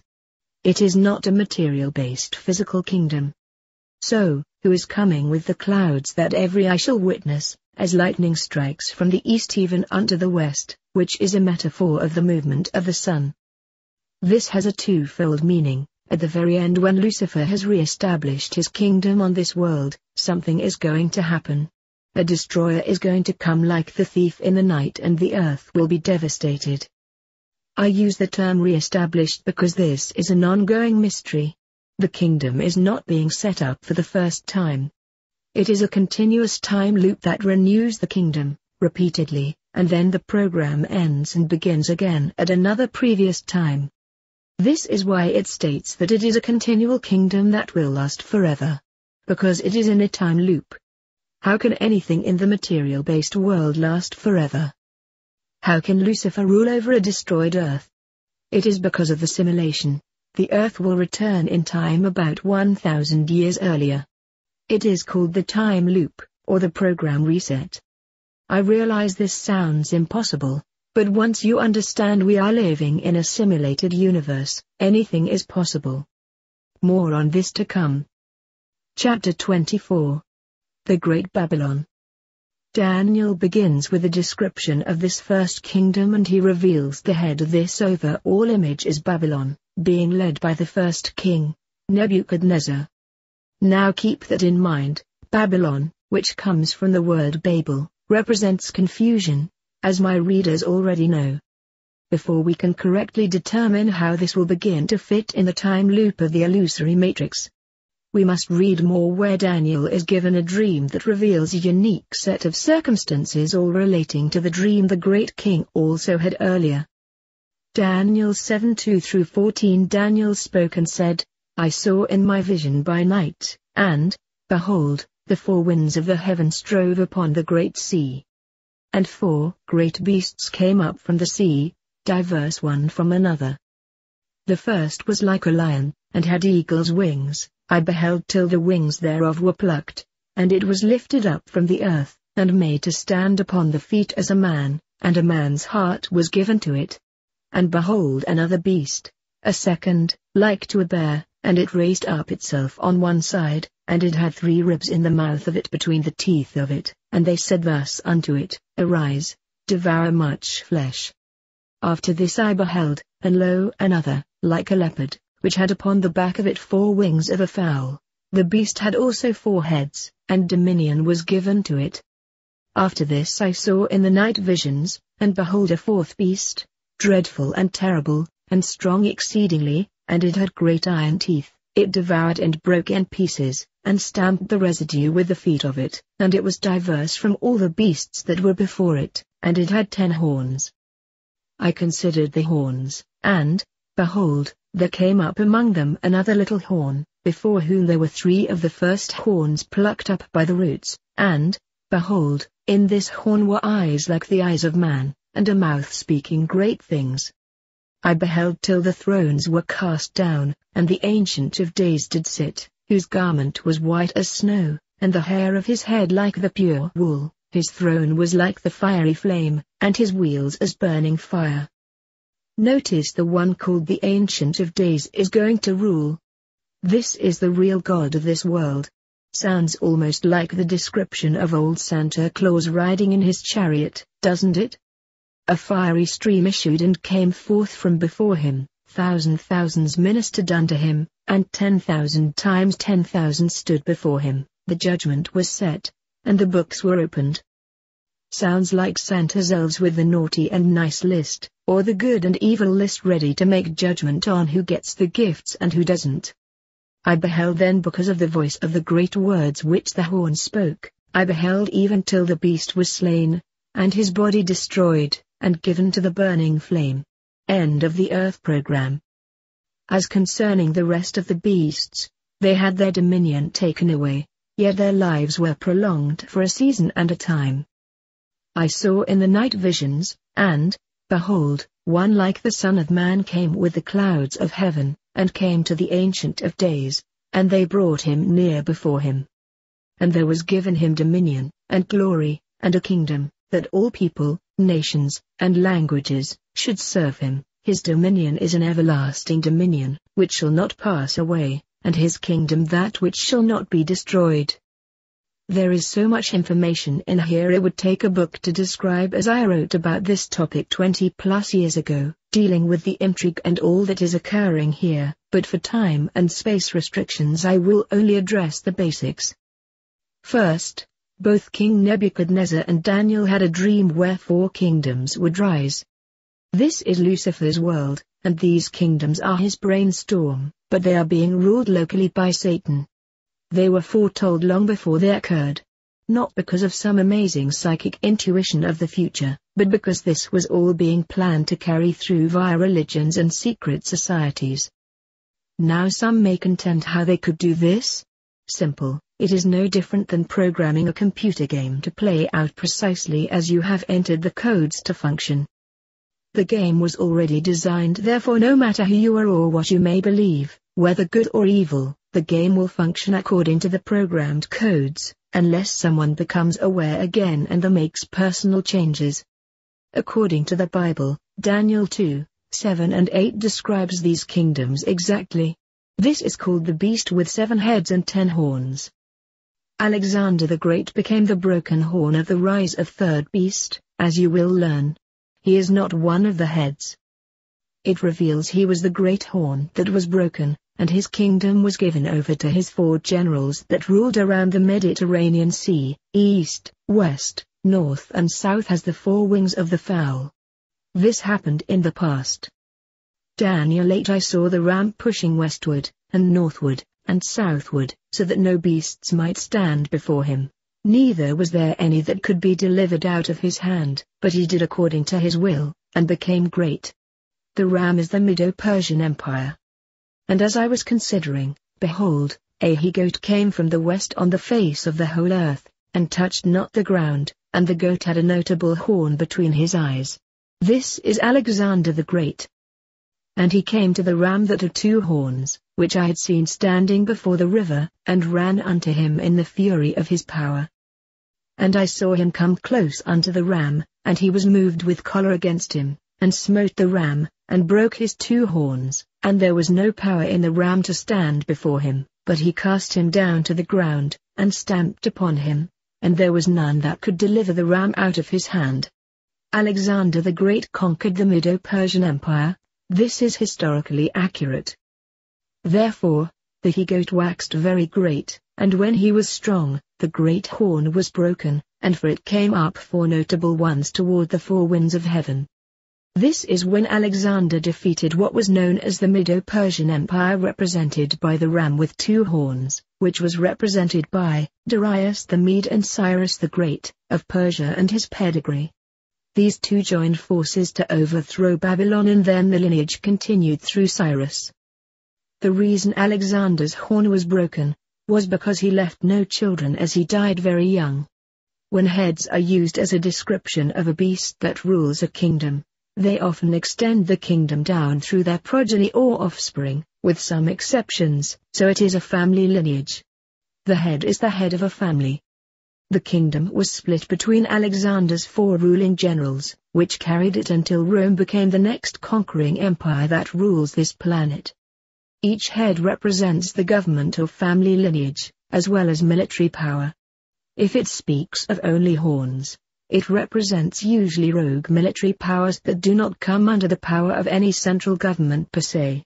Often the horn powers work alone or in secret unless there is also a head present. Some may wonder why Darius and Cyrus were not revealed as being 2 heads, since they were revealed as being 2 horns. This is because the kingdom of the Medes did not last long, as it all reverted to the power of the Persians. And Cyrus and his family lineage took over the kingdom for over 200 years. Thus, the 2 horns were on the same ram head when conquering Babylon, but only one was left that continued in power as the head. These 4 kingdoms would have 7 heads as a total. The first head was Babylon, represented by the first king Nebuchadnezzar on down through his progeny. He was the head of gold on the great image which represented all empires to come. He was represented also as the head of a lion, as you will learn that Judah was the lion, and thus this king is taking Judah's place as royalty of the blue bloods. Nebuchadnezzar conquered Judah, and removed all their artifacts from the temple, which he destroyed. He also had eagle's wings. There is much more to this, but I do not have time here. The second head was the ram with 2 horns. These were part of the Medo-Persian Empire, represented by Darius the Mede and Cyrus the Persian as they combined forces. It was also likened unto a bear, and it had 3 ribs in his mouth. I believe these 3 ribs represent Nebuchadnezzar, his son and grandson. It was his grandson that was defeated the night Babylon was conquered, by Darius and Cyrus. The next empire is the Greco-Macedonia Empire, and it had 4 heads due to the broken horn or death of Alexander the Great, leaving no issue. These were the 4 generals that took over power when Alexander died without having any children to take over the rule. These 4 generals were represented as 4 unique and different heads as they each ruled a separate kingdom within the Greco-Macedonia Empire. This also was represented as the 4 leopards with wings. Now the total is 6 heads on the beast. It is interesting Daniel's secondary description of the bear changed to become rams, and the leopards became goats. This shows a deceptive religious overtone. I do not have time right now to describe all of this. I will just say it has to do with the deception of rebuilding the streets and the temple of God, which Cyrus the Great had a major hand in, as a servant of Yhvh. Beyond belief, it states Cyrus the ruler over the kingdom of Persia was a servant of Yhvh only doing the Lord's bidding. Just like it was with Nebuchadnezzar, part of Cyrus' mission was that he restored Jerusalem to lay the foundations of the new temple to be built for Yhvh. But we know now it was all a deception because Jacob's lineage was a fraudulent bloodline. Jeremiah 25:9 Behold, I will send and take all the families of the north, says the Lord, and Nebuchadnezzar the king of Babylon, my servant. Ezra 1:2 Thus said Cyrus king of Persia, the Lord God of heaven hath given me all the kingdoms of the earth, and he hath charged me to build him a house at Jerusalem, which is in Judah. Isn't that strange? The Lord gave Cyrus all the kingdoms of the earth, exactly what Satan offered to Christ, which he turned down. So, who exactly is this God, and who is Cyrus?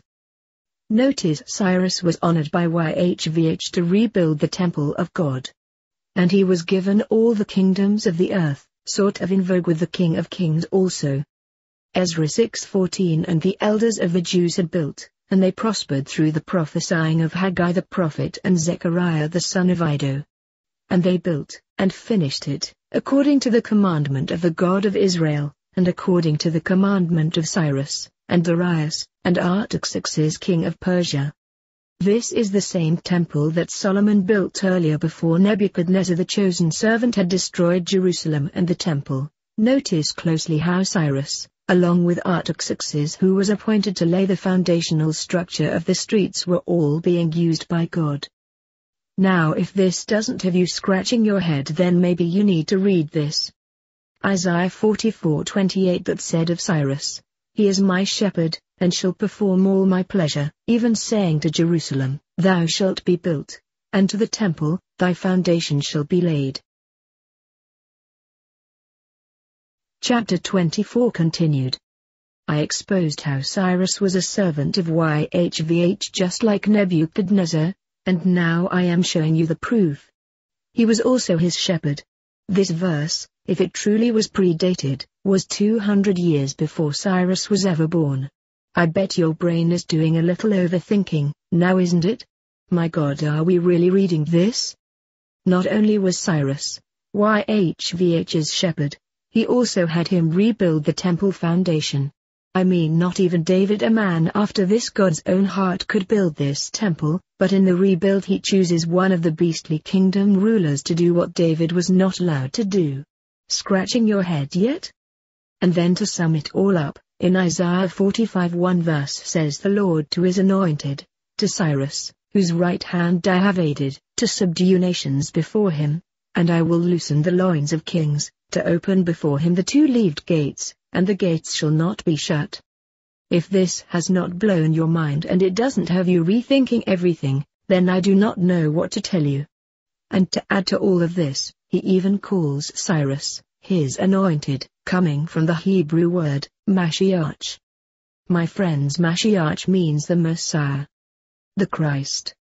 Like I said, since Christ turned down the rule that Satan was offering, it didn't mean someone else had. I am sure he would have loved to get the true Christ, but you take what you can get.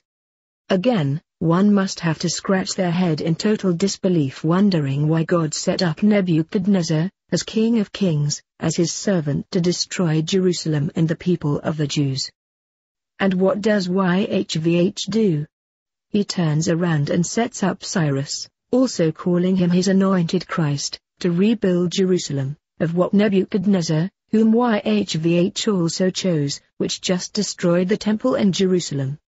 and then have the he-goat as Alexander the Great to destroy the works of Cyrus that was used to set up the temple of Yhvh again, only to eventually around 169 BC to bring in the abominations that makes desolate in the temple by having pig's blood poured on the altar.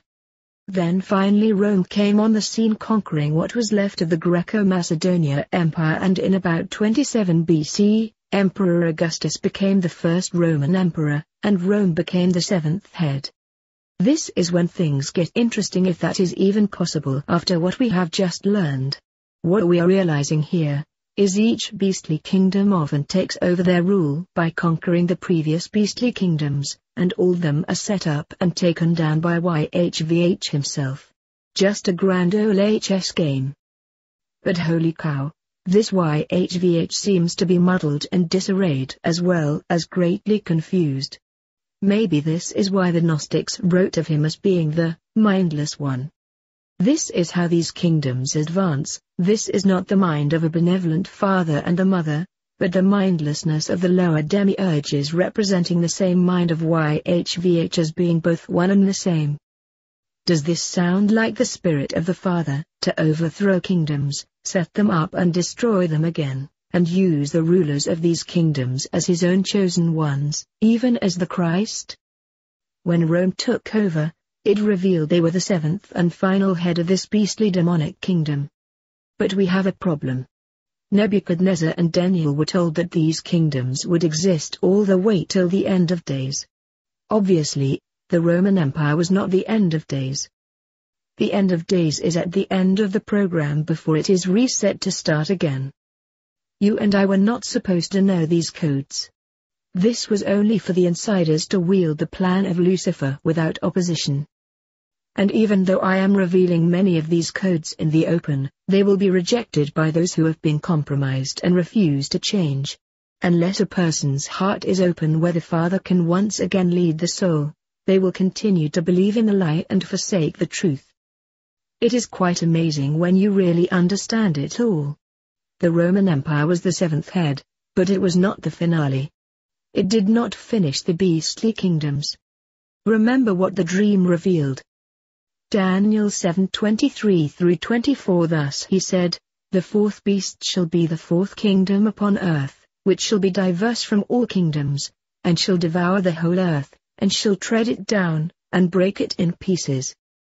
And the 10 horns out of this kingdom are 10 kingdoms, that shall rise, and another shall rise after them, and he shall be diverse from the first, and he shall subdue 3 kings." Chapter 25. The little horn arises among the 10. From the head of the fourth kingdom of Rome came out 10 horns. These 10 horns are 10 consecutive kingdoms that arise all the way till the end of days. It states, 3 of the first 10 kingdoms are subdued, and then another little horn is revealed. The key is to comprehend the way it is written. It loses its identity because the way it is written it appears as if 10 horns come about and then another follows that subdues 3 before it. This is total confusion.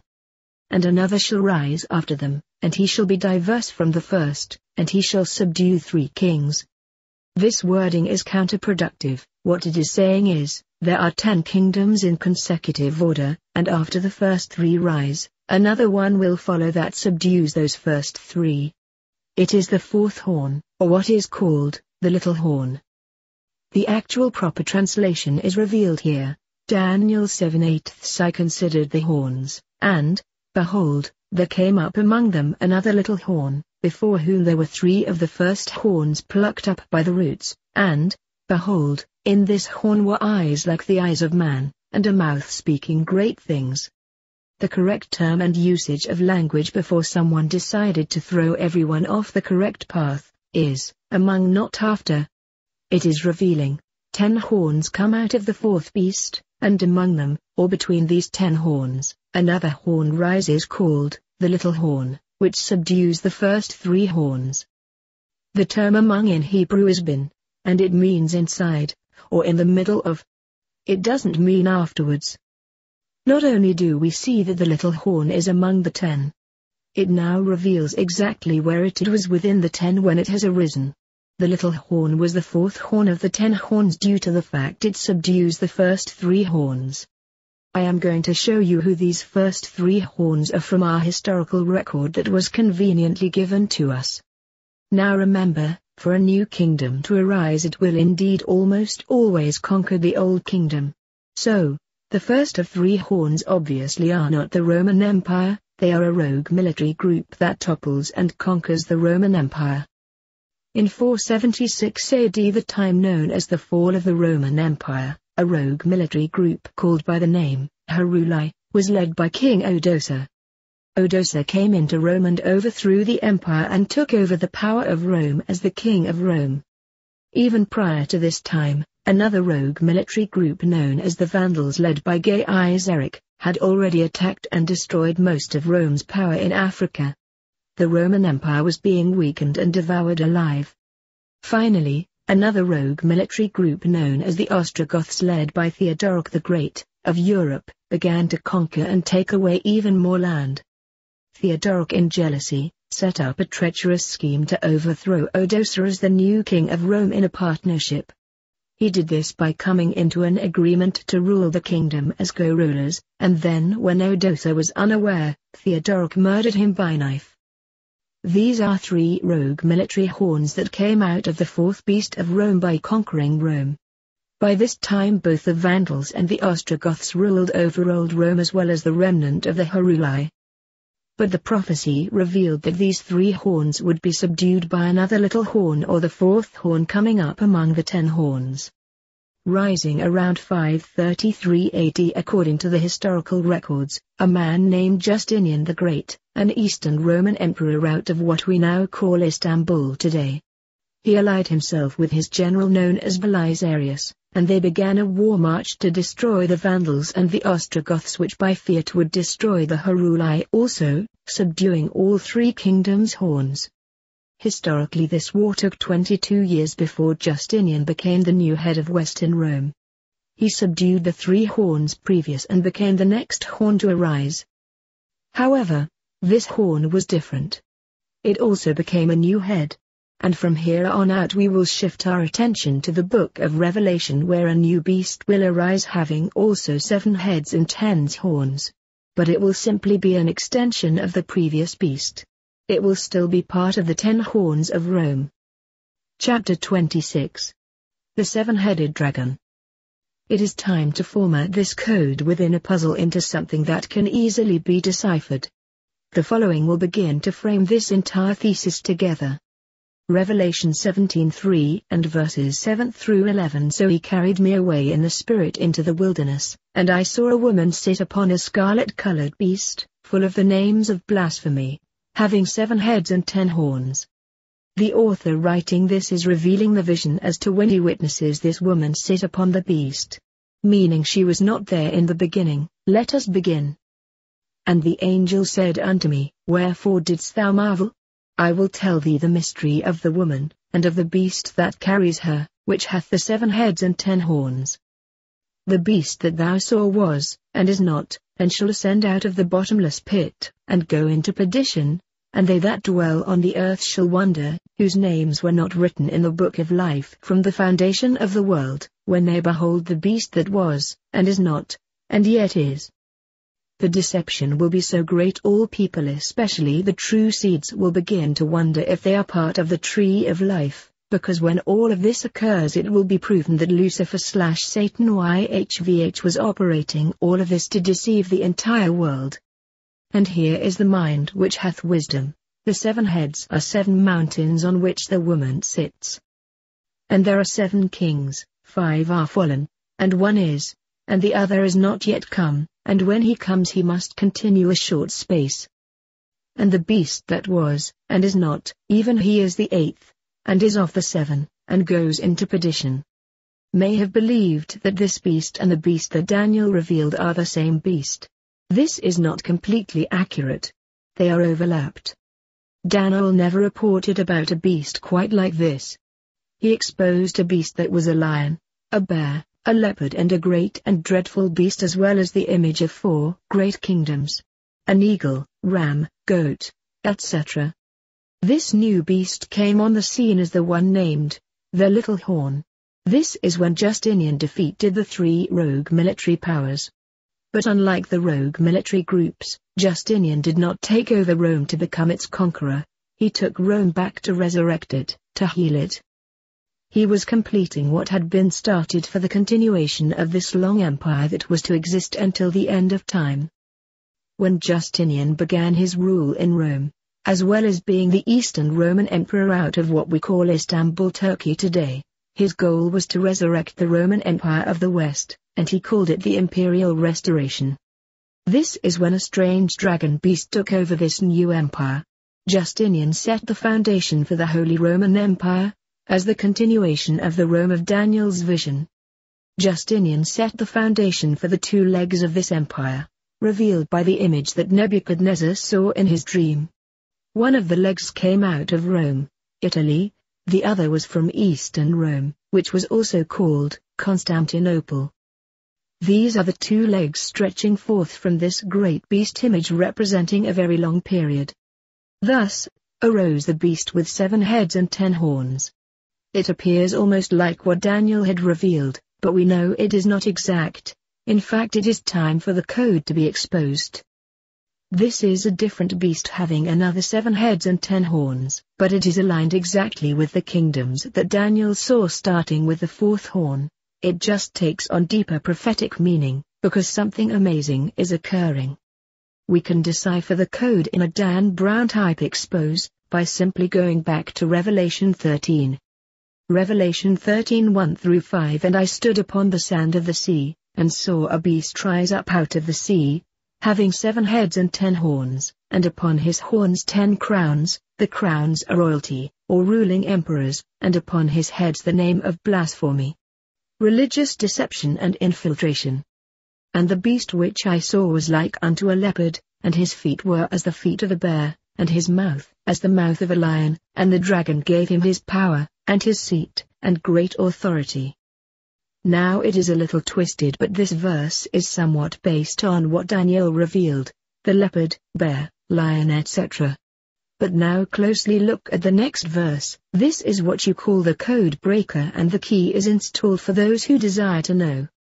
And I saw one of his heads as it were wounded to death, and his deadly wound was healed, and all the world wondered after the beast. And they worshipped the dragon which gave power unto the beast, and they worshipped the beast, saying, Who is like unto the beast? Who is able to make war with him? And there was given unto him a mouth speaking great things and blasphemies, and power was given unto him to continue 42 months. The code is being revealed above. Revelation 13 is showing that a new beast has arisen or aligned with the old beast of Daniel.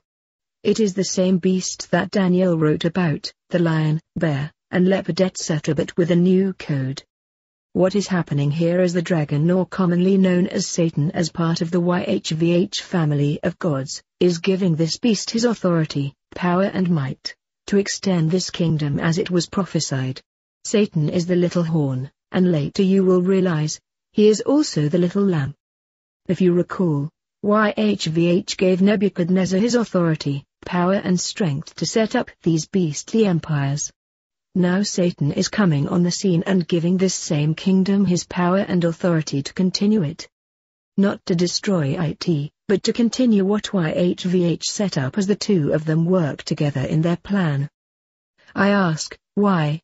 Why is the devil in league with God? Remember, the 4th head was defeated, so Satan comes on cue, on the scene to restore this beast to fulfill the plan, because those 3 rogue militaries defeated the 4th beast, but only for a short time, between 476 AD to 555 AD. But the 4th beast was to continue until the end of days. Therefore, it's not important to know why the dragon is giving this kingdom his power as if in league with God. My readers already know that. It is important to know when this happened and who was involved. It states exactly when this occurred. It shows that one of the heads of Daniel's beast description was wounded to death, and its death wound was healed. We know Babylon was never healed, we know the Medo-Persian Empire was never healed. We also know that the 4 heads of Greco-Macedonia Empire were never healed. What we do know, however, is, the Roman Empire was healed according to the program.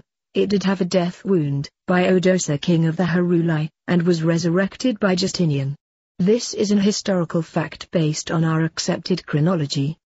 The 3 horns that came out of this empire extended out of the 4th beast head, after Rome was conquered in 476 AD by the Heruli, and then came the Vandals and the Ostrogoths. Yet a 4th horn, known as the Little Horn, brought the Roman Empire back to life, called Justinian's imperial restoration. Now the 4th horn, or the Little Horn, shall speak great words against the Most High, and shall wear out the saints of the Most High, and think to change times and laws, and they shall be given into his hand until a time and times and the dividing of time. Now this is a ruse. Satan has come on the scene to speak against YHVH, who set up the beast kingdoms in the first place. However, there is also a dual message from the true children of the Father, to beware of this wickedness. Satan came to blaspheme against YHVH. The YHVH is the Most High God of this world as the Ancient of Days. And just like in the garden, Satan came to deceive the man and woman by appearing to go against the Most High God in the garden, but it was all a subterfuge. Remember, as I have pointed out, that the Hebrew word for the Most High is Elyon, which sounds like alien. I want you to consider what is being laid out before you. God set up the beastly kingdoms that were to last until the end of the world, and then the kingdoms would be overthrown and crushed.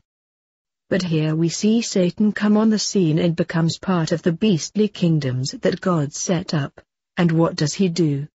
Does he destroy them? Before I get there, I want to inject a point here. We also know a specific truth about this God. It said he sets up and removes all kingdoms. So, if Satan is coming in now to re-establish this kingdom to continue it, it is simply another way that God is setting up a kingdom and bringing others down. Satan restores the last head so it could continue, and goes right along with it, and then adds his presence as a little horn or the 4th horn, and continues with this same beastly kingdom that YHVH originated. When Justinian rose to power and resurrected the old Roman Empire, he also changed laws, times and seasons, just like it revealed about YHVH, who also does the same, and he took great undivided power over his kingdom, just like Constantine did prior to him according to the programmed history. Revelation 13 reveals that the dragon gave this old beast his power and authority. He did this when Justinian came into power.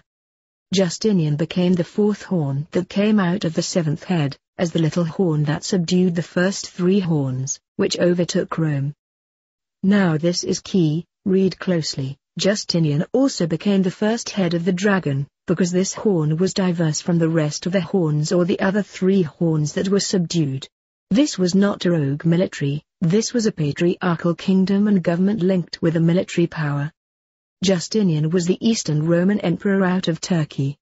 He was the head, and his military power was the horn. The first dragon head is now lined up with the 4th horn of Daniel's description. Now begin to understand the mystery. Justinian set up religious laws and began to change the times and seasons. However, Justinian has been taken over by Satan, who is now doing the work of YHVH. According to history, Justinian had a hand in creating the format that would later become known as the Bible.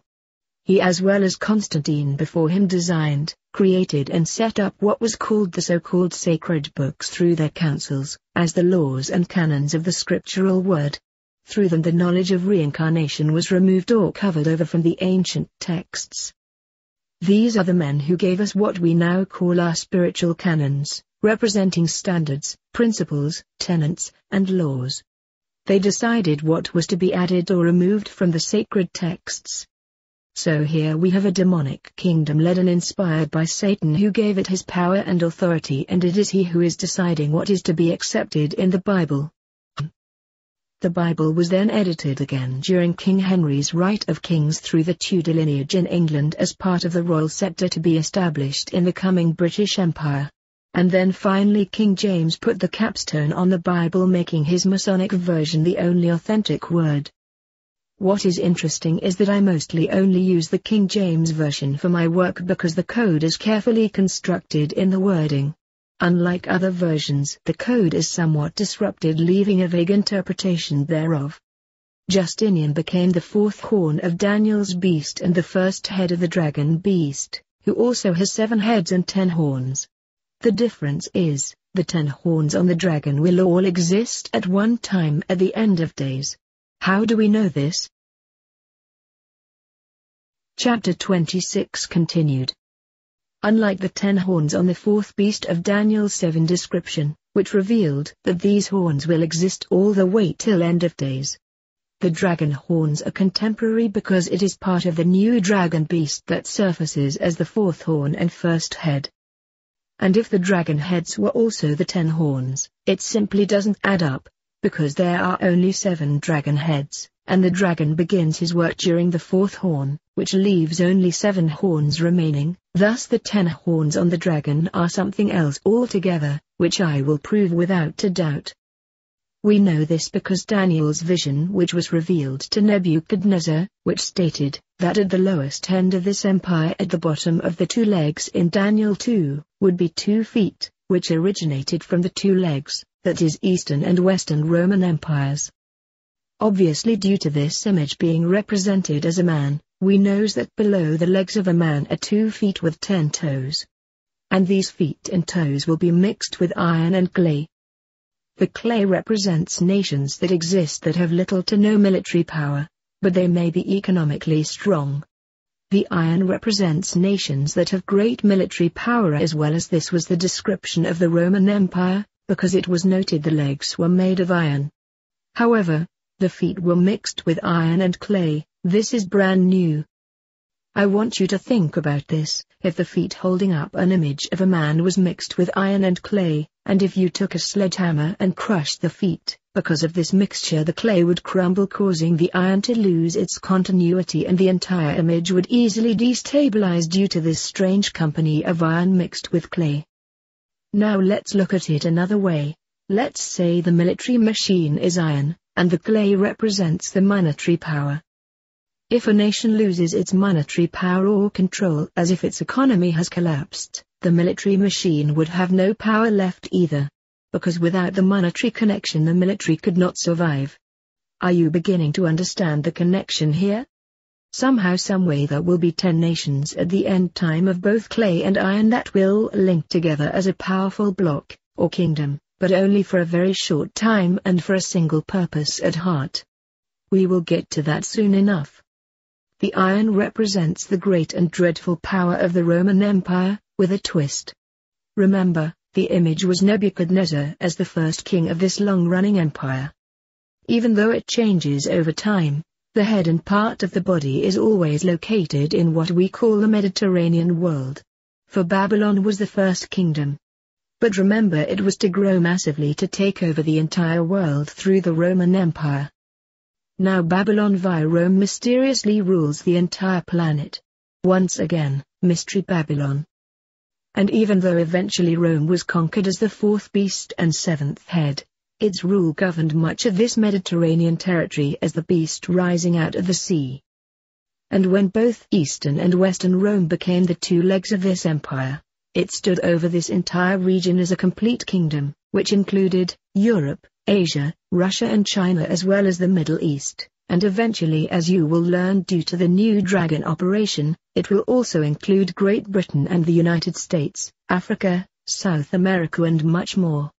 You will understand how this all happened. It is not important to recognize where the feet are located as to only view this small area as being significant. You must understand, this kingdom grew to take over the entire planet, to set up a one-world government. It represents the image standing on the earth and controlling the globe, not just where the feet are located. Daniel 2:33-35. His legs of iron, his feet part of iron and part of clay. Thou saw this till that a stone was cut out without hands, which smote the image upon his feet that were of iron and clay, and brake them to pieces. Then was the iron, the clay, the brass, the silver, and the gold, broken to pieces together, and became like the chaff of the summer threshing floors, and the wind carried them away, that no place was found for them, and the stone that smote the image became a great mountain, and filled the whole earth. A great mountain is another or secondary worldwide governmental kingdom to be set up. Daniel 2:41. And whereas thou saw the feet and toes, part of potter's clay, and part of iron, the kingdom shall be divided, but there shall be in it of the strength of the iron, for as much as thou saw the iron mixed with miry clay. So, the 10 toes align with the final 10 horns on the dragon. Notice the key, it says this kingdom of the 2 feet and 10 toes are divided. These specific nations have never come together before in history. But for one purpose and cause, they will unite. More to come. And what is very telling, is we are told how long this dragon empire will last until it goes into hiding again until the end when Lucifer is announced as the god of this cosmos. It is important that I walk you through this diabolical plan according to the simulation program. Revelation 13:3-5. And I saw one of his heads as it were wounded to death, and his deadly wound was healed, and all the world wondered after the beast. And they worshipped the dragon which gave power unto the beast, and they worshipped the beast, saying, Who is like unto the beast? Who is able to make war with him? And there was given unto him a mouth speaking great things and blasphemies, and power was given unto him to continue 42 months. What is being revealed is the time frame when the dragon gives this beast its power, and how long it will last. And what is so ironic, according to our historical records, the time frame given is peculiarly accurate within these records. It states that this dragon will give his power and authority over to this adjoining beast to continue for 42 months. This is another code. When the Bible uses a prophetic timetable, it uses the ancient Hebrew calendar of 360 days for annual events called a time. Each day equals a year in prophecy as stated by Ezekiel in chapter 4. So, when calculating the times in prophecy, when it states 42 months, we need go back to the Hebrew calendar where each month was 30 days and 12 months, which equaled 360 days. 42 months equals 1,260 days. And when we add the year to a day for prophetic instances, we get 1,260 years.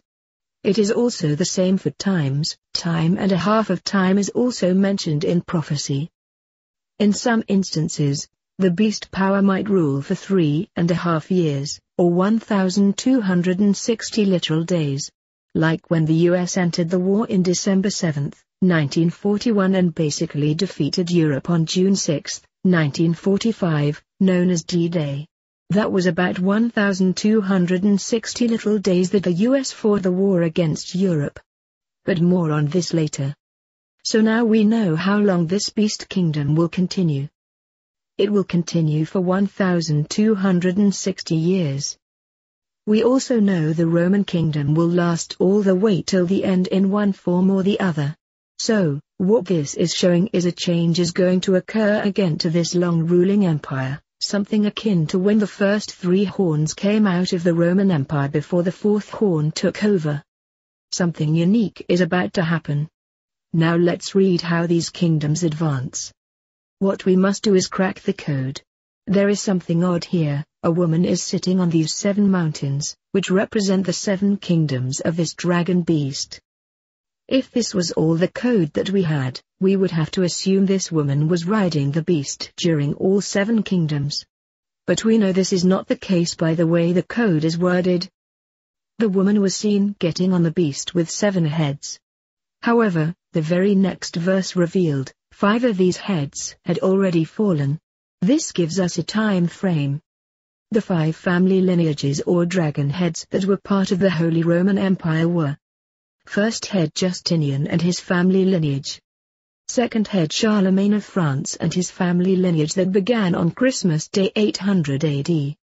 Note, many believe that this is when the Holy Roman Empire really began, and notice how it was on Christmas Day, the symbolic day for world pyramidal government.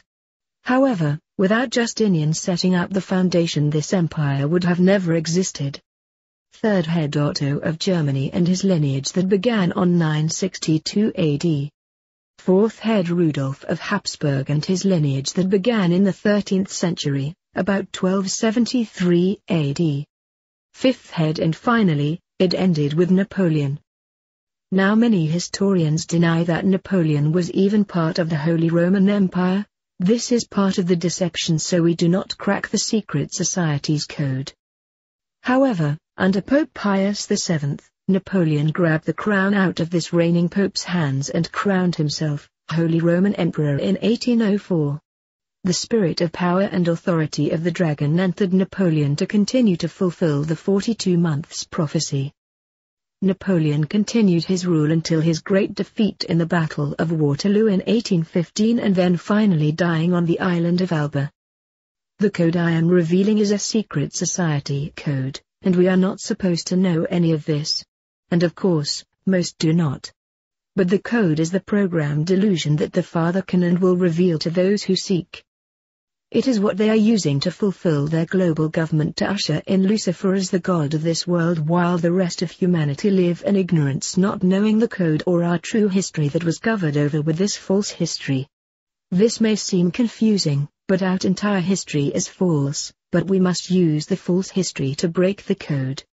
When we crack this code, we realize that 5 of the first heads had already fallen, so it gives us a time frame. And if one pays close attention to the historical record we also know that the date Justinian finally defeated the Ostrogoths and took back Rome under the imperial restoration, occurred in 555 AD, per our fraudulent history. We were told when the dragon gave his power and authority over to the beast that YHVH had created, it would continue for 42 months, however under a new identity as different god. We also now know using the code that 42 months represents 1,260 years. This means we need to add 1,260 years to 555 AD and we come to 1815 AD, exactly 1,260 years later. The Holy Roman Empire existed after the death wound of the original empire was healed, for 1,260 more years. You might ask how this is possible, because it is all a simulation. It is all being made to appear whatever way they desire because we have bought into a false and fraudulent history via the Babylonian mystery religion illusion. We seem though to have a problem here. After the 5 heads have fallen, there are still 2 more heads as well as 2 more horns. Who are they and what are they? Secondly, we now know the woman was not riding the beast with 7 heads during its power and control. Now many believe it was the Catholic Church riding the beast and she is the woman. We know the Catholic Church was the centerpiece of the Holy Roman Empire. We know the popes ruled through the emperors of Europe. The problem is, the Church was part of the Dragon Empire illusion before the 6th head reigned. The Church was not riding the beast. It was the beast. It was the dragon. After the 5th head fell, the Church never again had its power in the open. It all went into secret as did the dragon. In fact, the dragon was obviously the Church all along. This is how he entered, this is how he gave power and authority over to the beast. And how he blasphemed the truth. We know without a doubt that the great whore riding the beast did not ride it during the first 5 heads, so the woman as the whore being represented is not the Catholic Church. Because it revealed when the woman began riding the beast, that 5 heads had already fallen. Now the last 2 heads are indeed of the same beast but somehow unique and different. This was the code to reveal when the woman boarded the beast. She rode the 6th head and 9th horn when she jumped aboard, because 5 heads and 8 horns had already fallen. However, don't we still have a problem? No. We do not have a problem, it works out perfectly. Revelation 13:11-12 And I beheld another beast coming up out of the earth, and he had 2 horns like a lamb, and he spoke as a dragon. And he exercised all the power of the first beast before him, and caused the earth and them which dwell therein to worship the first beast whose deadly wound was healed. There is no mention of any woman riding the dragon beast in Revelation 13. However, There is mention of a new beast that arises after the 1,260 years or 42 months are complete. Therefore, in 1815 a new beast had arisen to continue this empire, but it will be different, because the dragon had gone underground after the 42 months that the kingdom was to continue. And shockingly enough, guess what? This new beast is called, like a lamb with 2 horns. And are we not missing 2 more horns via Daniel's prophetic vision? At the end of the 1,260-year rule of the resurrected Holy Roman Empire, 2 more powers entered the scene, but they are not the Dragon Empire. However, it shows the dragon speaks through this new beast that appears like a lamb, and he spoke as a dragon. The interesting thing is, this is when this woman jumps aboard the beast that has 7 heads. In Revelation 13 it is speaking of the lamb with 2 horns during the time when Revelation 17 is speaking of the great whore riding on the last 2 heads after 5 had fallen. Now it is time to discover who this woman is, where she came from and how she controlled the beast after the first 5 heads collapsed. The smoke in your brain coming from your ears is already beginning to rise, because you already know who this woman is. Chapter 27. The Great Deception. We last left off by describing the first 5 heads that had fallen, and then it spoke of the woman riding the beast with 7 heads. The only area this is revealed is Revelation 17. There is no mention of the woman in Daniel or Revelation 13 when speaking of these beastly kingdoms. Obviously, it becomes apparent that this woman jumped aboard this beast after the 5th kingdom fell. But where did she come from? Where was she all this time? Israel, Ephraim and Manasseh were in hiding, meaning they had not received their blessing of greatness just yet. They were hiding with their father's brothers in the wilderness. Remember, both sons were the only ones to take upon the name of Israel after the dispersion of the rest of the Israelites. Therefore, the new woman is Israel, that is Ephraim and Manasseh, which were also called brothers and sons. Even though Ephraim was slowly gaining its power and fame through the kingly royal lineage of Britain, it was still the Holy Roman Empire that was ruling this earth. So where was she all this time? Well, Revelation 12 answers that question also. However, before we get into this topic I need to explain how Revelation 12 was purposefully twisted and the account written is discombobulated. It needs to be reset in the proper order, and that is what I will attempt to do. Revelation 12. And there appeared a great wonder in heaven, a woman clothed with the sun, and the moon under her feet, and upon her head a crown of 12 stars. I have discussed this in limited fashion, but now I want to reveal this discourse to help it make better sense. First, what we are seeing here is a vision. Someone is having a vision of a woman in the heavens clothed with the sun. I have revealed that the sun is Lucifer, and he is married to this woman. But this is not a woman, it is only being revealed as a woman to create a code. Lucifer married a nation, not a person per se. Next, we read about another vision. Revelation 12:3. And there appeared another wonder in heaven, and behold a great red dragon, having 7 heads and 10 horns, and 7 crowns upon his heads. After this verse, everything gets discombobulated. It then begins to speak of this dragon while he is casting 1/3 of the stars from heaven down onto the earth. This is misleading. We need to move forward to get the context in alignment. Revelation 12:7. And there was war in heaven, Michael and his angels fought against the dragon, and the dragon fought and his angels, and prevailed not, neither was their place found any more in heaven. Now we are beginning to recognize the context of this article. Let's backtrack now, and we see a vision in heaven, or better translated within the mind, as visions usually are revealed. One was with a woman married to the sun, and the other was of the dragon. Immediately after we position the text properly, we notice there was a war in heaven. We all have heard about the infamous Great War in heaven. But this war happened long before the earth came into creation. So how are we seeing a war now when we know it already happened long ago? The obvious answer is, we are witnessing a pre-Earth programmed plan as a design that was being manufactured prior to Earth's existence, or better stated prior to the program. Let's put it all together. A woman clothed with the sun, and the dragon, both are in these visions. We then learn a war breaks out, in heaven. A war between whom? Obviously, it is a war between the woman and the dragon. But it is not really telling us this. We must reformat the scriptures to recognize this. It set the stage of two visions in heaven, and then it reveals a war broke out in heaven. So, the war breaks out, and Satan the dragon loses, and he is cast upon the earth.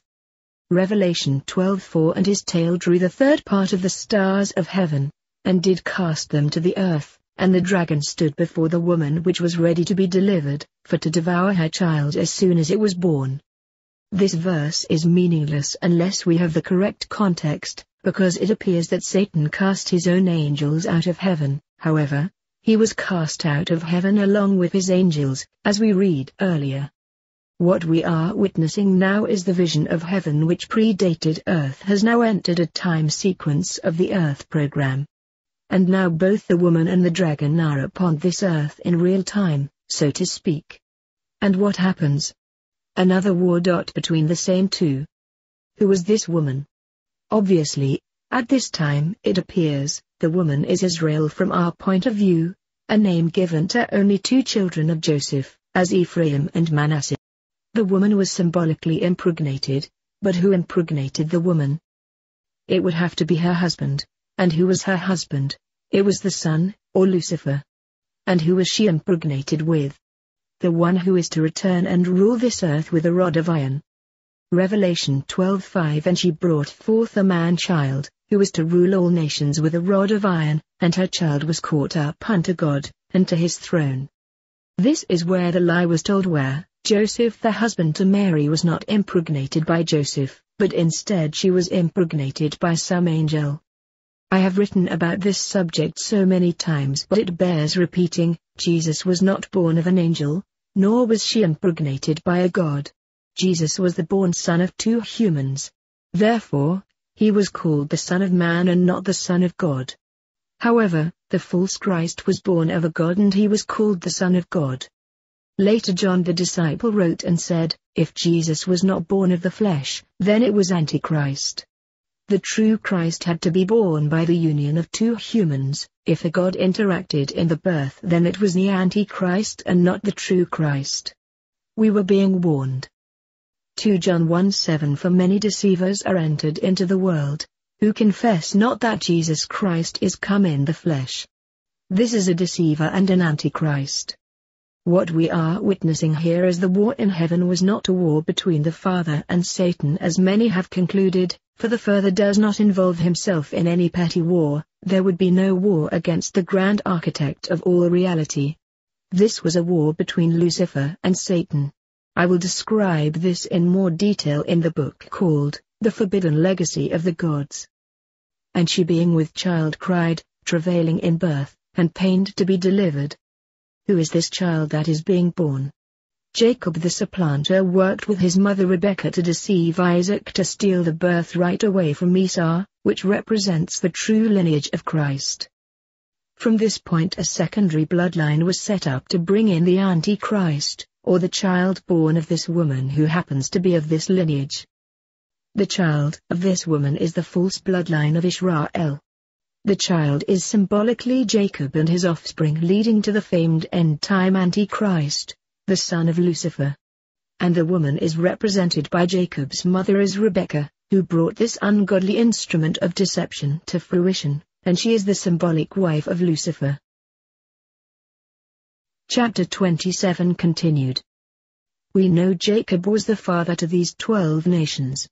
However, it was Rebekah his mother, not Jacob's many wives, but Rebekah, due to her scandalous behavior, that is the mother of these 12 nations. You are going to learn in my book The Forbidden Legacy of the Gods, that Rebekah was not only Jacob's mother but also his sister. Remember, these things are symbols, so try not to take them literally. The symbols are there to recognize the allegorical stories that have been hidden. Now let's pick it up where we are in this prophecy. Revelation 12:6 And the woman fled into the wilderness, where she hath a place prepared of God, that they should feed her there 1,260 days. Notice the amount of time this woman is in the wilderness. The woman is Israel or Ephraim and Manasseh before they were given their promise. And she was protected for 1,260 years during the time the dragon was ruling this new order as the first 5 heads. No shock there, since the dragon was ruling for the exact same amount of time.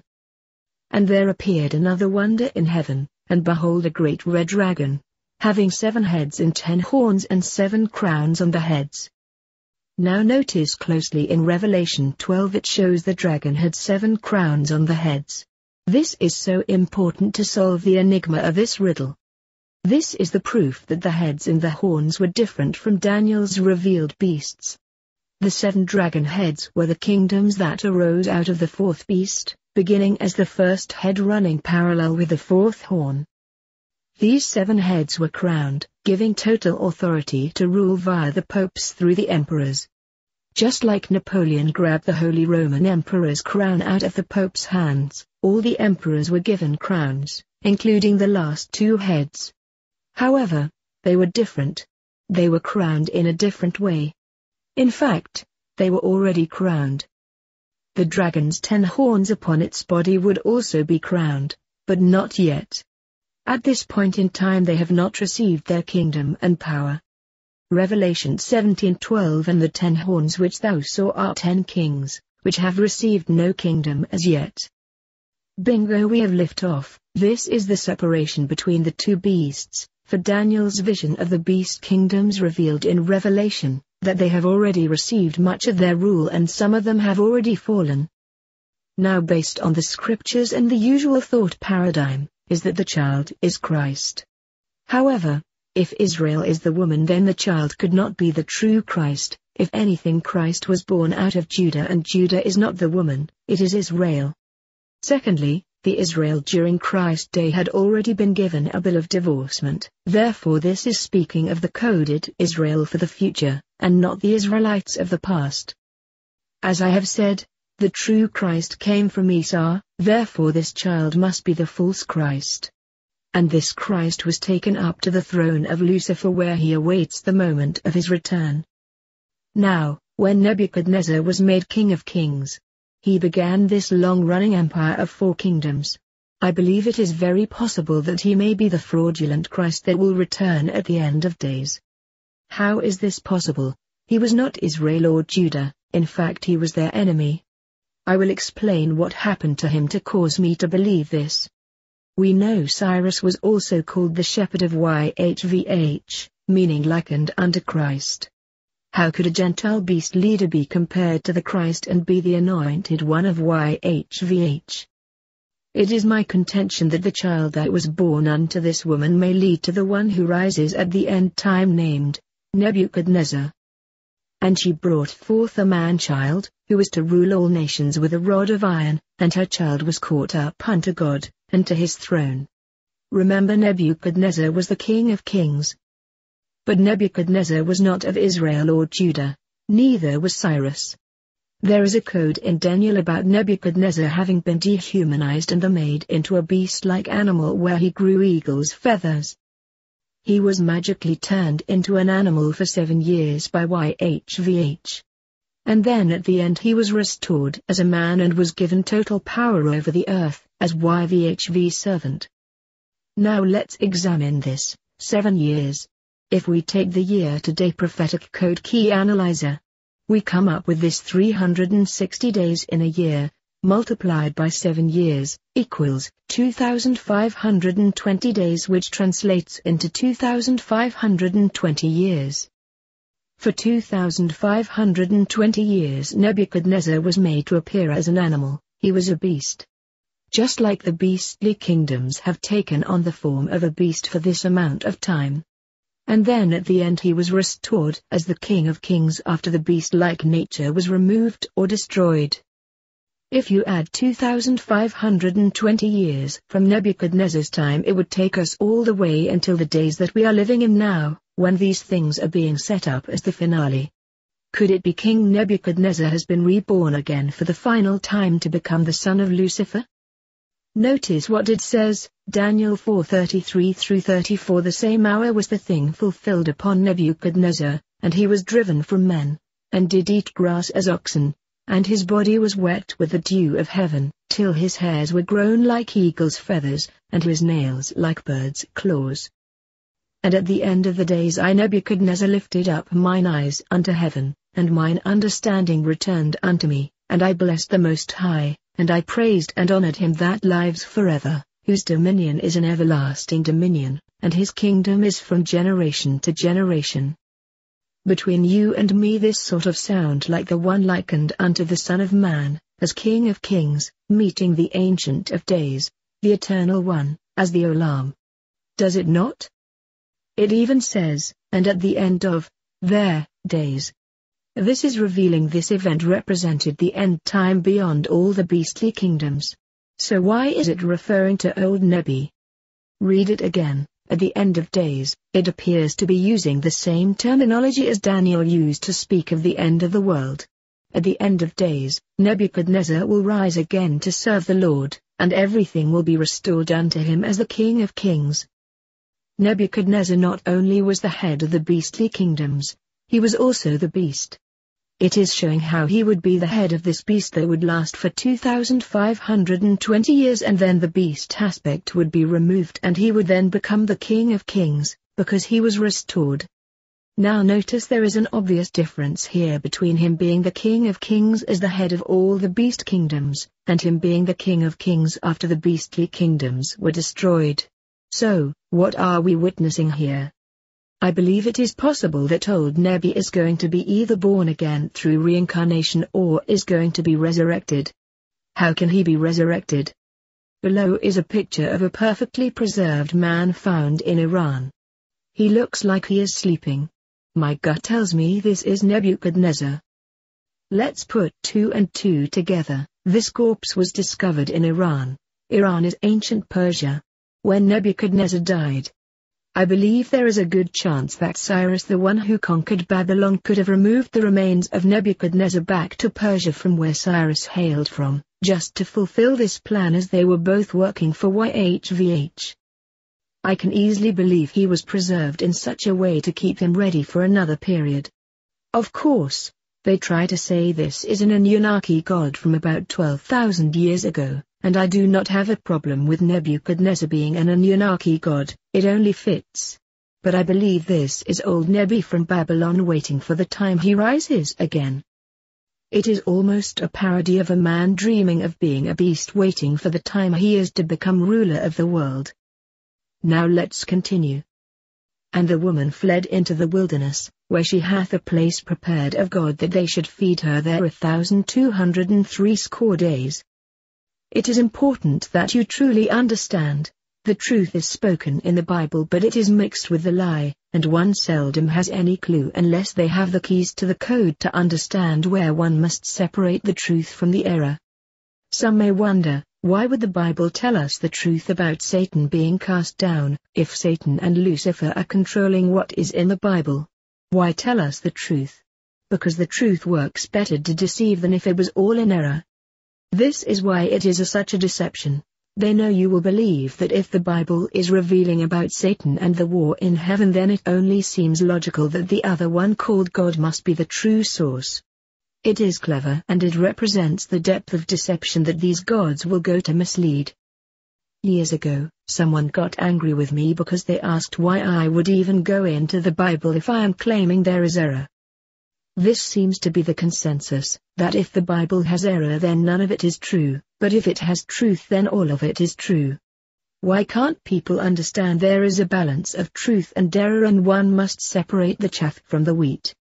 So, we read Satan has been cast down, and now the woman that gave birth to the man-child is on the run and was fled into the wilderness, for 1,260 years.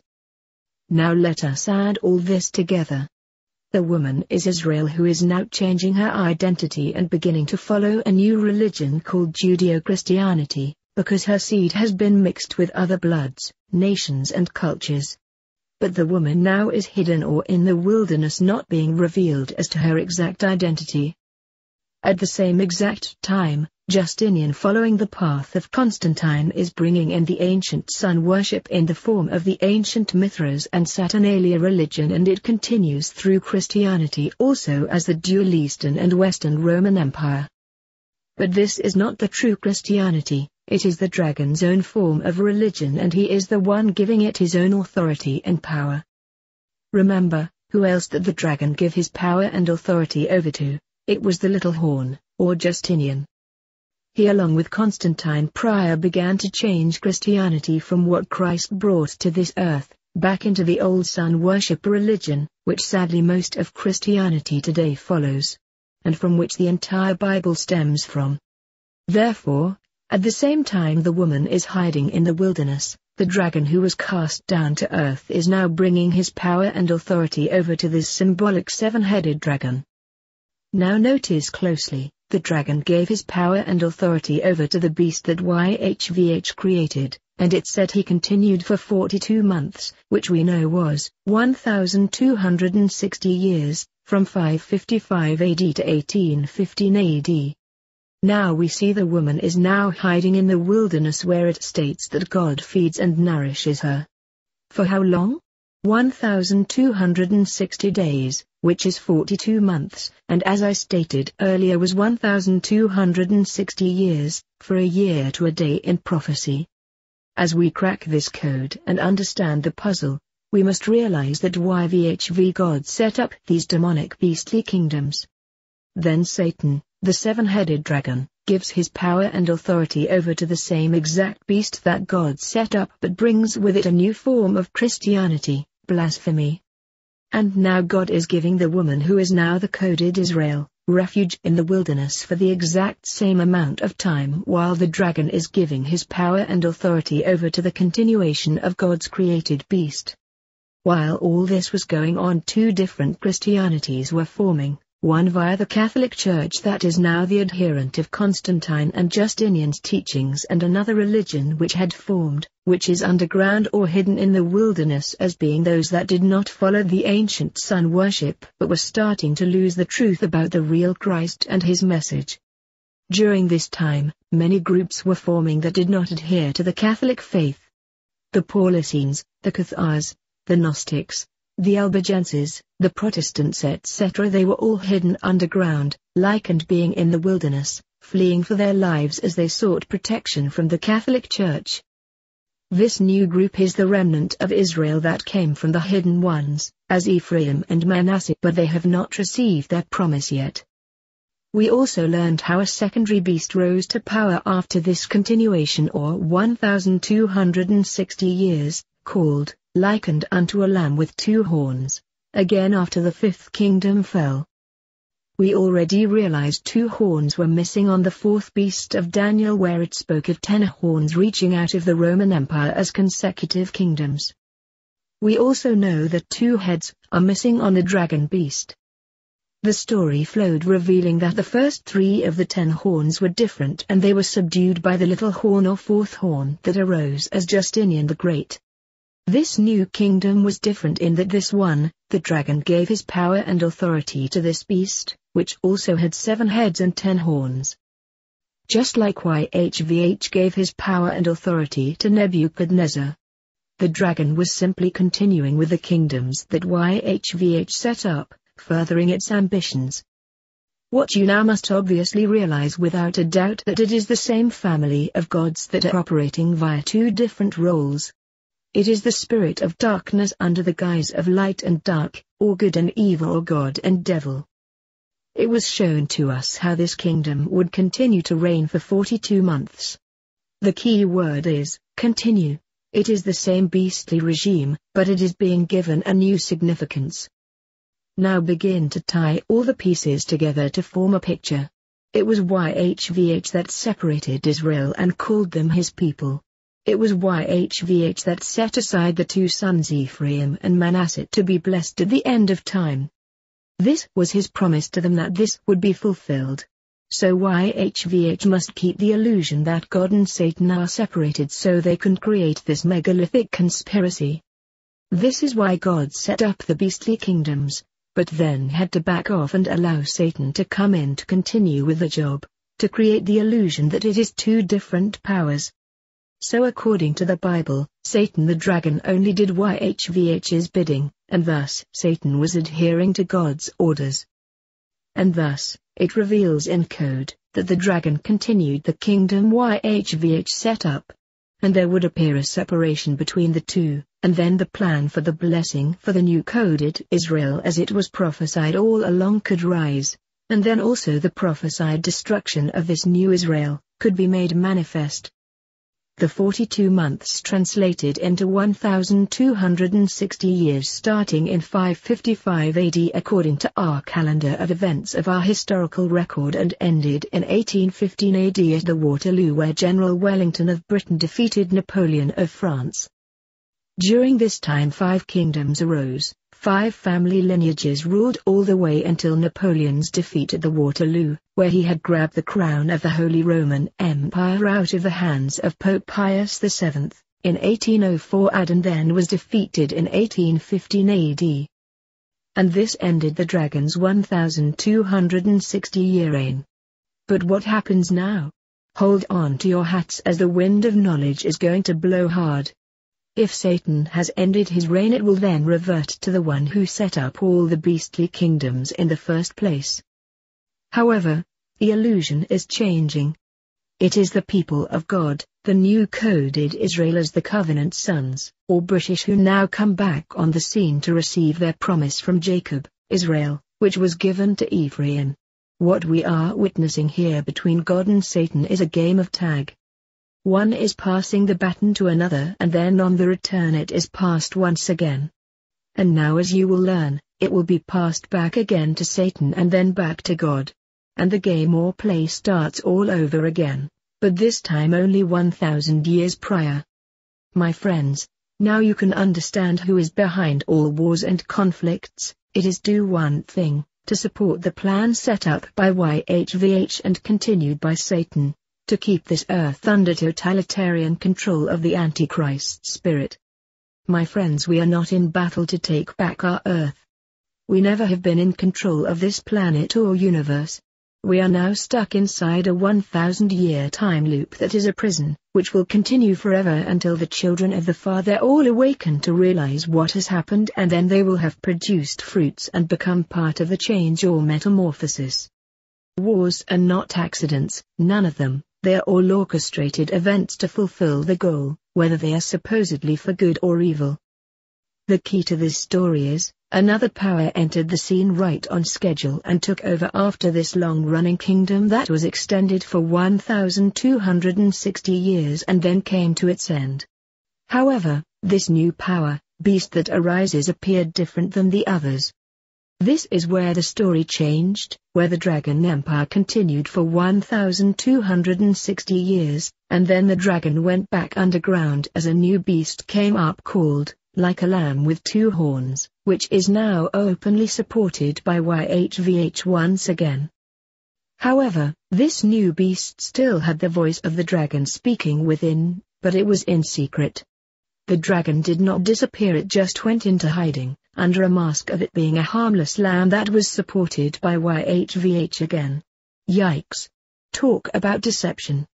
Therefore, we need to look closely at the next key to the code. So why is this beast called, like a lamb? Daniel never revealed any beast called the lamb. Now he did mention a ram and a goat, but both were revealed as a bear and leopard once the mask was removed. The characteristics of a lamb are innocent, and all the other beasts were deadly and ferocious.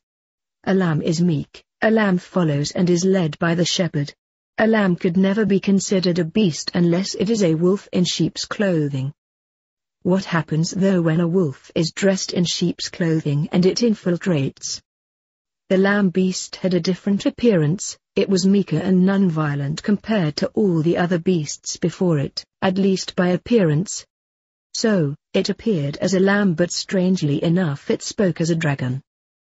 This is because this lamb was the dragon as he infiltrated the unsuspecting sheep through religious identity, which came from the Holy Roman Empire, but now has another appearance, Protestantism.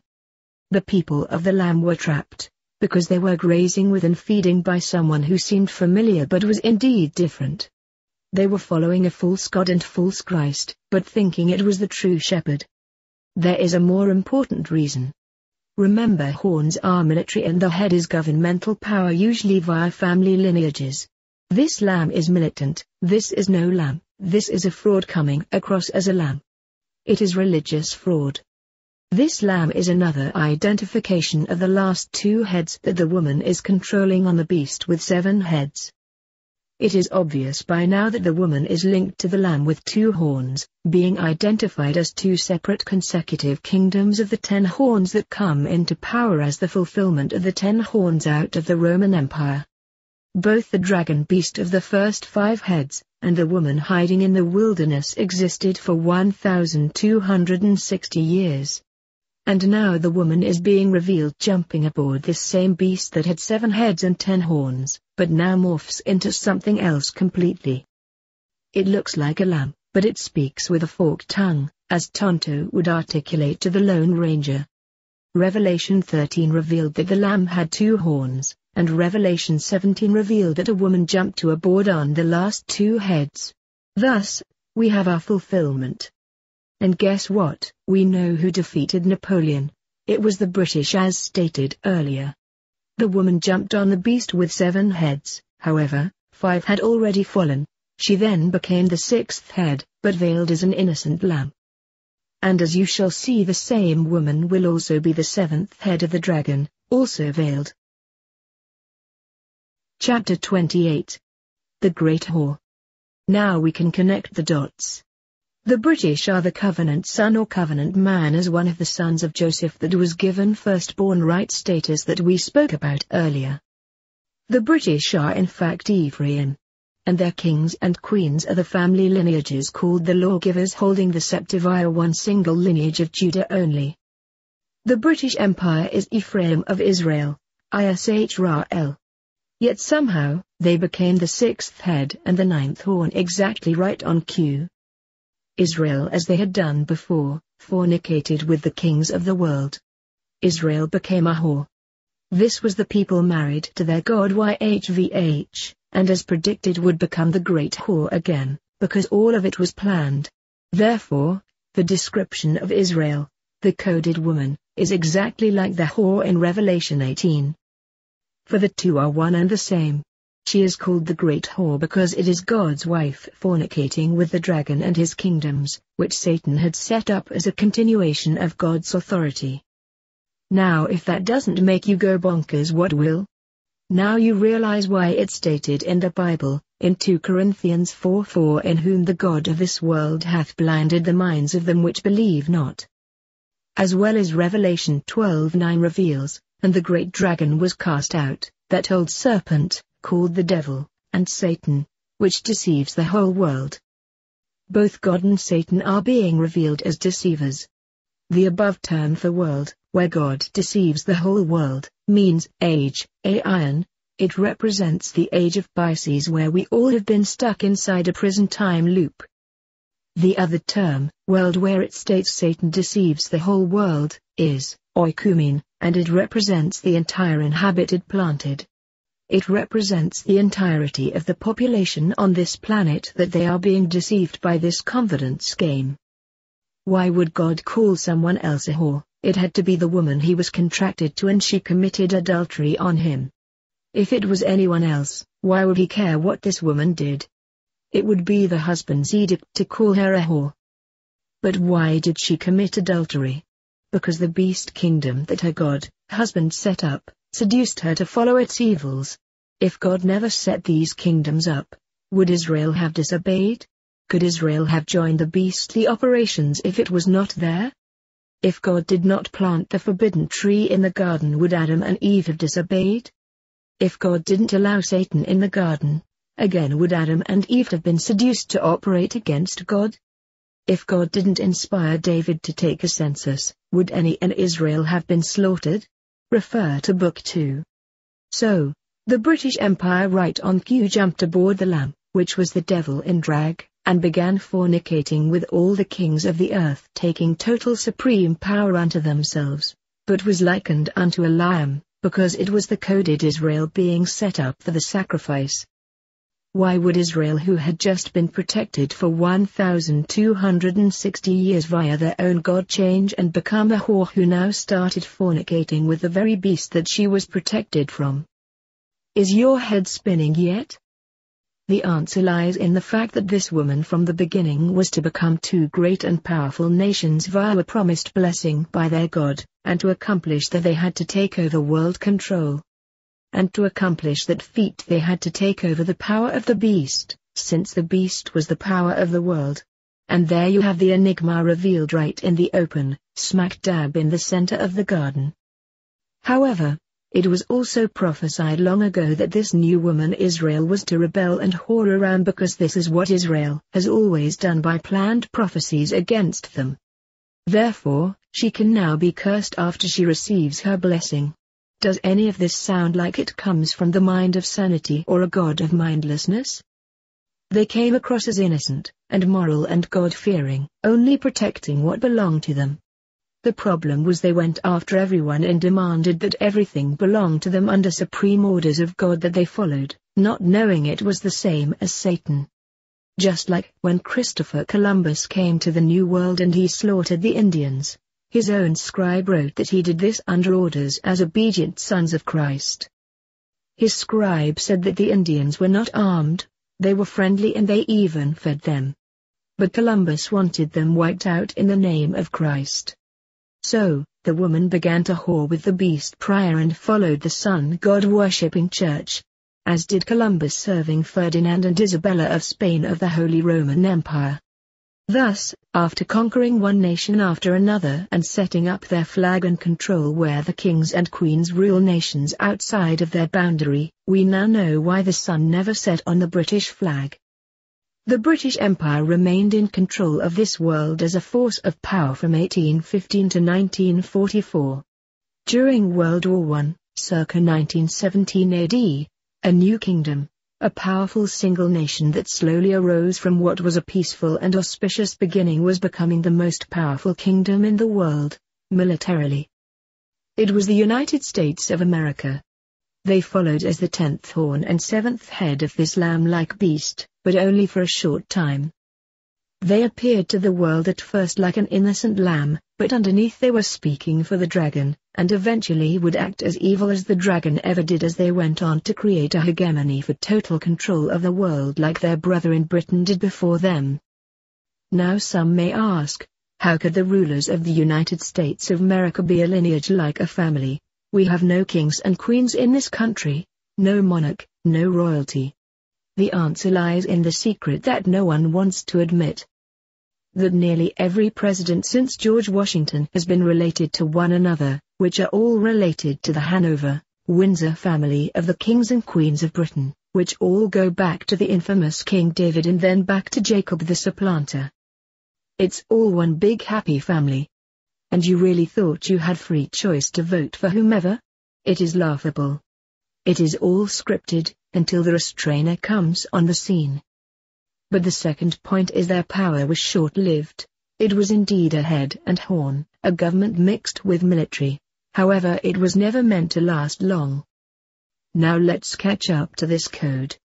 Revelation 13:11 through 15. And I beheld another beast coming out of the earth, which had 2 horns like a lamb, but he spoke like the dragon.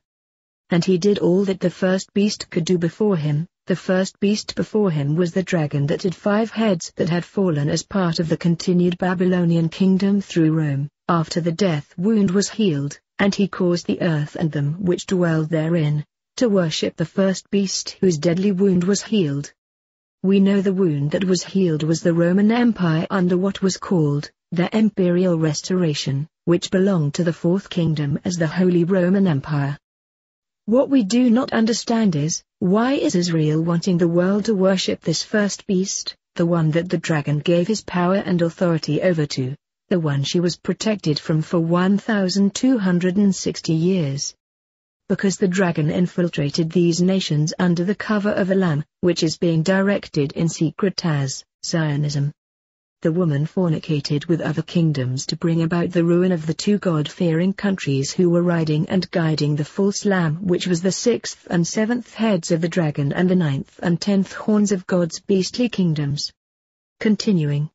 And he did great wonders, so that he made fire to come down from heaven on the earth, in the sight of men, and deceived them that dwell on the earth by the signs which were permitted to him to do in the sight of the beast, saying to them that dwell on the earth, that they should make the image of the beast, which had the wound of a sword, and did live. And it was permitted to him to give life unto the image of the beast, so that the image of the beast should speak, and should cause that as many as would not worship the image of the beast should be killed. This is going to be stupefying when you realize what really did take place right in the open for all to witness, and yet being in stealth, all by plan.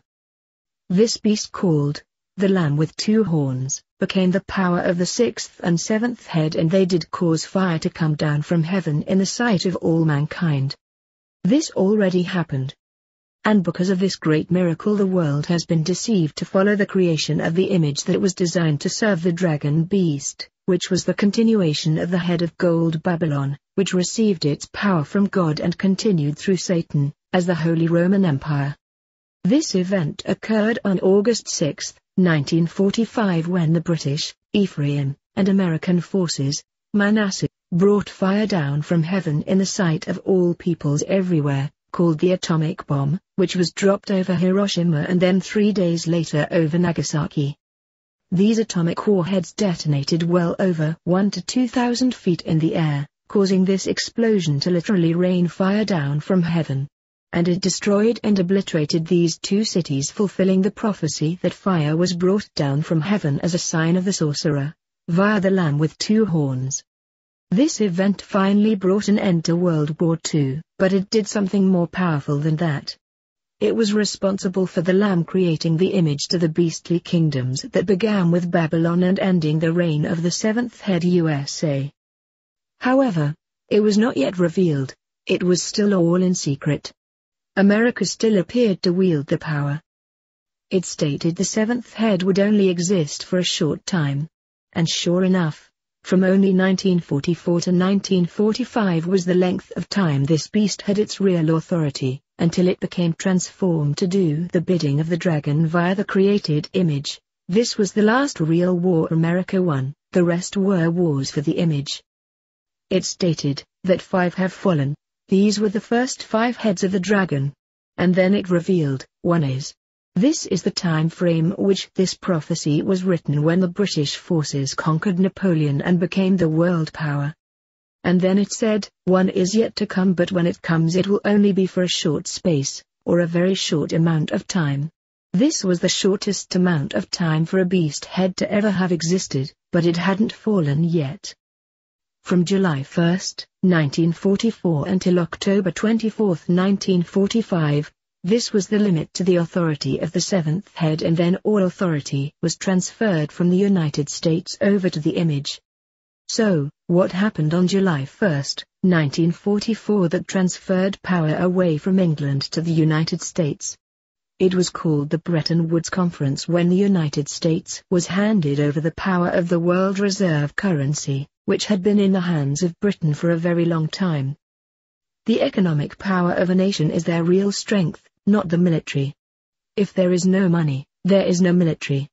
However, the authority was short-lived, because something happened that changed everything in October of 1945. The image was created. Since the image had not been given life yet, everyone continued to believe it was the power of the United States that was in operation, and they still do until the USA is going to fall. The reign of the USA has all been an illusion. The United States government has been getting their orders from Satan the dragon, who is now sitting behind the image or standing in the temple of God. It is the United Nations. IMAGE. International. Management. Alliance. Global. Echelon. As of October 24, 1945, the United Nations, 2 months after fire came down from heaven, was created by the 6th and 7th heads of the beast, that is Lamb with 2 horns. All due to this atomic bombing event, Read your history. Notice how these two nations always seem to work together even though the US separated from England. They still work together because they are brothers in the plan. It was two horns on one lamb because they work together as well as being consecutive kingdoms, however neither one has fallen yet. The United Nations was not given life yet, as of between the years of 1945 to 1991. They were simply a shadow government in which they were given total authority in stealth, but it was not yet realized by the world at large. It hadn't been given life. They controlled the planet by stealth, because it was created as a central government headquarters for the entire planet. And it found its home right in New York City, right smack dab in the middle of the seventh head kingdom. The dragon wearing the mask of the lamb. The woman Israel, who is sitting on these last two beast heads of the dragon, is still riding the beast. She appears to be guiding it along while doing her bidding, not realizing the beast is secretly guiding her. And even though all authority and power was transferred over to the dragon in 1945, again, as the one like a lamb, she is still operating as a facade as if she was really in control. Yet all the decisions coming down are more and more changing the face of this lamb and is becoming a serpent. And this will increase until the woman is destroyed from within, as she will be completely taken over by the dragon and left undressed. Like clockwork once again. New York City was the home of the famous 1939 World's Fair, entitled The World of Tomorrow. It was a spectacular feat and creation by those who theorized of a new world order. A world that became socialist in its plan. The entire World's Fair representation indicated plans for a new government, a new rule of law on this planet. It came across as benevolent, as it always does. This same area became the home of the United Nations, that is the image, which also stemmed from these same futuristic planners. This was not the first time the lamb with two horns tried to set up this image. In 1815, after the lamb defeated the dragon kingdom of Napoleon, they wanted to set up an image to the dragon, and it was called Congress of Vienna. Sort of lets you know who was operating things all along. They had hoped since Britain took power of the world that they could immediately create the image to the beast they just defeated. As if that is not confusing enough, but it failed. It simply wasn't time yet. By 1921, when America was in its beginning stages of becoming the seventh head around World War I, they attempted to once again set up the image called the League of Nations. Again, it failed. It finally happened on the very ground of the World's Fair, where the entire message was changed into the world of the future, called the World of Tomorrow, which did not espouse to the true American Constitution but a revamped world government international system of law. It finally took World War II to bring about the third and final attempt at this image, which resulted from the fire that came down from the heavens. And it was created right smack dab in Flushing, Queens, at the home of the World's Fair, in New York, and then later moved to Manhattan, where the Rockefellers donated the land for this operation to continue, as the beginnings of the world government body.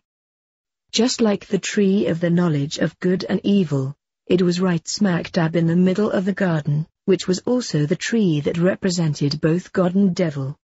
It is truly representative of one's awareness via the reptilian brain. It is the simulated image of our world. Now let's go back and get a few more pieces to this puzzle. Revelation 17:10-12. And there are 7 kings, 5 are fallen, and 1 is, and the other is not yet come, and when he cometh, he must continue a short space. Now this is going to be a shock to most people. What this is revealing is the author of this part of Revelation edited this into the Bible sometime after the year 1815 AD, knowing that the Holy Roman Empire had finally come to an end. How do we know this? Because it states 5 have fallen and 1 is. This reveals the time when the author wrote this into the book of Revelation. If you were speaking prophetically or about the future, why would you ever say 1 is as representative of being contemporary, if it meant at another time? Why else would the author write 1 is, meaning current or contemporary, unless it was happening during this author's time? And this author also knew the code, or else how could he have rightly understood how this kingdom fit into the prophecy? This was written when the British came into power, prior to the USA gaining its power as the seventh head. As it stated, one is, that is Britain, and the other has not yet come, that is America, but plans were in the works to make sure America became the world power as the single great nation that was prophesied. When America finally did enter the scene, and take that power unto themselves, it would only be for a short time. It means during the time the author wrote this. The beast head was being led by the British, between the years 1815 to 1944. This was added into the Bible as late as the 19th century. Revelation was most likely written in 1486 AD, and much of the Bible was still being edited and changed and things added or removed all the way into the 21st century. However, when it was edited, it was always made to appear as if it was inserted hundreds of years earlier due to fake discoveries of ancient scriptures. And the beast that was, and is not, even he is the eighth, and is of the seven, and goes into perdition. And the 10 horns which thou saw are 10 kings, which have received no kingdom as yet. We know for a fact that 5 had already fallen, but received power as kings 1 hour with the beast. These are the dragon 10 horns at the end of this long ruling kingdom as the 10 toes on the 2 feet of the image. What we are seeing here is when the 7th head has turned its power back over to the dragon beast before it, in the form of an image, the power comes in the form of the etheric 8th kingdom. The surreptitious kingdom, the secret kingdom. Since there is no 8th head, then what is it? It is an image, a simulation to the entire beastly kingdoms that began with the Babylonian kingdom through the Roman kingdom. The new image is representative how our entire cosmos is a simulated world government program delusion, belonging to no country or nation, and answers only to Lucifer. This image is the United Nations, which controls the World Bank, the World Court, global armies, the IMF etc. by fiat. This image is being recreated at the end time as a simulation because it does not belong to any known kingdom on this world. Therefore, it cares not who is destroyed, especially if it is America. One of the first acts by the United Nations occurred in 1948, even yet without its recognized power it still had the authority. The United Nations took away Palestine from the British, who had stolen it from the Palestinians in 1919, and declared that area as Israel. The image of the beast set up a false and fake Israel to continue the illusion. This Israel was the Zionists, the Ashkenazi Jews who were sold and taken over by Satan as the synagogue of Satan, claiming they were Jews but they lied. If you can get a hold of a New York Times newspaper when Israel was created in 1948, you will read that it states the United Nations gave this land to Israel and created it as Israel. They already had the authority just 3 short years after their creation. It was not done by America or Britain, but the UN. In fact, after it was finalized what the UN had done, both Harry S. Truman and Joseph Stalin recognized the new state of Israel as being granted and created by the United Nations. A democratic republic linked with a socialist communist, and the two agree on the same deception. So why did Satan the dragon create the state of Israel? Easy. To deceive the entire world. This was done to throw everyone off the path of the code. If people are looking to Israel in the Middle East, then they will fail to realize who Israel really is. Satan planted the thought that if anyone would speak against Israel, it is a hate crime against the Jews. Nazi Germany was set up, it was all to create this illusion and therefore stop anyone from revealing the truth about who Israel really is. Even what I am revealing, people will stop in their tracks and say this guy is anti-Semite, thereby trying to nullify everything I am revealing. I assure you I am not anti-Semite, I have no hate against any race or culture. Chapter 28 continued. And then the plan can go ahead unfettered. Most Christians, Muslims and Jewish people believes Jerusalem is significant to the entire plan. How convenient, but how so very wrong they are. It is an illusory trap. However, the United Nations still did not have any real authority in the open, even though the power was passed on to them. The nations on Earth never realized what the UN really was. For many years, the UN had no seeming power and were only for show until an event occurred that is going to begin to tie all of this together. The UN has been a shadow government orchestrated by the shadow lords or the gods who are hidden mysteriously that are ruling this world.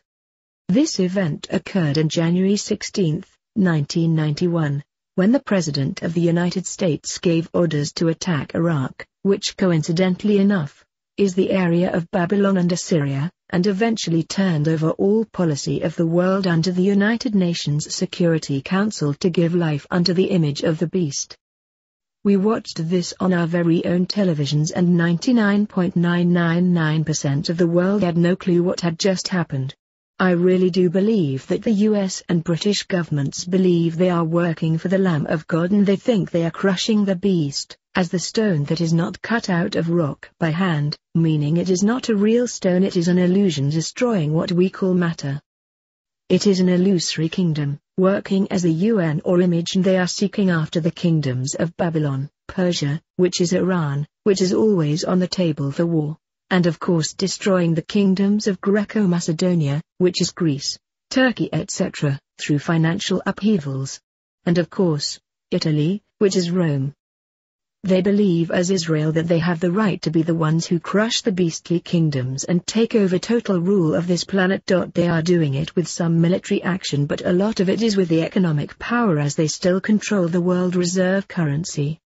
And slowly every step of the way, they believe they are creating the world government kingdom that their God, husband will rule with a rod of iron. What they don't understand is, someone forgot to tell them the plan that reveals they must be punished and removed as they are nothing but a whore being led by Satan in their God's eyes, until the reset where at another time they can do it all over again. What a horrible repetitious hell. The kingdom they think they are creating is not what they would have hoped for, because it means their destruction. Since they are riding the beast they believe they are in control, but they better take a few steps back and see what is really happening. Revelation 13. And it was permitted to him to give life unto the image of the beast, so that the image of the beast should speak, and should cause that as many as would not worship the image of the beast should be killed. This is exactly what happened. The image of the beast was given life on January 16, 1991, as the UNSC, the United Nations Security Council, and they were given power and authority for total control of the world as a governing body without a nation, and most people are not aware of what evil was perpetrated here. Anyone protesting this power was to be killed and has been killed and are still being killed by the so-called peacekeeping missions of the UN socialist agenda. We have witnessed this occur time and time again unto Arab nations who all belong to ancient Babylon, Persia, Greece, and soon to come Rome. And these nations are being destroyed one after another by the Lamb with two horns who have given their allegiance to the image. It is the United States and Great Britain as they always combine, but this time they are taking their orders from the World Security Council of the United Nations, which is now the image or eighth illusory head of this beast. It is all being done to set up the coded Israel for her destruction. What most fail to understand is this woman, the real nations of Israel are going to be destroyed according to the plan, which no one seems to understand, because they do not know the secret society's code book, which the true Father could easily reveal to them if they were truly following his will. And the 10 horns, on the dragon now, which thou saw are 10 kings, which have received no kingdom as yet. These 10 kings will hate the whore, make her desolate and burn her with fire, and it will be done in 1 hour. In my last book called, The Forbidden Legacy of the Gods, I will reveal who the man is that is the restrainer, who comes on the scene to help America for a short period, bringing it back to its foundation. During this time, the United States under the power of this man, will destroy the New World Order, because that was never the true world government to come. However, what is not understood, is America's foundation was always the Lamb speaking as the dragon. Its foundation is Israel. What this is going to do, as you will soon learn, is separate the United Nations from both Britain and the United States, and then the United Nations will set up shop somewhere else, as Lucifer will rise from the east and the United Nations will be part of the entire deception. Chapter 29. Lucifer's Diabolical Plan. I may not have everything exact here, I may be seeing things a little off, but based on what I was shown, the following will begin to present a clearer picture of the world we live in and its controllers. We now begin to enter the finale, where Israel is going to be punished due to her perverse lifestyle. This is not something that I am happy to write about, and would be more than content in hoping that this would not occur. Sadly, everything that I have written was a coded plan, and at the time of this writing nothing seems to be changing. It speaks of this woman being wiped out in 1 hour. My friends, this may be a literal hour. But how is that even possible? It is either by nuclear war, or by total economic collapse. We have now entered the area where the dragon's 10 horns and Daniel's vision of 10 toes come into play. 10 nations have one mind, and shall give their power and strength unto the beast or the dragon. Who are these 10 nations, who are these groups allied as? Remember, iron and clay. Well, I believe they are starting to form right before our eyes. They are called the BRICS nations, which as of this writing, include Brazil, Russia, India, China, and South Africa. It is mostly an Asian alliance, where Russia will join with them. So, what are these nations, and what is this alliance that is forming? And how will they harm America? As of 2011, these countries were among the fastest growing emerging markets. It's important to note that the Goldman Sachs thesis isn't that these countries are a political alliance, like the European Union, or a formal trading association, but they have the potential to form a powerful economic bloc. Bloc, a group of countries or political parties with a shared aim, such as the former Soviet bloc countries, as well as a united 10-nation trading bloc. My friends, what this alliance comes down to is that nations are going to revert to gold and silver and will eventually crush the dollar as the global reserve currency, which gave the United States their beastly power in 1944. They are going to wipe out the West monetarily. That is all that it is going to take to fulfill this prophecy, to remove the reserve currency status. But it cannot be done unless certain nations from the East align together with other nations of the world, which have never come into an agreement before. Some of these nations are the power of iron, like Russia and China, others are weak as clay, like South Africa and Brazil. Together they have already formed 5 nations, but as of this point, the true 10 nations have not yet been given their power as kings for 1 hour with the beast. Revelation 18:10 standing afar off for the fear of her torment, saying, Alas, alas, that great city Babylon, that mighty city! For in 1 hour is thy judgment come.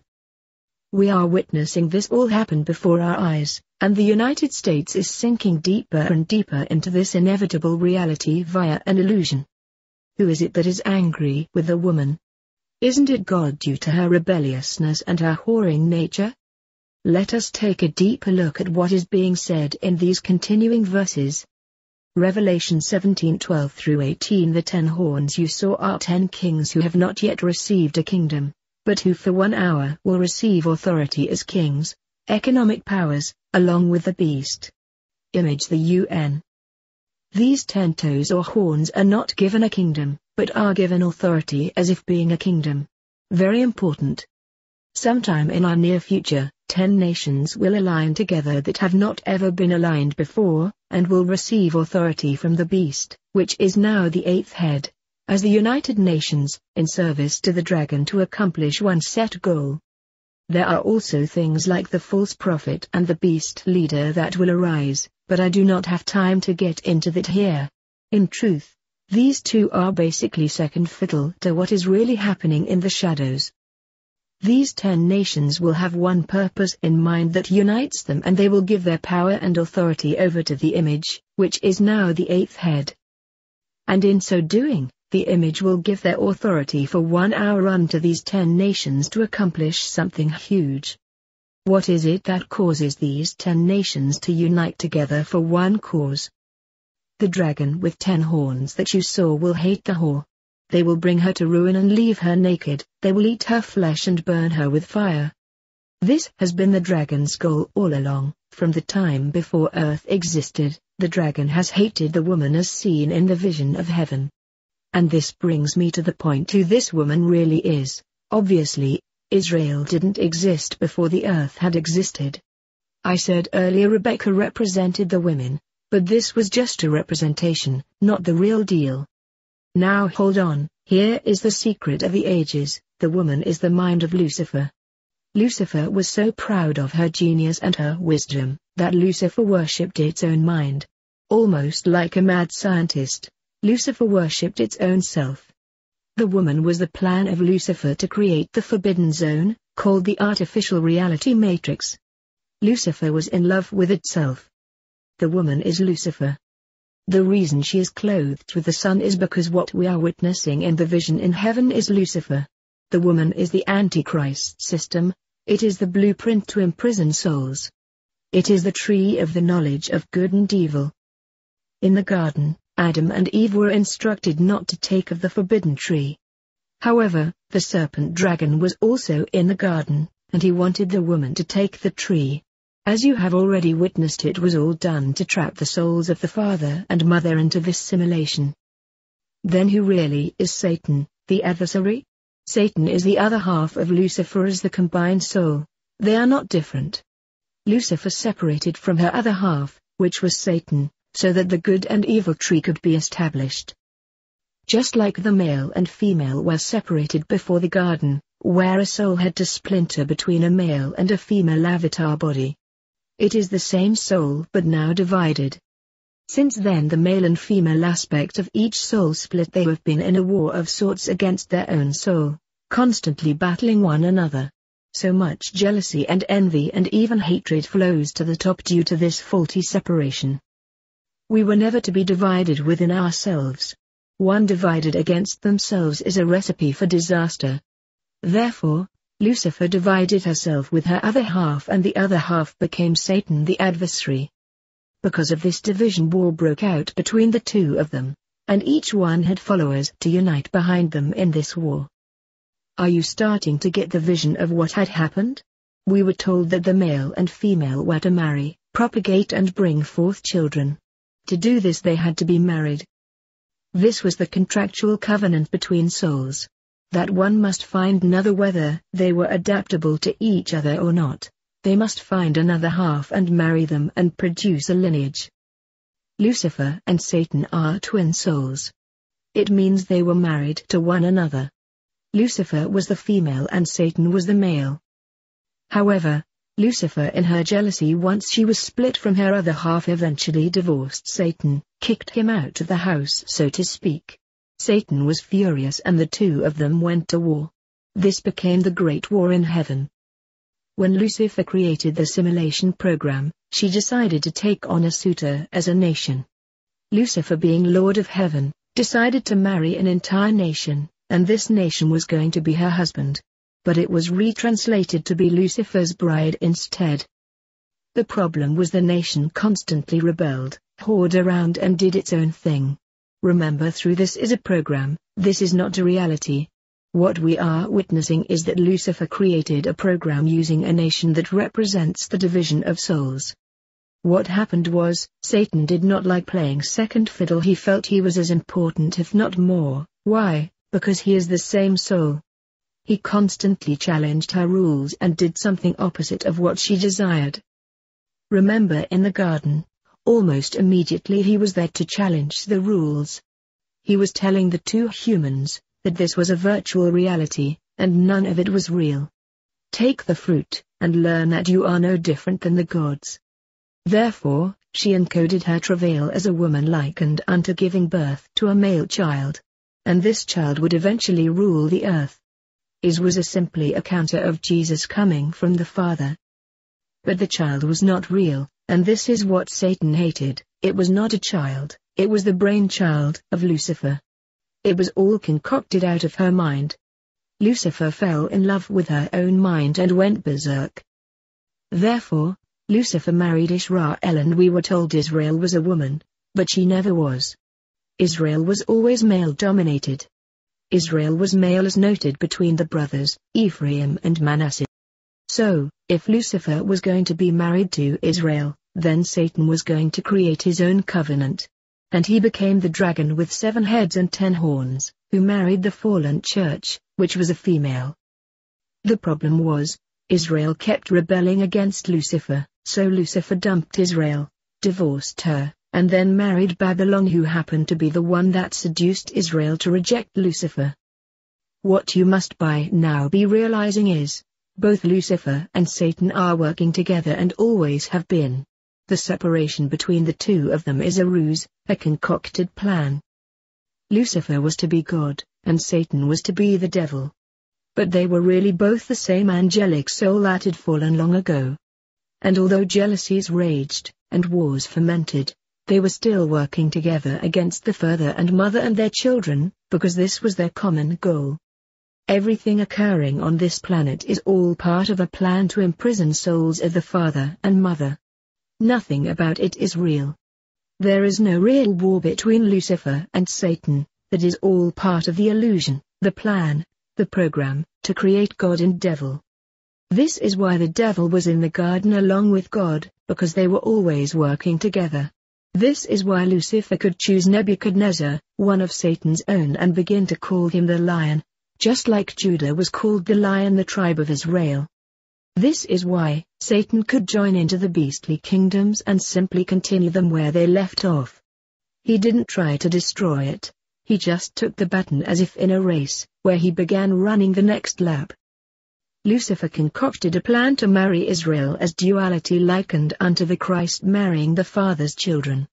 However, Lucifer set up the plan to deceive and seduce Israel, which meant to deceive and seduce the Father's children, by creating a beastly kingdom that would end up destroying Israel, and then Lucifer could divorce them. The idea was, if Lucifer could divorce her own, then this would make the true children believe the Father could reject his own also.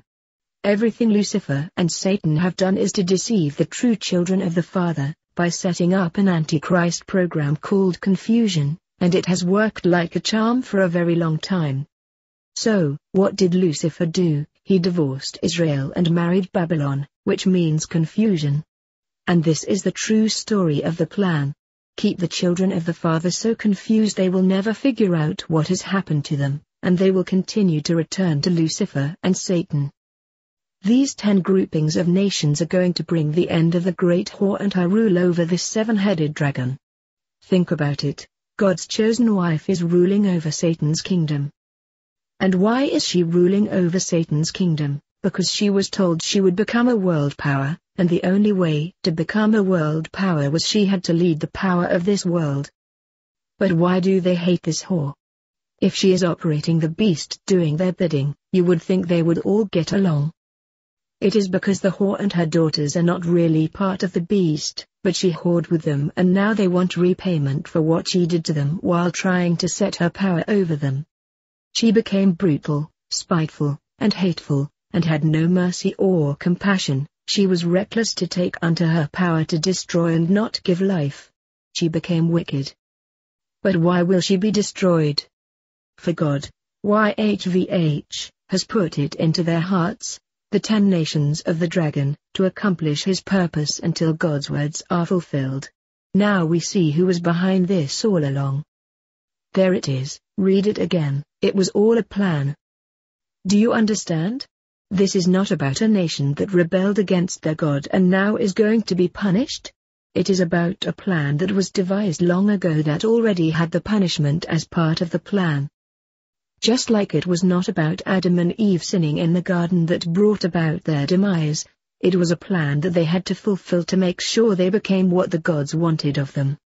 Once again, we read, it is God that is being motivated to accomplish this entire goal even during the time that it appears that Satan is governing this entire system. God is using the dragon with 7 heads to fulfill his plan, a plan that was started back when he set up King Nebuchadnezzar as the head of gold and the King of Kings. My friends, I didn't write this, I am simply explaining and revealing how God is the one that is behind all of what is occurring, and Jesus said very plainly that neither him or his Father have anything to do with this world. It is not their world. It goes on to say that they do not have anything to do with even the things of this world. Yet we read again and again how this God is not only part of this world, he is actively ruling it from the open and in secret, calling all the shots, maneuvering kingdoms, setting up wars and violent takeovers to create demonic beasts to fill some diabolical plan and to even destroy his new wife again. And we also were taught that Satan the dragon was also part of continuing what God has been building. The two are working together as a team as they did long ago back in the Garden of Eden. For they are married in spirit. Chapter 29 continued. Now Revelation 18 continues this story after the fall of the great city, or what we know to be the great nation who rules this world by serving the image. This is specifically speaking of the United States of America now. Yes, it also can refer to New York City as the financial hub of the world, or even Washington, D.C. as the political hub of the world. However, it is referencing the entire nation, not just a local city. Fallen is Babylon the Great. She has become a dwelling for demons and a haunt for every impure spirit, a haunt for every unclean bird, a haunt for every unclean and detestable animal. I would like to explain this in detail how this is occurring right now, but there is plenty of information here for you to fulfill the final aspect of doing your own legwork and homework, but most importantly keeping your eyes open to what is happening to this once great nation. It is being destroyed from an enemy within. There is an ancient prophecy in the Bible that speaks of what is going to happen to Israel in the last days, how a foreigner and enemy will infiltrate and literally take over the power of the country, knowing full well they are not part of that country nor its foundational beliefs. I have spoken of this one called the man of sin. And the debauchery of the evil that has become part of this nation is the great apostasy. Deuteronomy 28:43-44 The stranger that is within thee shall get up above thee very high, and thou shalt come down very low. Another fulfillment of the betrayer among the people. Another translation, the foreigners who reside among you will rise above you higher and higher, but you will sink lower and lower. They will lend to you, but you will not lend to them. They will be the head, but you will be the tail. This is referring to an illegal immigration that is so strong it begins to take over the country and its people. These infiltrators want nothing to do with the coded Israel, they are an enemy infiltrator, and they will become powerful, gaining great riches and given power to rule among the people of Israel, while all along the rest of the country becomes greatly indebted. The rest of the people are losing its power to the extent that the enemy will loan money to the people they are in enmity with or at war with. The government will assist the betrayers while destroying the true people. And it says you will not lend to them, meaning you will have nothing left, it will all be stolen away, and you will have no importance at all to who these new benefactors really are, and what their true plan really is. The true citizens of America will be debased and destroyed, little by little until they have nothing left. America has already 100 million people getting free food and other loans, which are in effect a lending program, but most of it is being given to the invaders, while the true citizens are paying for it all and will eventually not have anything left to give. He shall lend to thee, and thou shalt not lend to him, he shall be the head, and thou shalt be the tail. What this is saying is the enemy will rise to become the chief of the people, who now have become the back end, or the tail, and the enemy, even one, will become the king or even the president, as the head. Again, this is the man of sin sighting in the temple of God claiming he is God. And finally, all these curses shall pursue and overtake you until you are destroyed, all because you refused to listen to the Lord your God. These horrors shall befall you and your descendants as a warning. Americans are becoming perverse. It has become a place for demons to run wild in all their imagination, to do whatever they so please, to call good evil and evil they call good. And the many of citizens accept it all without prejudice. For all the nations, have drunk of the maddening wine of her adulteries. The kings of the earth committed adultery with her, and the merchants of the earth grew rich from her excessive luxuries. Due to her amorous appetite and her twisted perversions, the nations around the world began also to accept and started teaching her sorceries, and following them. And many grew rich from corporate-sponsored wickedness and from her abominations. And I heard another voice from heaven, saying, Come out of her, my people, that ye be not partakers of her sins, and that ye receive not of her plagues. My friends, this is the warning from the father and mother to stop falling into this trap of evil and deception, to come out of following the world and its ways. The father is saying, Do not be part of this wicked nation, separate yourself from the evil of this people. For her sins have reached unto heaven, and God hath remembered her iniquities. Now this is the God of this world. Reward her even as she rewarded you, and double unto her double according to her works, in the cup which she hath filled fill to her double.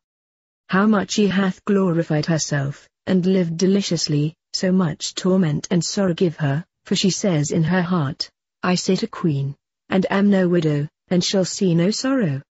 Therefore shall her plagues come in one day, death, and mourning, and famine, and she shall be utterly burned with fire, for strong is the Lord God who judges her. Again, this is not the further here, this is YHVH Lucifer. The father cannot be tempted with evil, neither can he be part of such evil. The United States believes it is like a queen who cannot be overthrown. She has come to believe she is unbeatable and no one can touch her, and many of her citizens believe the same. It is time we begin to separate the beast part of this kingdom as the lamb with two horns and the woman which rides this beast. They in fact are not the same.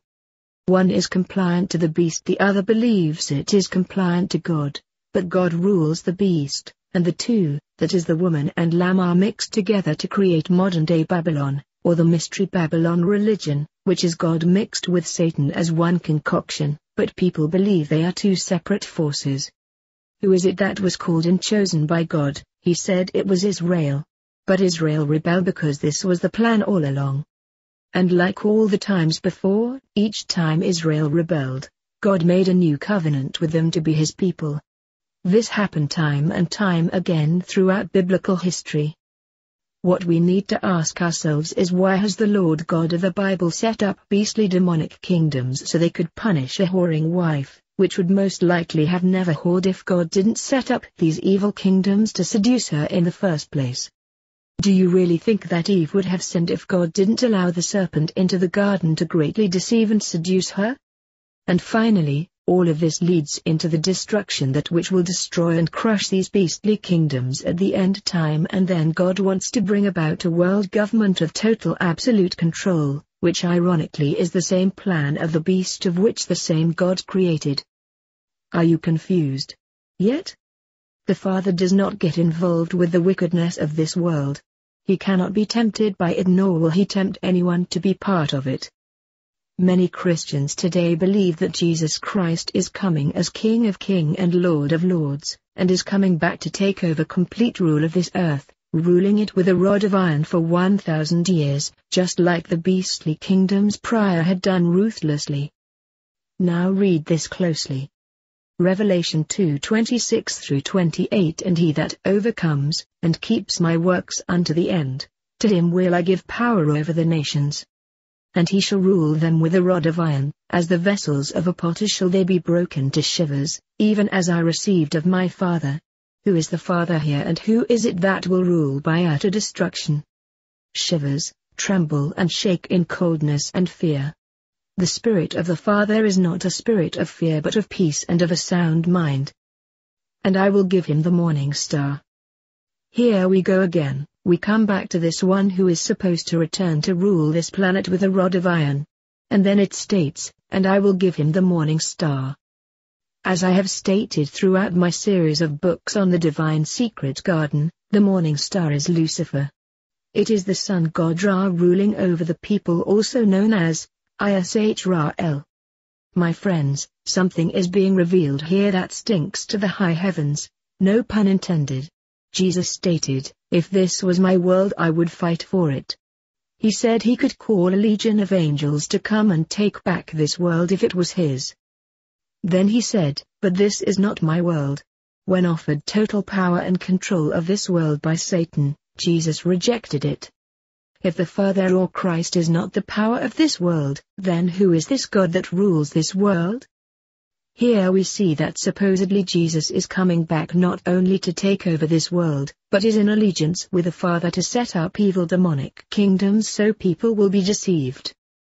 And eventually overthrow the recent kingdoms, and then he can come in like a prince. However, he can then rule with severe austerity and punishment with an iron rod over the people that are remaining, who just went through living hell. This entity is not coming as a savior, but a destroyer. And then what is his offer? To hand over the insignia of the bright and morning star to the Christ, as this Christ supposedly returns from the heavens. But what is this insignia? Rather God from the east. A signifying tribute to Lucifer. A rod is a whipping or punishing stick, and unlike most rods which are made from wood, this rod is made out of iron. It is used to bring about severe pain and punishment, as was the Inquisition. Can you imagine being beaten with a rod of iron? The two legs that stemmed from the fourth beast was made of iron. The term ruling with a rod of iron represents military power of the fourth empire on this planet. Everything is coded, everything has a meaning. Terms like ruling with a rod of iron may sound simple enough, but it is revealing who it is that is operating this power or wielding this strength from behind the scenes of this script. A true shepherd leads the flock with a walking stick, or a cane, and it is not used to beat the sheep. But a wolf, in sheep's clothing, would use whatever authoritative power and weapon they have at their disposal, and they will beat and even kill the sheep along the way while leading them to the ultimate slaughter. Does this sound like the same guy that said, "Father, forgive them, for they know not what they do"? Does this sound like the same one who visited the sinner and publican and loved them and gave them hope and strength? Just what happened to Jesus Christ, the model of love, compassion and gentleness after he left this world? Chapter 30. False flags order out of chaos. People contend that God is just punishing humans for their sins. Oh really? But every one of us is a sinner, not 1 in a million is free of the law of bondage here. And why is it that so many that are being deceived must die by result of this global dictatorship? And then they must be punished afterwards with one carrying the rod of iron? When does it all stop? And then we are told Satan after the 1,000 years will be loosed again to repeat his disdain and sorceries. Repeatedly the same thing always occurs. The time loop continues to rear its ugly head. The strange thing is, this is the secret society's manifesto. This is also what they teach is going to happen. What would the purpose be to set up a global kingdom by force when God was the one that set up the beast enmity in the first place? Let's try to think about this rationally and logically. Who is it that sets up chaos just to restore order? Under the secret societies, they follow a motto called Ordo ab Chaos. It means to create the chaos to then come in to restore order. This way you are in control of it all, both good and evil, making sure the plans end up exactly as you have desired. As an example, we might call it today as a false flag. This is when those in power cause disturbance to occur so they can be the ones to bring in the force of compliance to establish order. While all along they truly desired to bring in new laws and rules to control people even more, like with a rod of iron. They were the ones all along that created the disorder to bring in order. So often the order they want to bring in, they know that no one would support it, because it usually means giving up more individual rights in replacement of personal dignity and freedom. So, they create a false flag to get people to turn over their divine right to succumb to a false rule. The only reason anyone would set up evil kingdoms just to overthrow them to set up a new order is that someone is trying to steal your divine right to cause you to follow a more damning agenda, somewhat akin to ruling with a rod of iron, by Gestapo-like, jackbooted thugs via force of violence, punishment and judgment. This is a total despotic kingdom that rules as a dictatorship, removing all free will choice and forcing people to comply whether they are good or evil. My friends, torture and punishment does not create obedience, it creates slaves. We have been taught that the people that trouble or do evil things deserve to be punished and tortured or sent to hell. But this will never create harmony or balance, it only brings in more totalitarianism. Thus, what is even more evil and demonic is when someone lures you into rebellion just to punish you and make a slave of you. My friends, there is a true shepherd leading his sheep and there is a false shepherd leading his wolves. One is referring to the true Christ as the loving shepherd, the deliverer and helper. The other is a false Christ, one who only leads his sheep to the slaughter and then beats them with a rod of iron if they escape his punishment. Chapter 31. False Christ and the Little Lamb.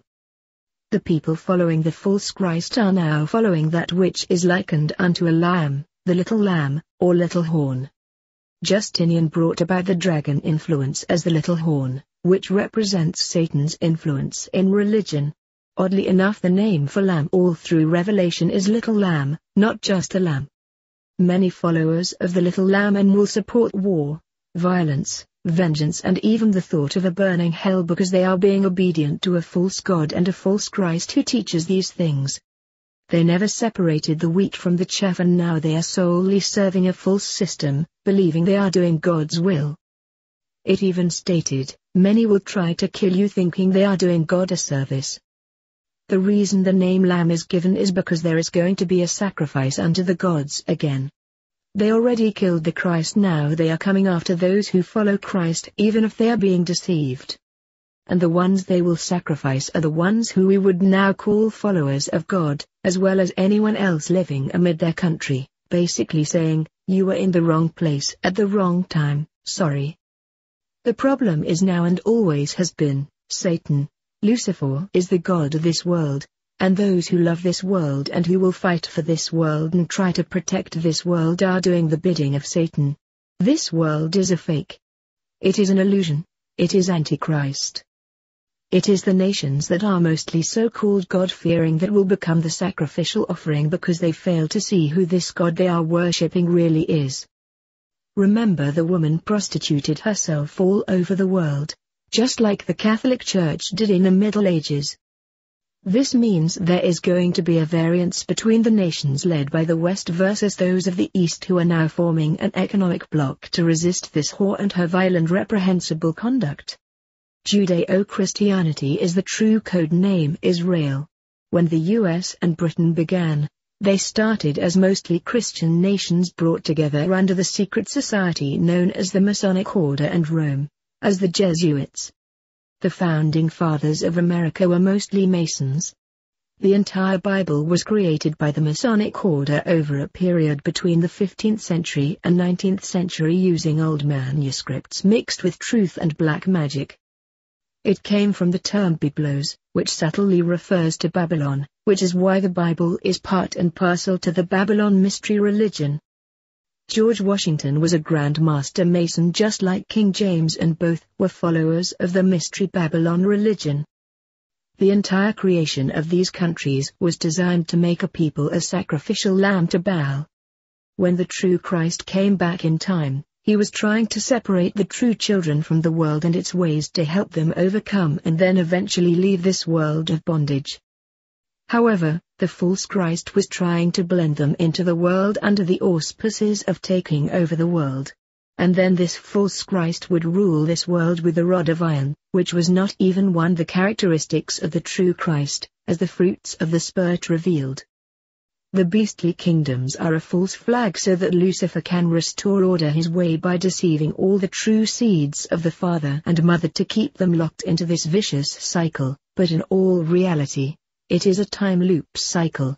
Events that continue to occur repeatedly. And his people are the sacrificial lambs who followed him and his deceptions, who will end up giving up their lives so the fallen angels can continue to rule this world at another time, same place, and same channel. And his loyal followers will be his servants and slaves again, because they forgot who the true seed-bearing Christ really was and decided to follow a fraud.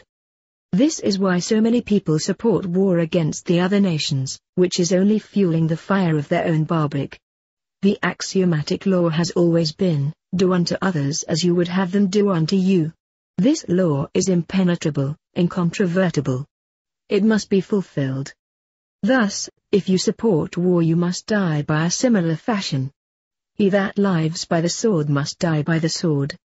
So, the enmity that is brewing, is the Christian world has enmity against the Muslim world and any other form of belief, because of the variances in beliefs and vice versa, but both are obeying and serving the same exact God. Yet because of the good and evil game being played here, neither one knows this due to the law of enmity that was a curse for all times. You ask a Muslim who is their God, they will say, the God of Abraham.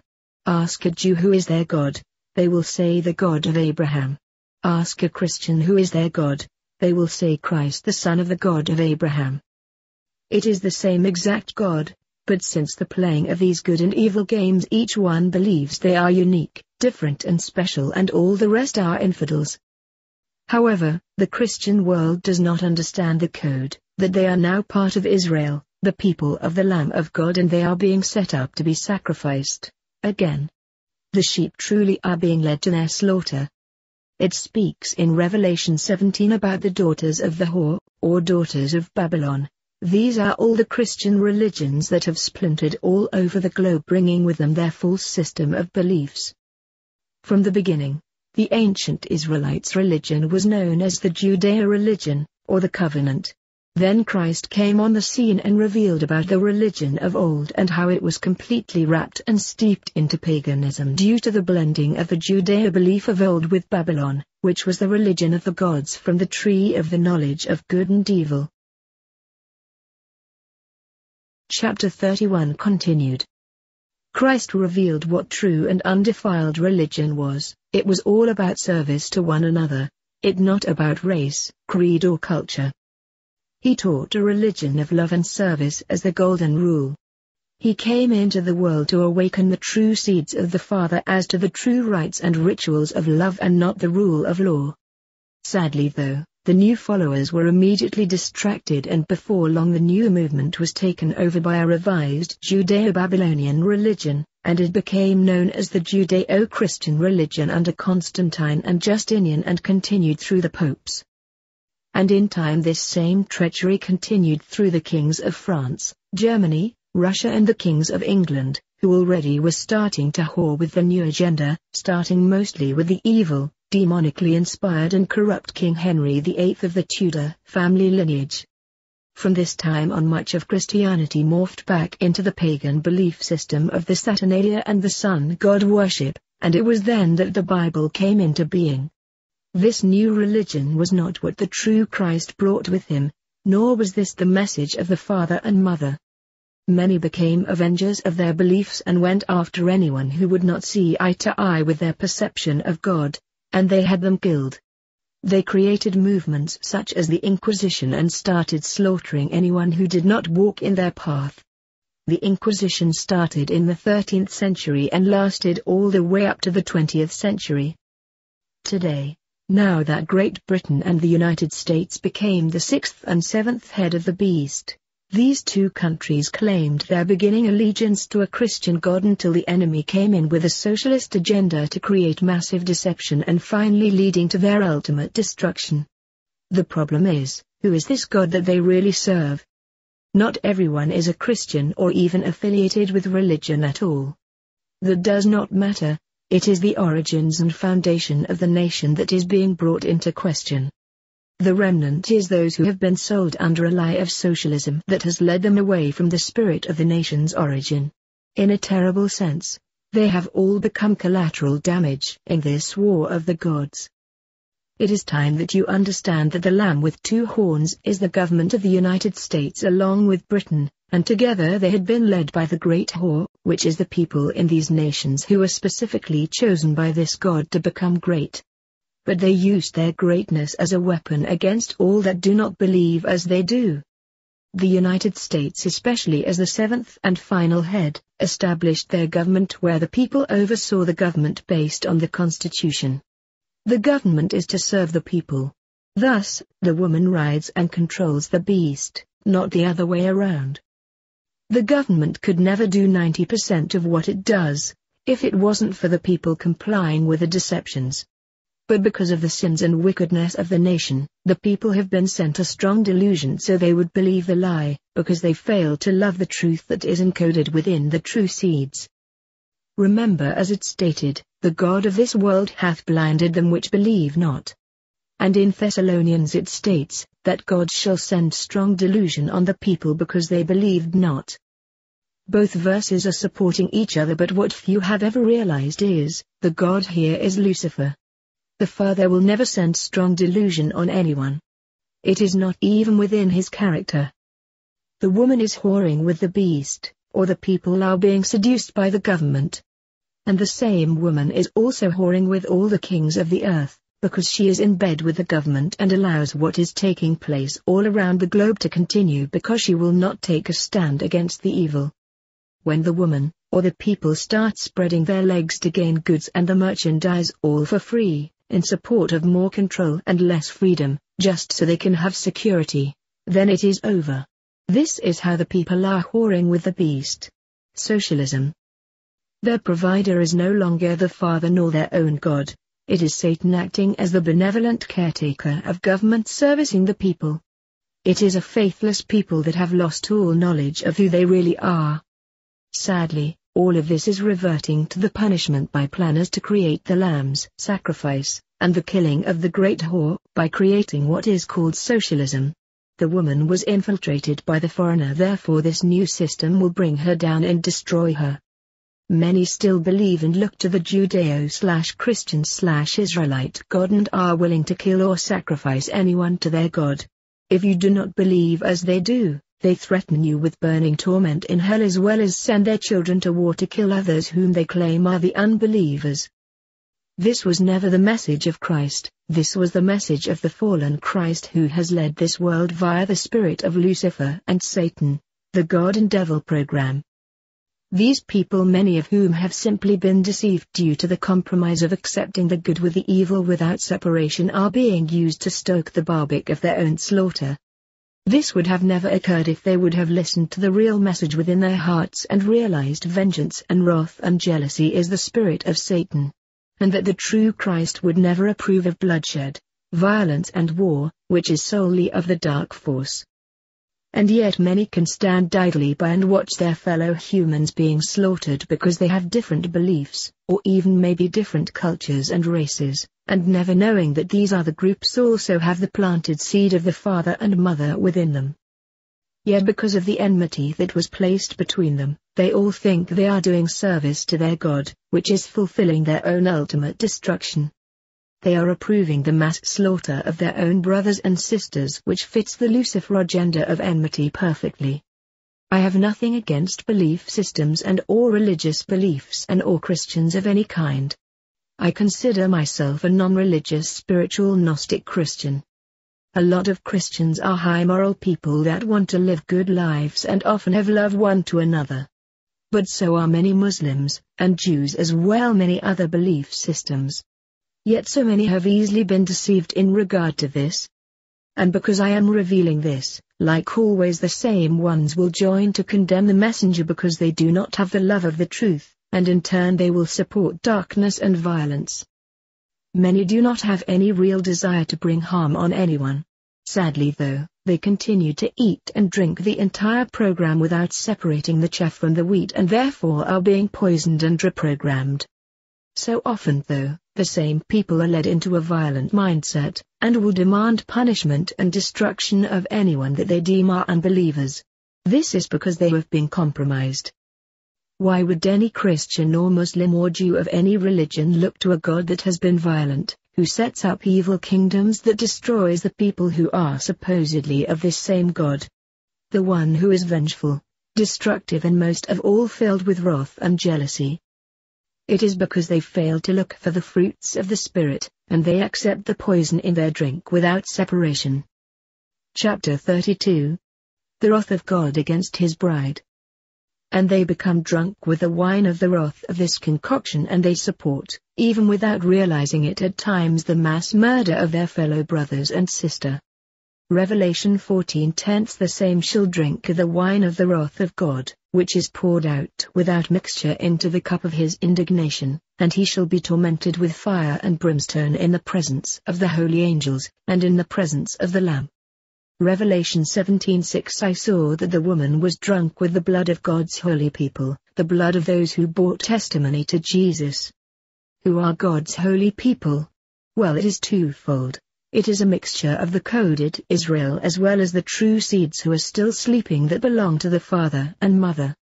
However, notice it states, this woman is drinking the wine of the wrath of God coded in blood. Why do I say this? Because the woman is a whore, she whores on her God who she was married to. And the people are being destroyed by the anger and wrath of this God. Thus, the blood the woman is drinking is her own blood. And she is getting drunk on it because it is the wine of the wrath of God. You can't separate the two. Read closely, Revelation 18:3 For all nations have drunk of the wine of her wrath of her fornication. Many have been slaughtered by her just because they do not have the same belief or culture. And yet above it reveals the wine of wrath is God's wine poured without mixture to destroy using fire and brimstone. This woman believes she is doing God's will. Then why, if she is doing God's will, is this same woman going to be destroyed by God? Revelation 17:16 And the 10 horns which thou saw upon the beast, these shall hate the whore, and shall make her desolate and naked, and shall eat her flesh, and burn her with fire. And who set up the beast? Revelation 17:17 For God hath put in their hearts to fulfill his will, and to agree, and give their kingdom unto the beast, until the words of God shall be fulfilled. Are you starting to finally recognize the pattern that is occurring time and time again? The woman is Israel, the woman is God's chosen people. The woman is led by her wrath, believing it is the wrath of her God, to fornicate with all the kingdoms on earth, by using the wrath of God whom she belongs to. She believes she is doing the work of God. And she believes she is still his queen, the one married to him. Therefore, the message is, God is using this woman to punish the nations of the world by his very same wrath that has been bestowed upon the woman. And how does he thank her? He then turns on her and destroys her by the ones that she fornicated with, by virtue of God's plan. Remember, the true children of the Father and Mother are in every country, every nation, under all colors and creeds. They are not just located in a single place. The lamb with 2 horns is in type a militant religious-sponsored government, which is a form of Zionism created by Satan. Revelation 17:18 And the woman which thou saw is that great city, which reigns over the kings of the earth. That great city by this time in prophetic utterances is Washington, D.C., the king of the 7th head. Although there is a triad of cities, they are the Vatican City in Rome, Italy, the City of London in Great Britain, and of course, Washington, D.C., which by the way is not connected to the rest of the country, proving the lamb is not the woman. The Vatican is the religious head of the lamb beast, London is the economic head of the lamb beast, and Washington is the military head of the lamb beast. Now the lamb with 2 horns is Washington and the City of London.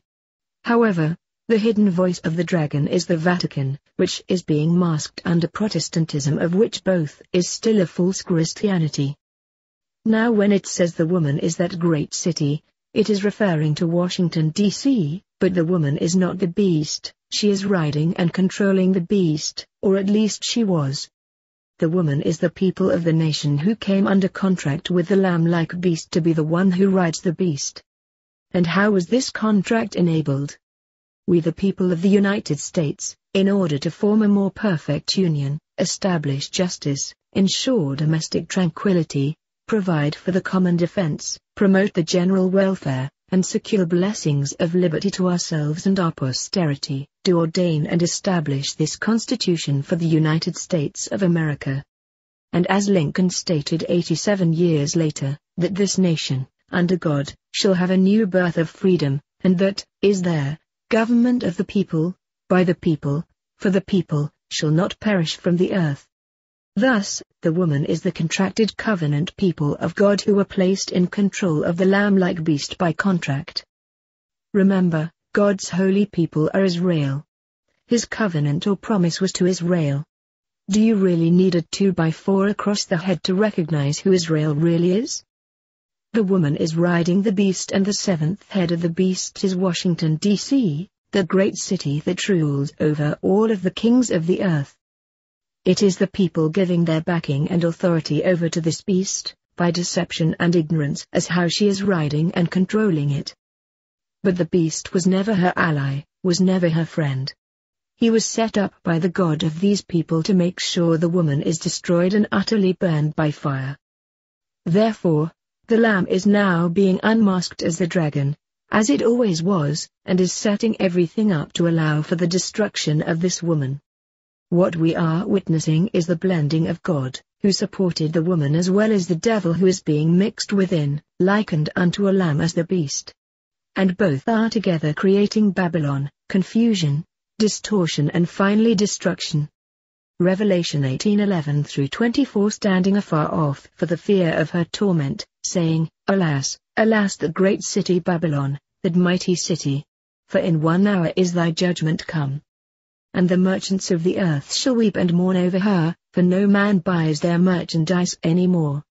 The merchandise of gold, and silver, and precious stones, and of pearls, and fine linen, and purple, and silk, and scarlet, and all fine wood, and all manner vessels of ivory, and all manner vessels of most precious wood, and of brass, and iron, and marble, and cinnamon, and fragrances, and ointments, and frankincense, and wine, and oil, and fine flour, and wheat, and beasts, and sheep, and horses, and chariots, and slaves, and souls of men. And the fruits that thy soul lusted after are departed from thee, and all things which were dainty and goodly are departed from thee, and thou shalt find them no more at all. The merchants of these things, which were made rich by her, shall stand afar off for the fear of her torment, weeping and wailing, and saying, Alas, alas, the great city, that was clothed in fine linen, and purple, and scarlet, and decked with gold, and precious stones, and pearls.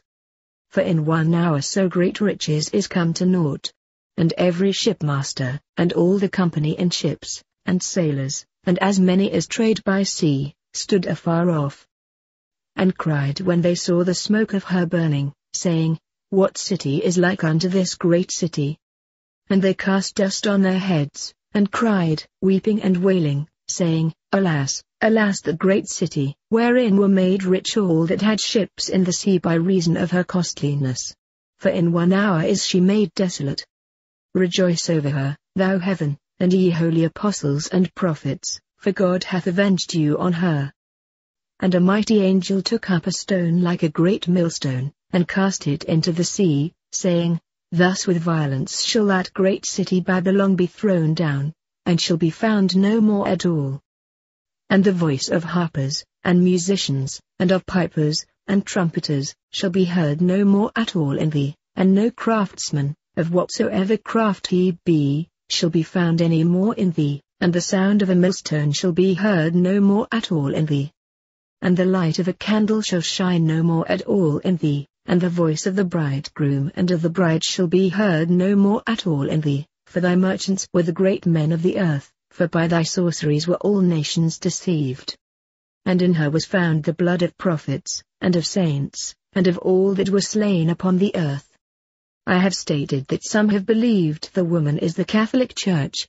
Obviously by reading this was not some church.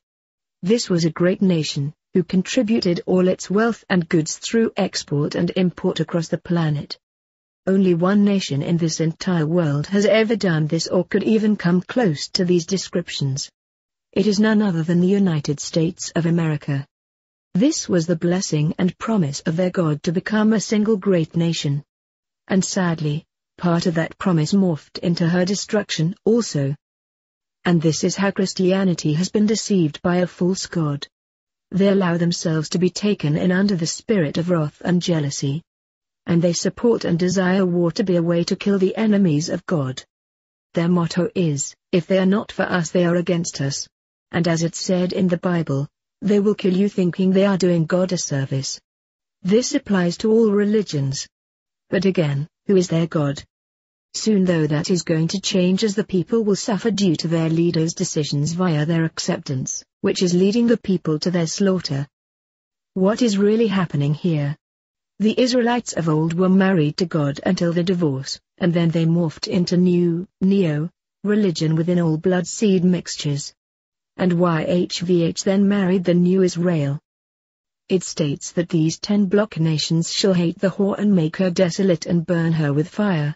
And then it states these 10 nations will fight against the Lamb, but the Lamb will prevail.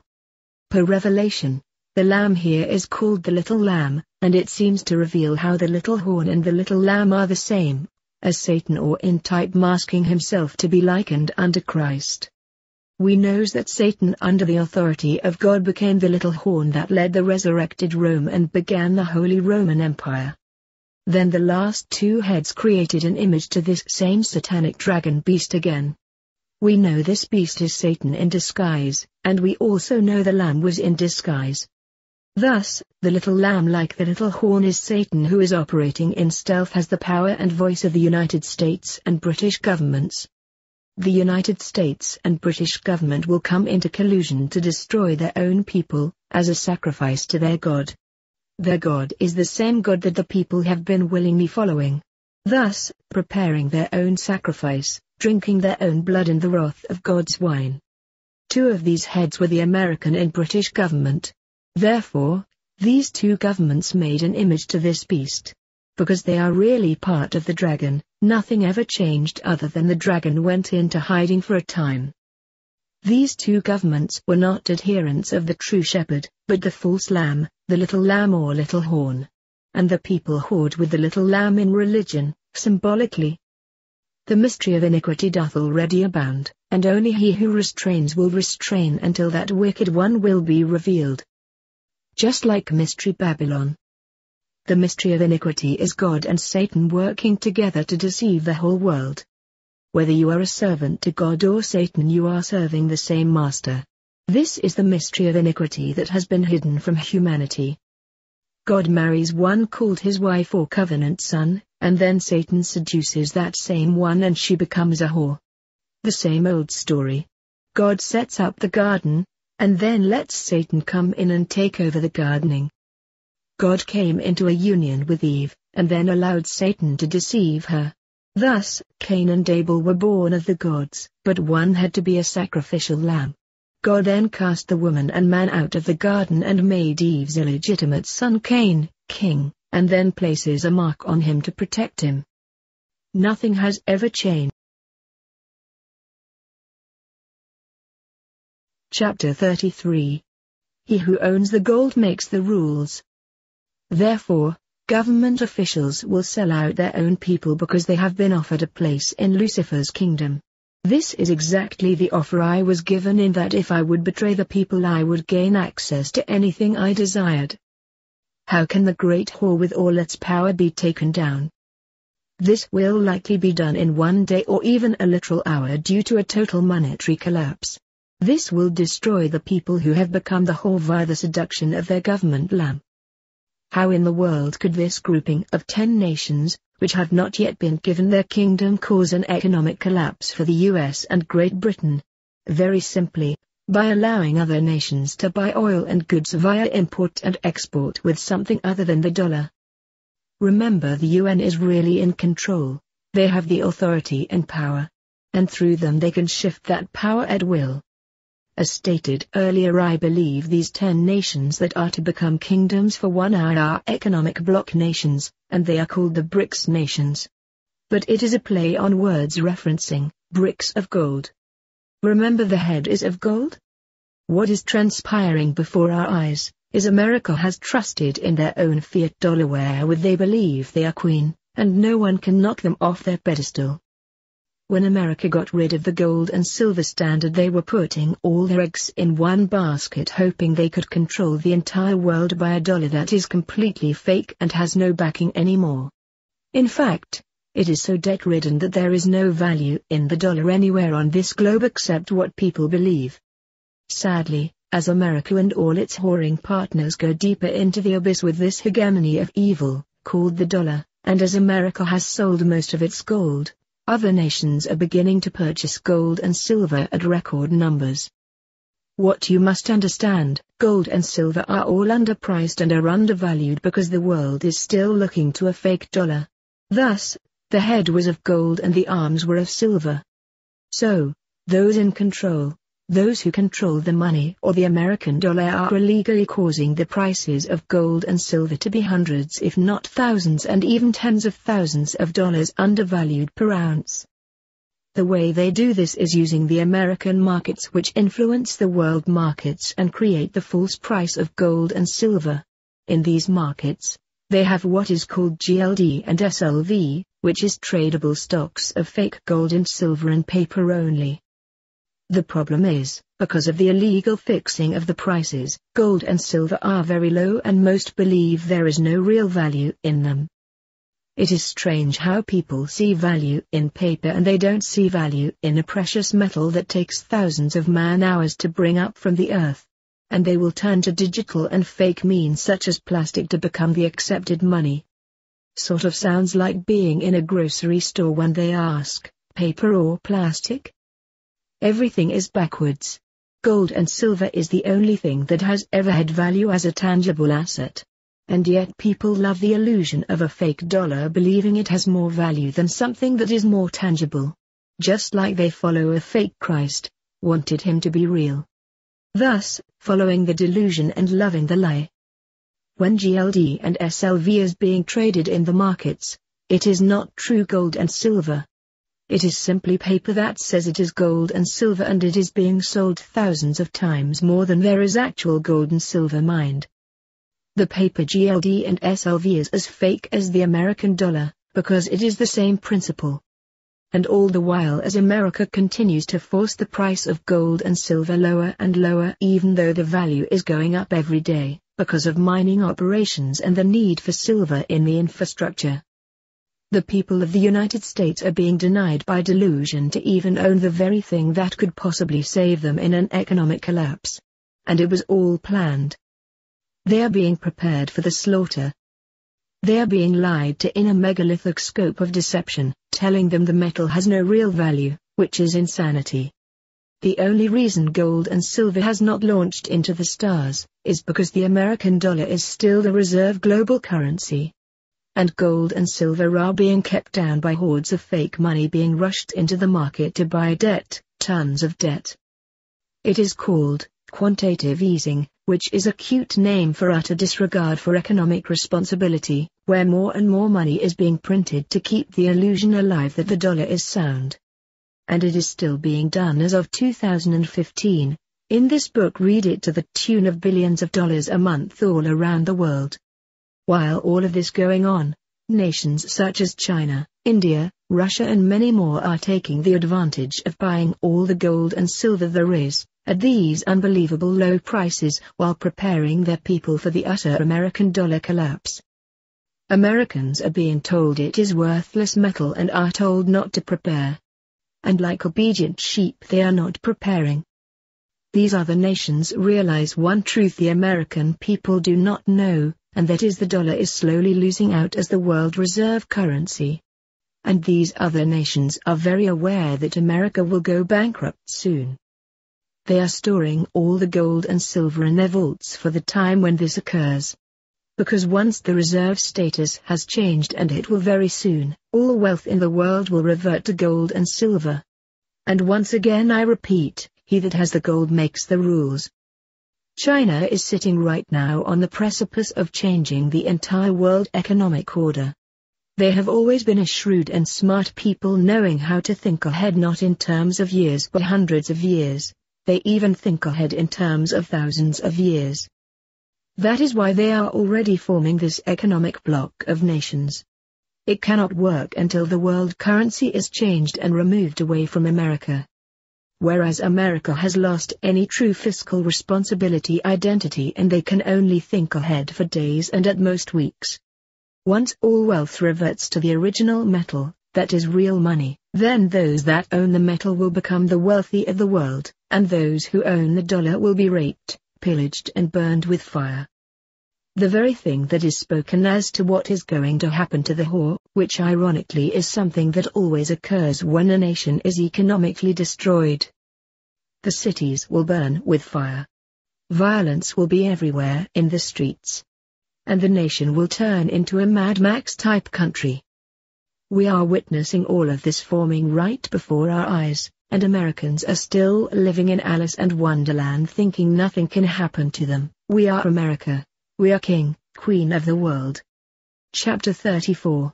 Communistic Takeover. America is trillions of dollars in debt. A debt that can never be repaid. America has 100 million people on some sort of food stamps or other similar programs that are keeping them alive. It has become a nation of slaves where the people are depending on the government to be served. Notice 8 points of how socialism is brought into a nation, and how this has been done to the people. 1. Healthcare. Control healthcare and you control the people. 2. Poverty. Increase the poverty level as high as possible. Poor people are easy to control and will not rebel because they need monetary or goods in aiding them to remain alive. 3. Debt. Increase the debt to an unsustainable level. That way you can increase taxes, and this will produce more poverty. 4. Gun control. Remove the ability to defend themselves from the government. That way you can create a police state. 5. Welfare. Take control of every aspect of their lives, food, housing, and income. 6. Education. Take control of what people read and listen to. Take control of what children learn in school. 7. Religion. Remove the belief in a higher power from the government and schools. 8. Class warfare. Divide the people into the wealthy and the poor. This will cause more discontent and it will be easier to tax the wealthy with the full support of the poor. As John F. Kennedy once stated, think not what your country can do for you, but what you can do for your country. This has long been trashed for the socialist agenda of people being hoarded in cages, walled cities, and fed like animals, until the day there is no more money or food left. And I won't even get into the lack of morality that is always brought in during a socialist agenda. This removes true moral right and passion to do what is proper and to honor one another, and instead it brings in a police state of total barbaric control, destroying divine right, turning people into animals of passion and lust rather than civilized humans. Chapter 35. In only 1 hour. In 1 hour, she will come to nothing. And this is where I will begin to finish this testimony and declaration. 1 hour is all that is needed for our money to become worthless and all computer monetary operations cease to function. No more credit cards, no more debit cards. No more free food, no more free money. All of it gone in 1 hour and the economy will cease to function. Grocery stores will be emptied all over the country in minutes and will not be filled again. Everything will come to a standstill. Riots will form in every big city and the cities will burn to the ground. Armies will build under martial law, and tens of millions will be killed just trying to survive. And all this will happen when these 10 nations are declared royalty as the true economic bloc masters, where a new money, most likely the Chinese yuan, will become the central world reserve currency backed by gold and silver. And these 10 kings or nations will be given this authority from the image, that is the United Nations, handing over the power of the IMF to this new economic bloc for just a short time. However, let's begin to review some historical information that will aid in the understanding of what is happening. And one of the first acts of this global governing body was to create the land of Israel, to make sure once and for all that no one understands that the end time Israel has always been Great Britain and the United States, all along. Chapter 36. Russian Bear comes alive. Yet what people do not see nor can they understand, because of the great blinding effect of this plan, is that right after the attempt to set up the League of Nations, which failed, something else happened side by side to this incredible code. Vladimir Lenin became the Russian power in 1922. Why is this significant? What many do not understand is the real beast is the Babylonian Roman beast.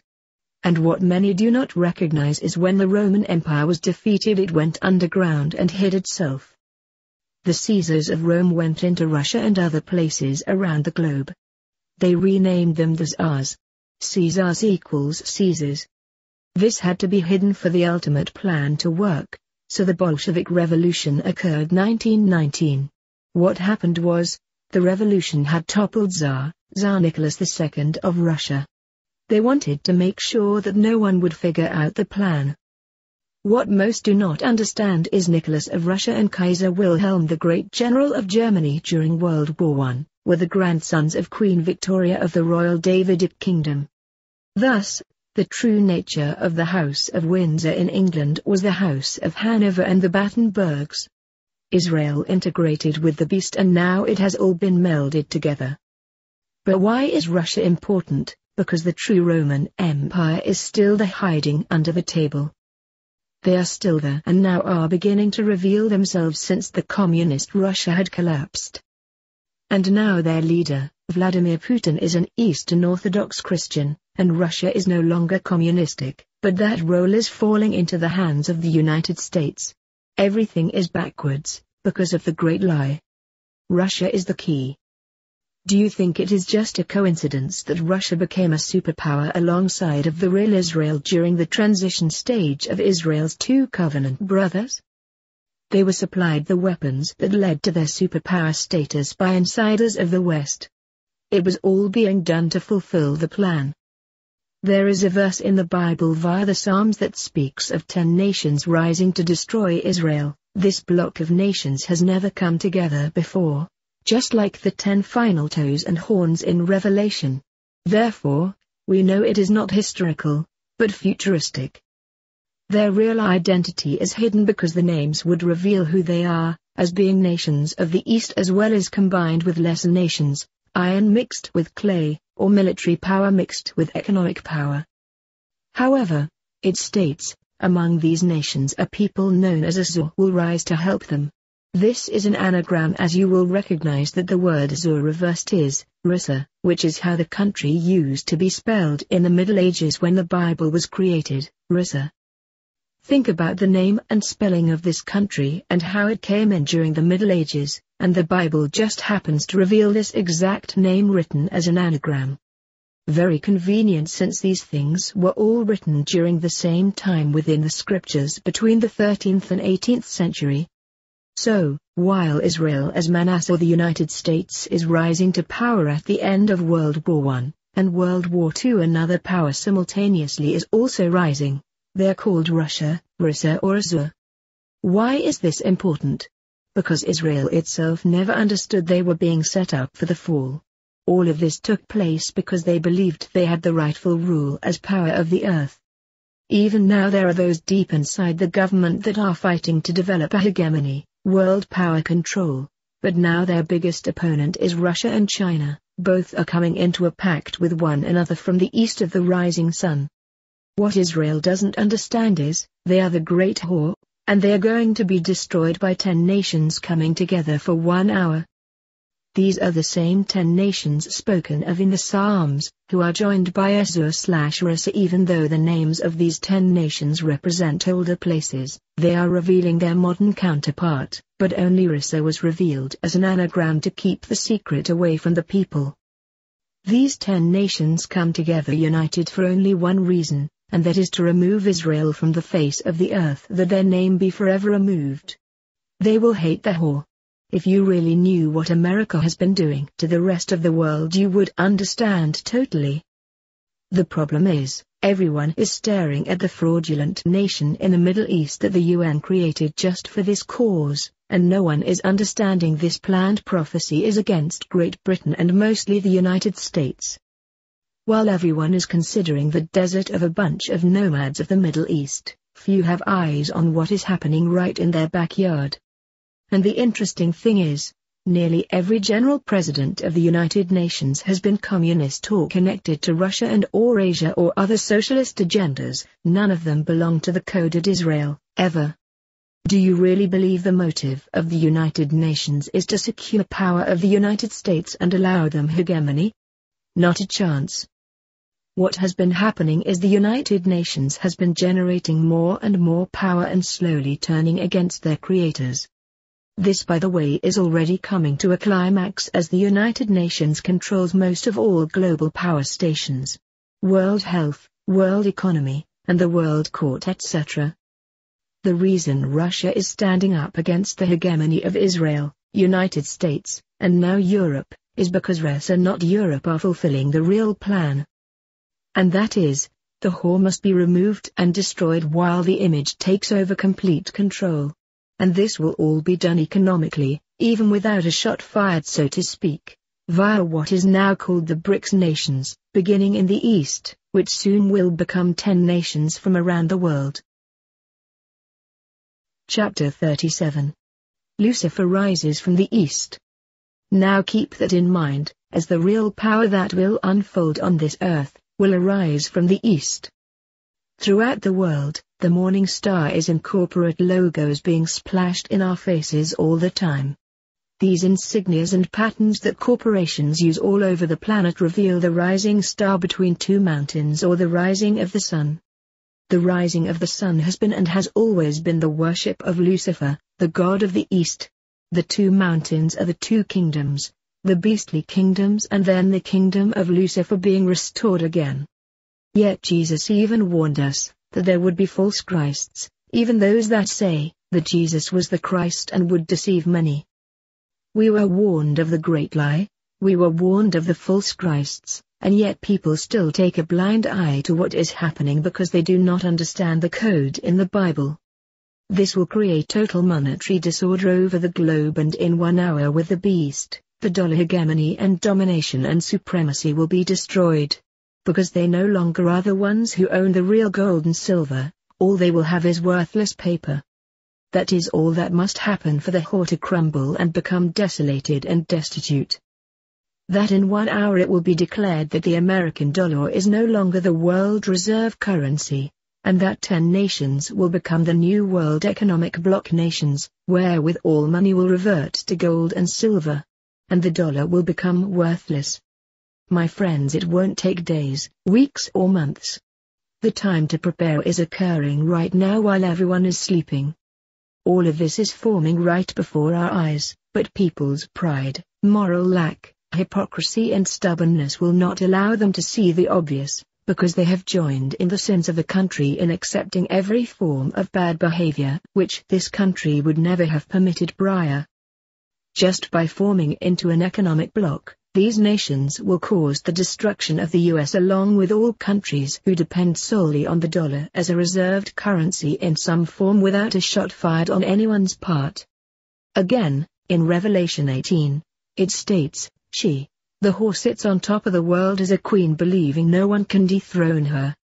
When I speak to people all the time telling them to prepare, I hear the same thing. None of this will happen because we are the United States and no one can dethrone us. My friends, the handwriting is already on the wall. The only real question is when all of this will occur. But when that day comes, you have 1 hour to get your house in order. You know what is ironic about it all, is the same handwriting story that was given in the Bible. It happened when Nebuchadnezzar's grandson saw the same handwriting mystically appear on the wall, saying Men Tekel Upharsin, which meant, your kingdom will be divided and given to the Medes and Persians. And then that very night, the nation of Babylon was destroyed by the kingdoms of the Medes and the Persians. That very night. 1 hour? My friends, it all seems futile. It seems like there is no hope, but there is hope and always will be hope no matter what happens. Chapter 38. The Restrainer. Before I finish, I want to say something. 25 years ago, I was revealed that the United States would be used to bring forth what is called the New World Order. I said, after being revealed the code, that this will never happen. There will be no New World Order. The term New World references the fact that the United States has always been called the New World when they left Europe and Britain of the Old World. Anyone reading my writing for the past many decades knows that I have stated absolute, there will be no new world order. The US would eventually push away the United Nations out of their country, the very image they helped create, because something unique was going to occur. Somehow, someway the United States would awaken to realize they were heading in the wrong direction. I do not know of anyone other than myself who has revealed that the United Nations would be removed from the United States. Even after the entire country and government which has been guided by neocons who desperately want America to become a hegemony. None of this was ever going to be allowed to happen. I have hinted at this all through this book, that there will rise a man who will take control of United States for a short time. His duty is clear. Just like Lucifer sent prophets to Israel, this was always part of the deal. At the end time a prophet will be sent to Israel to give the people one more chance to change. This prophet will do great things, but will be hated by many. It is my belief that his work will begin and then after a short time will end on July 4, 2020, where he will have brought the nation back to its original beginnings. It will be blessed, it will thrive, and it will be protected. And at that moment, after all of this has taken place, on the day Americans call independence, they will be cheering that the country has indeed been brought back and has returned to its glory. They shall say peace and safety has returned, because the country will have become strong and protected again. Sadly, the Bible then speaks of this time saying, I Thessalonians 5:3 For when they shall say, peace and safety, then sudden destruction cometh upon them, as travail upon a woman with child, and they shall not escape. Remember, I stated the man who shall rise to push back the man of sin, will be called the restrainer. But he will be so much more than that. I believe I know who this man is as of 2015, and I will reveal him by name in my last book, The Forbidden Legacy of the Gods. Even though this will be a great blessing, many will hate and despise this man because he is revealing their sins and ugliness. They will want him dead. They have learned to love their perversions and they will not change. However, what this is going to do is allow the true children enough time to awaken before it is too late because the harvest will come immediately upon the sudden destruction. This may be the only chance to change, as so many of the true children of the Father and Mother have been deceived, because they are not awake. This will allow a little more time to make the changes necessary before it is too late and everyone is reseeded. The Father and Mother are ultimately in control over our souls no matter what happens in this world if you are one of the divine secret garden seeds. Listen, you must trust in the true Father and Mother and stop following false gods. Jesus came to introduce the Father to his children.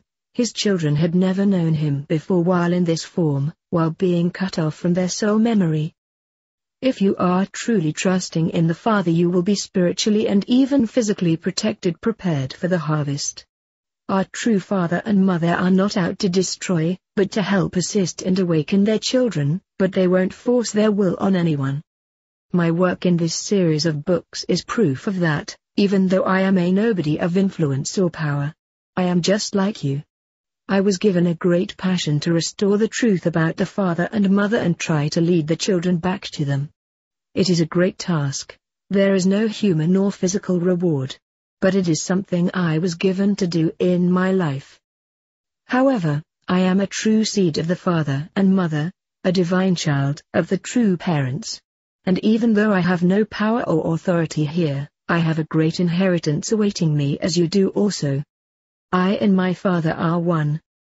If you keep repeating this, you will begin to feel the real power and authority of all universes within your soul. And then you can become awakened. We are living in terrible dark times from the world's perspective. We are living in amazing times if you are one of the seeds ready for the harvest. And if not, it is time to get ready. This world will be toiled back under and reseeded.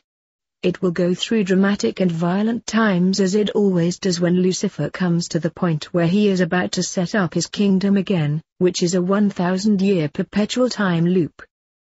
Eventually this entire process will indeed finish when the true seeds have returned home. What I have revealed to you is how our world is a simulation and everything is being controlled based on the illusory matrix program. However, you are real. The real you inside this sheath of flesh and blood is a soul, connected to a divine reality that is so much greater than anything one could ever possibly imagine. Chapter 39. The Day of the Lord. Now we enter the part I have not addressed. What really is the day of the Lord, and who really is the thief in the night that comes bringing great wrath and destruction? My friends, a planet is coming back in our solar system and will soon be here. This same planet travels in a 3,600-year orbit, and when it returns it brings great destruction. This planet is called Nibiru, according to the ancient Sumerian texts. It will come as a thief in the night because its return will come around the sun, having never really been seen due to its odd elliptical orbit, and then like magic one day it will appear. This planet will cause great destruction in our solar system as it has done many times before. And like I said earlier, prophecy is simply a repeat of what has already occurred. This planet and its moons will bring the complete destruction of Earth, as seen by the Illuminati game card. The tape ends, back a few chapters. This is the end of the program, and instead of Earth moving into the first age again called Aquarius like it used to time and time again, the program was changed. Read my book called The Time Loop Chronicles. Earth will time travel back in a sense. I say in a sense, because it doesn't really go back, it just starts over again at that place on the record that which is called the Book of Remembrance. It goes back 1,000 years where everything will appear to begin again at that time, same channel, and same people as they are slowly reincarnated back into the system. And once again the repetition of hell continues. Disclaimer. Prophecy is subjective to the motives of those who desire that it is fulfilled. Please do not ever think prophecy is set in stone. We have choices. Each day our choices will determine the fate of our world. If we continue to follow the pattern of old, we will continue to be actors in the script that leads to a predestined future. It is my desire that everyone understands the world we exist within, that it is a program, and we are all interactive agents in this movie. We can play along, or we can help alert those who remain ignorant, in hopes that maybe some individuals could change, opening the doors for more to become ready during the harvest. Always remember, this world is a world of death. No one skips by the inevitable, unless you are one of the gods. We can do our best with what we have, or we can continue to be manipulated to follow a pre-written script, keeping us ignorant. The choice is yours. Today I set before you two trees. The tree of God and devil. Or tree of life eternal. Choose.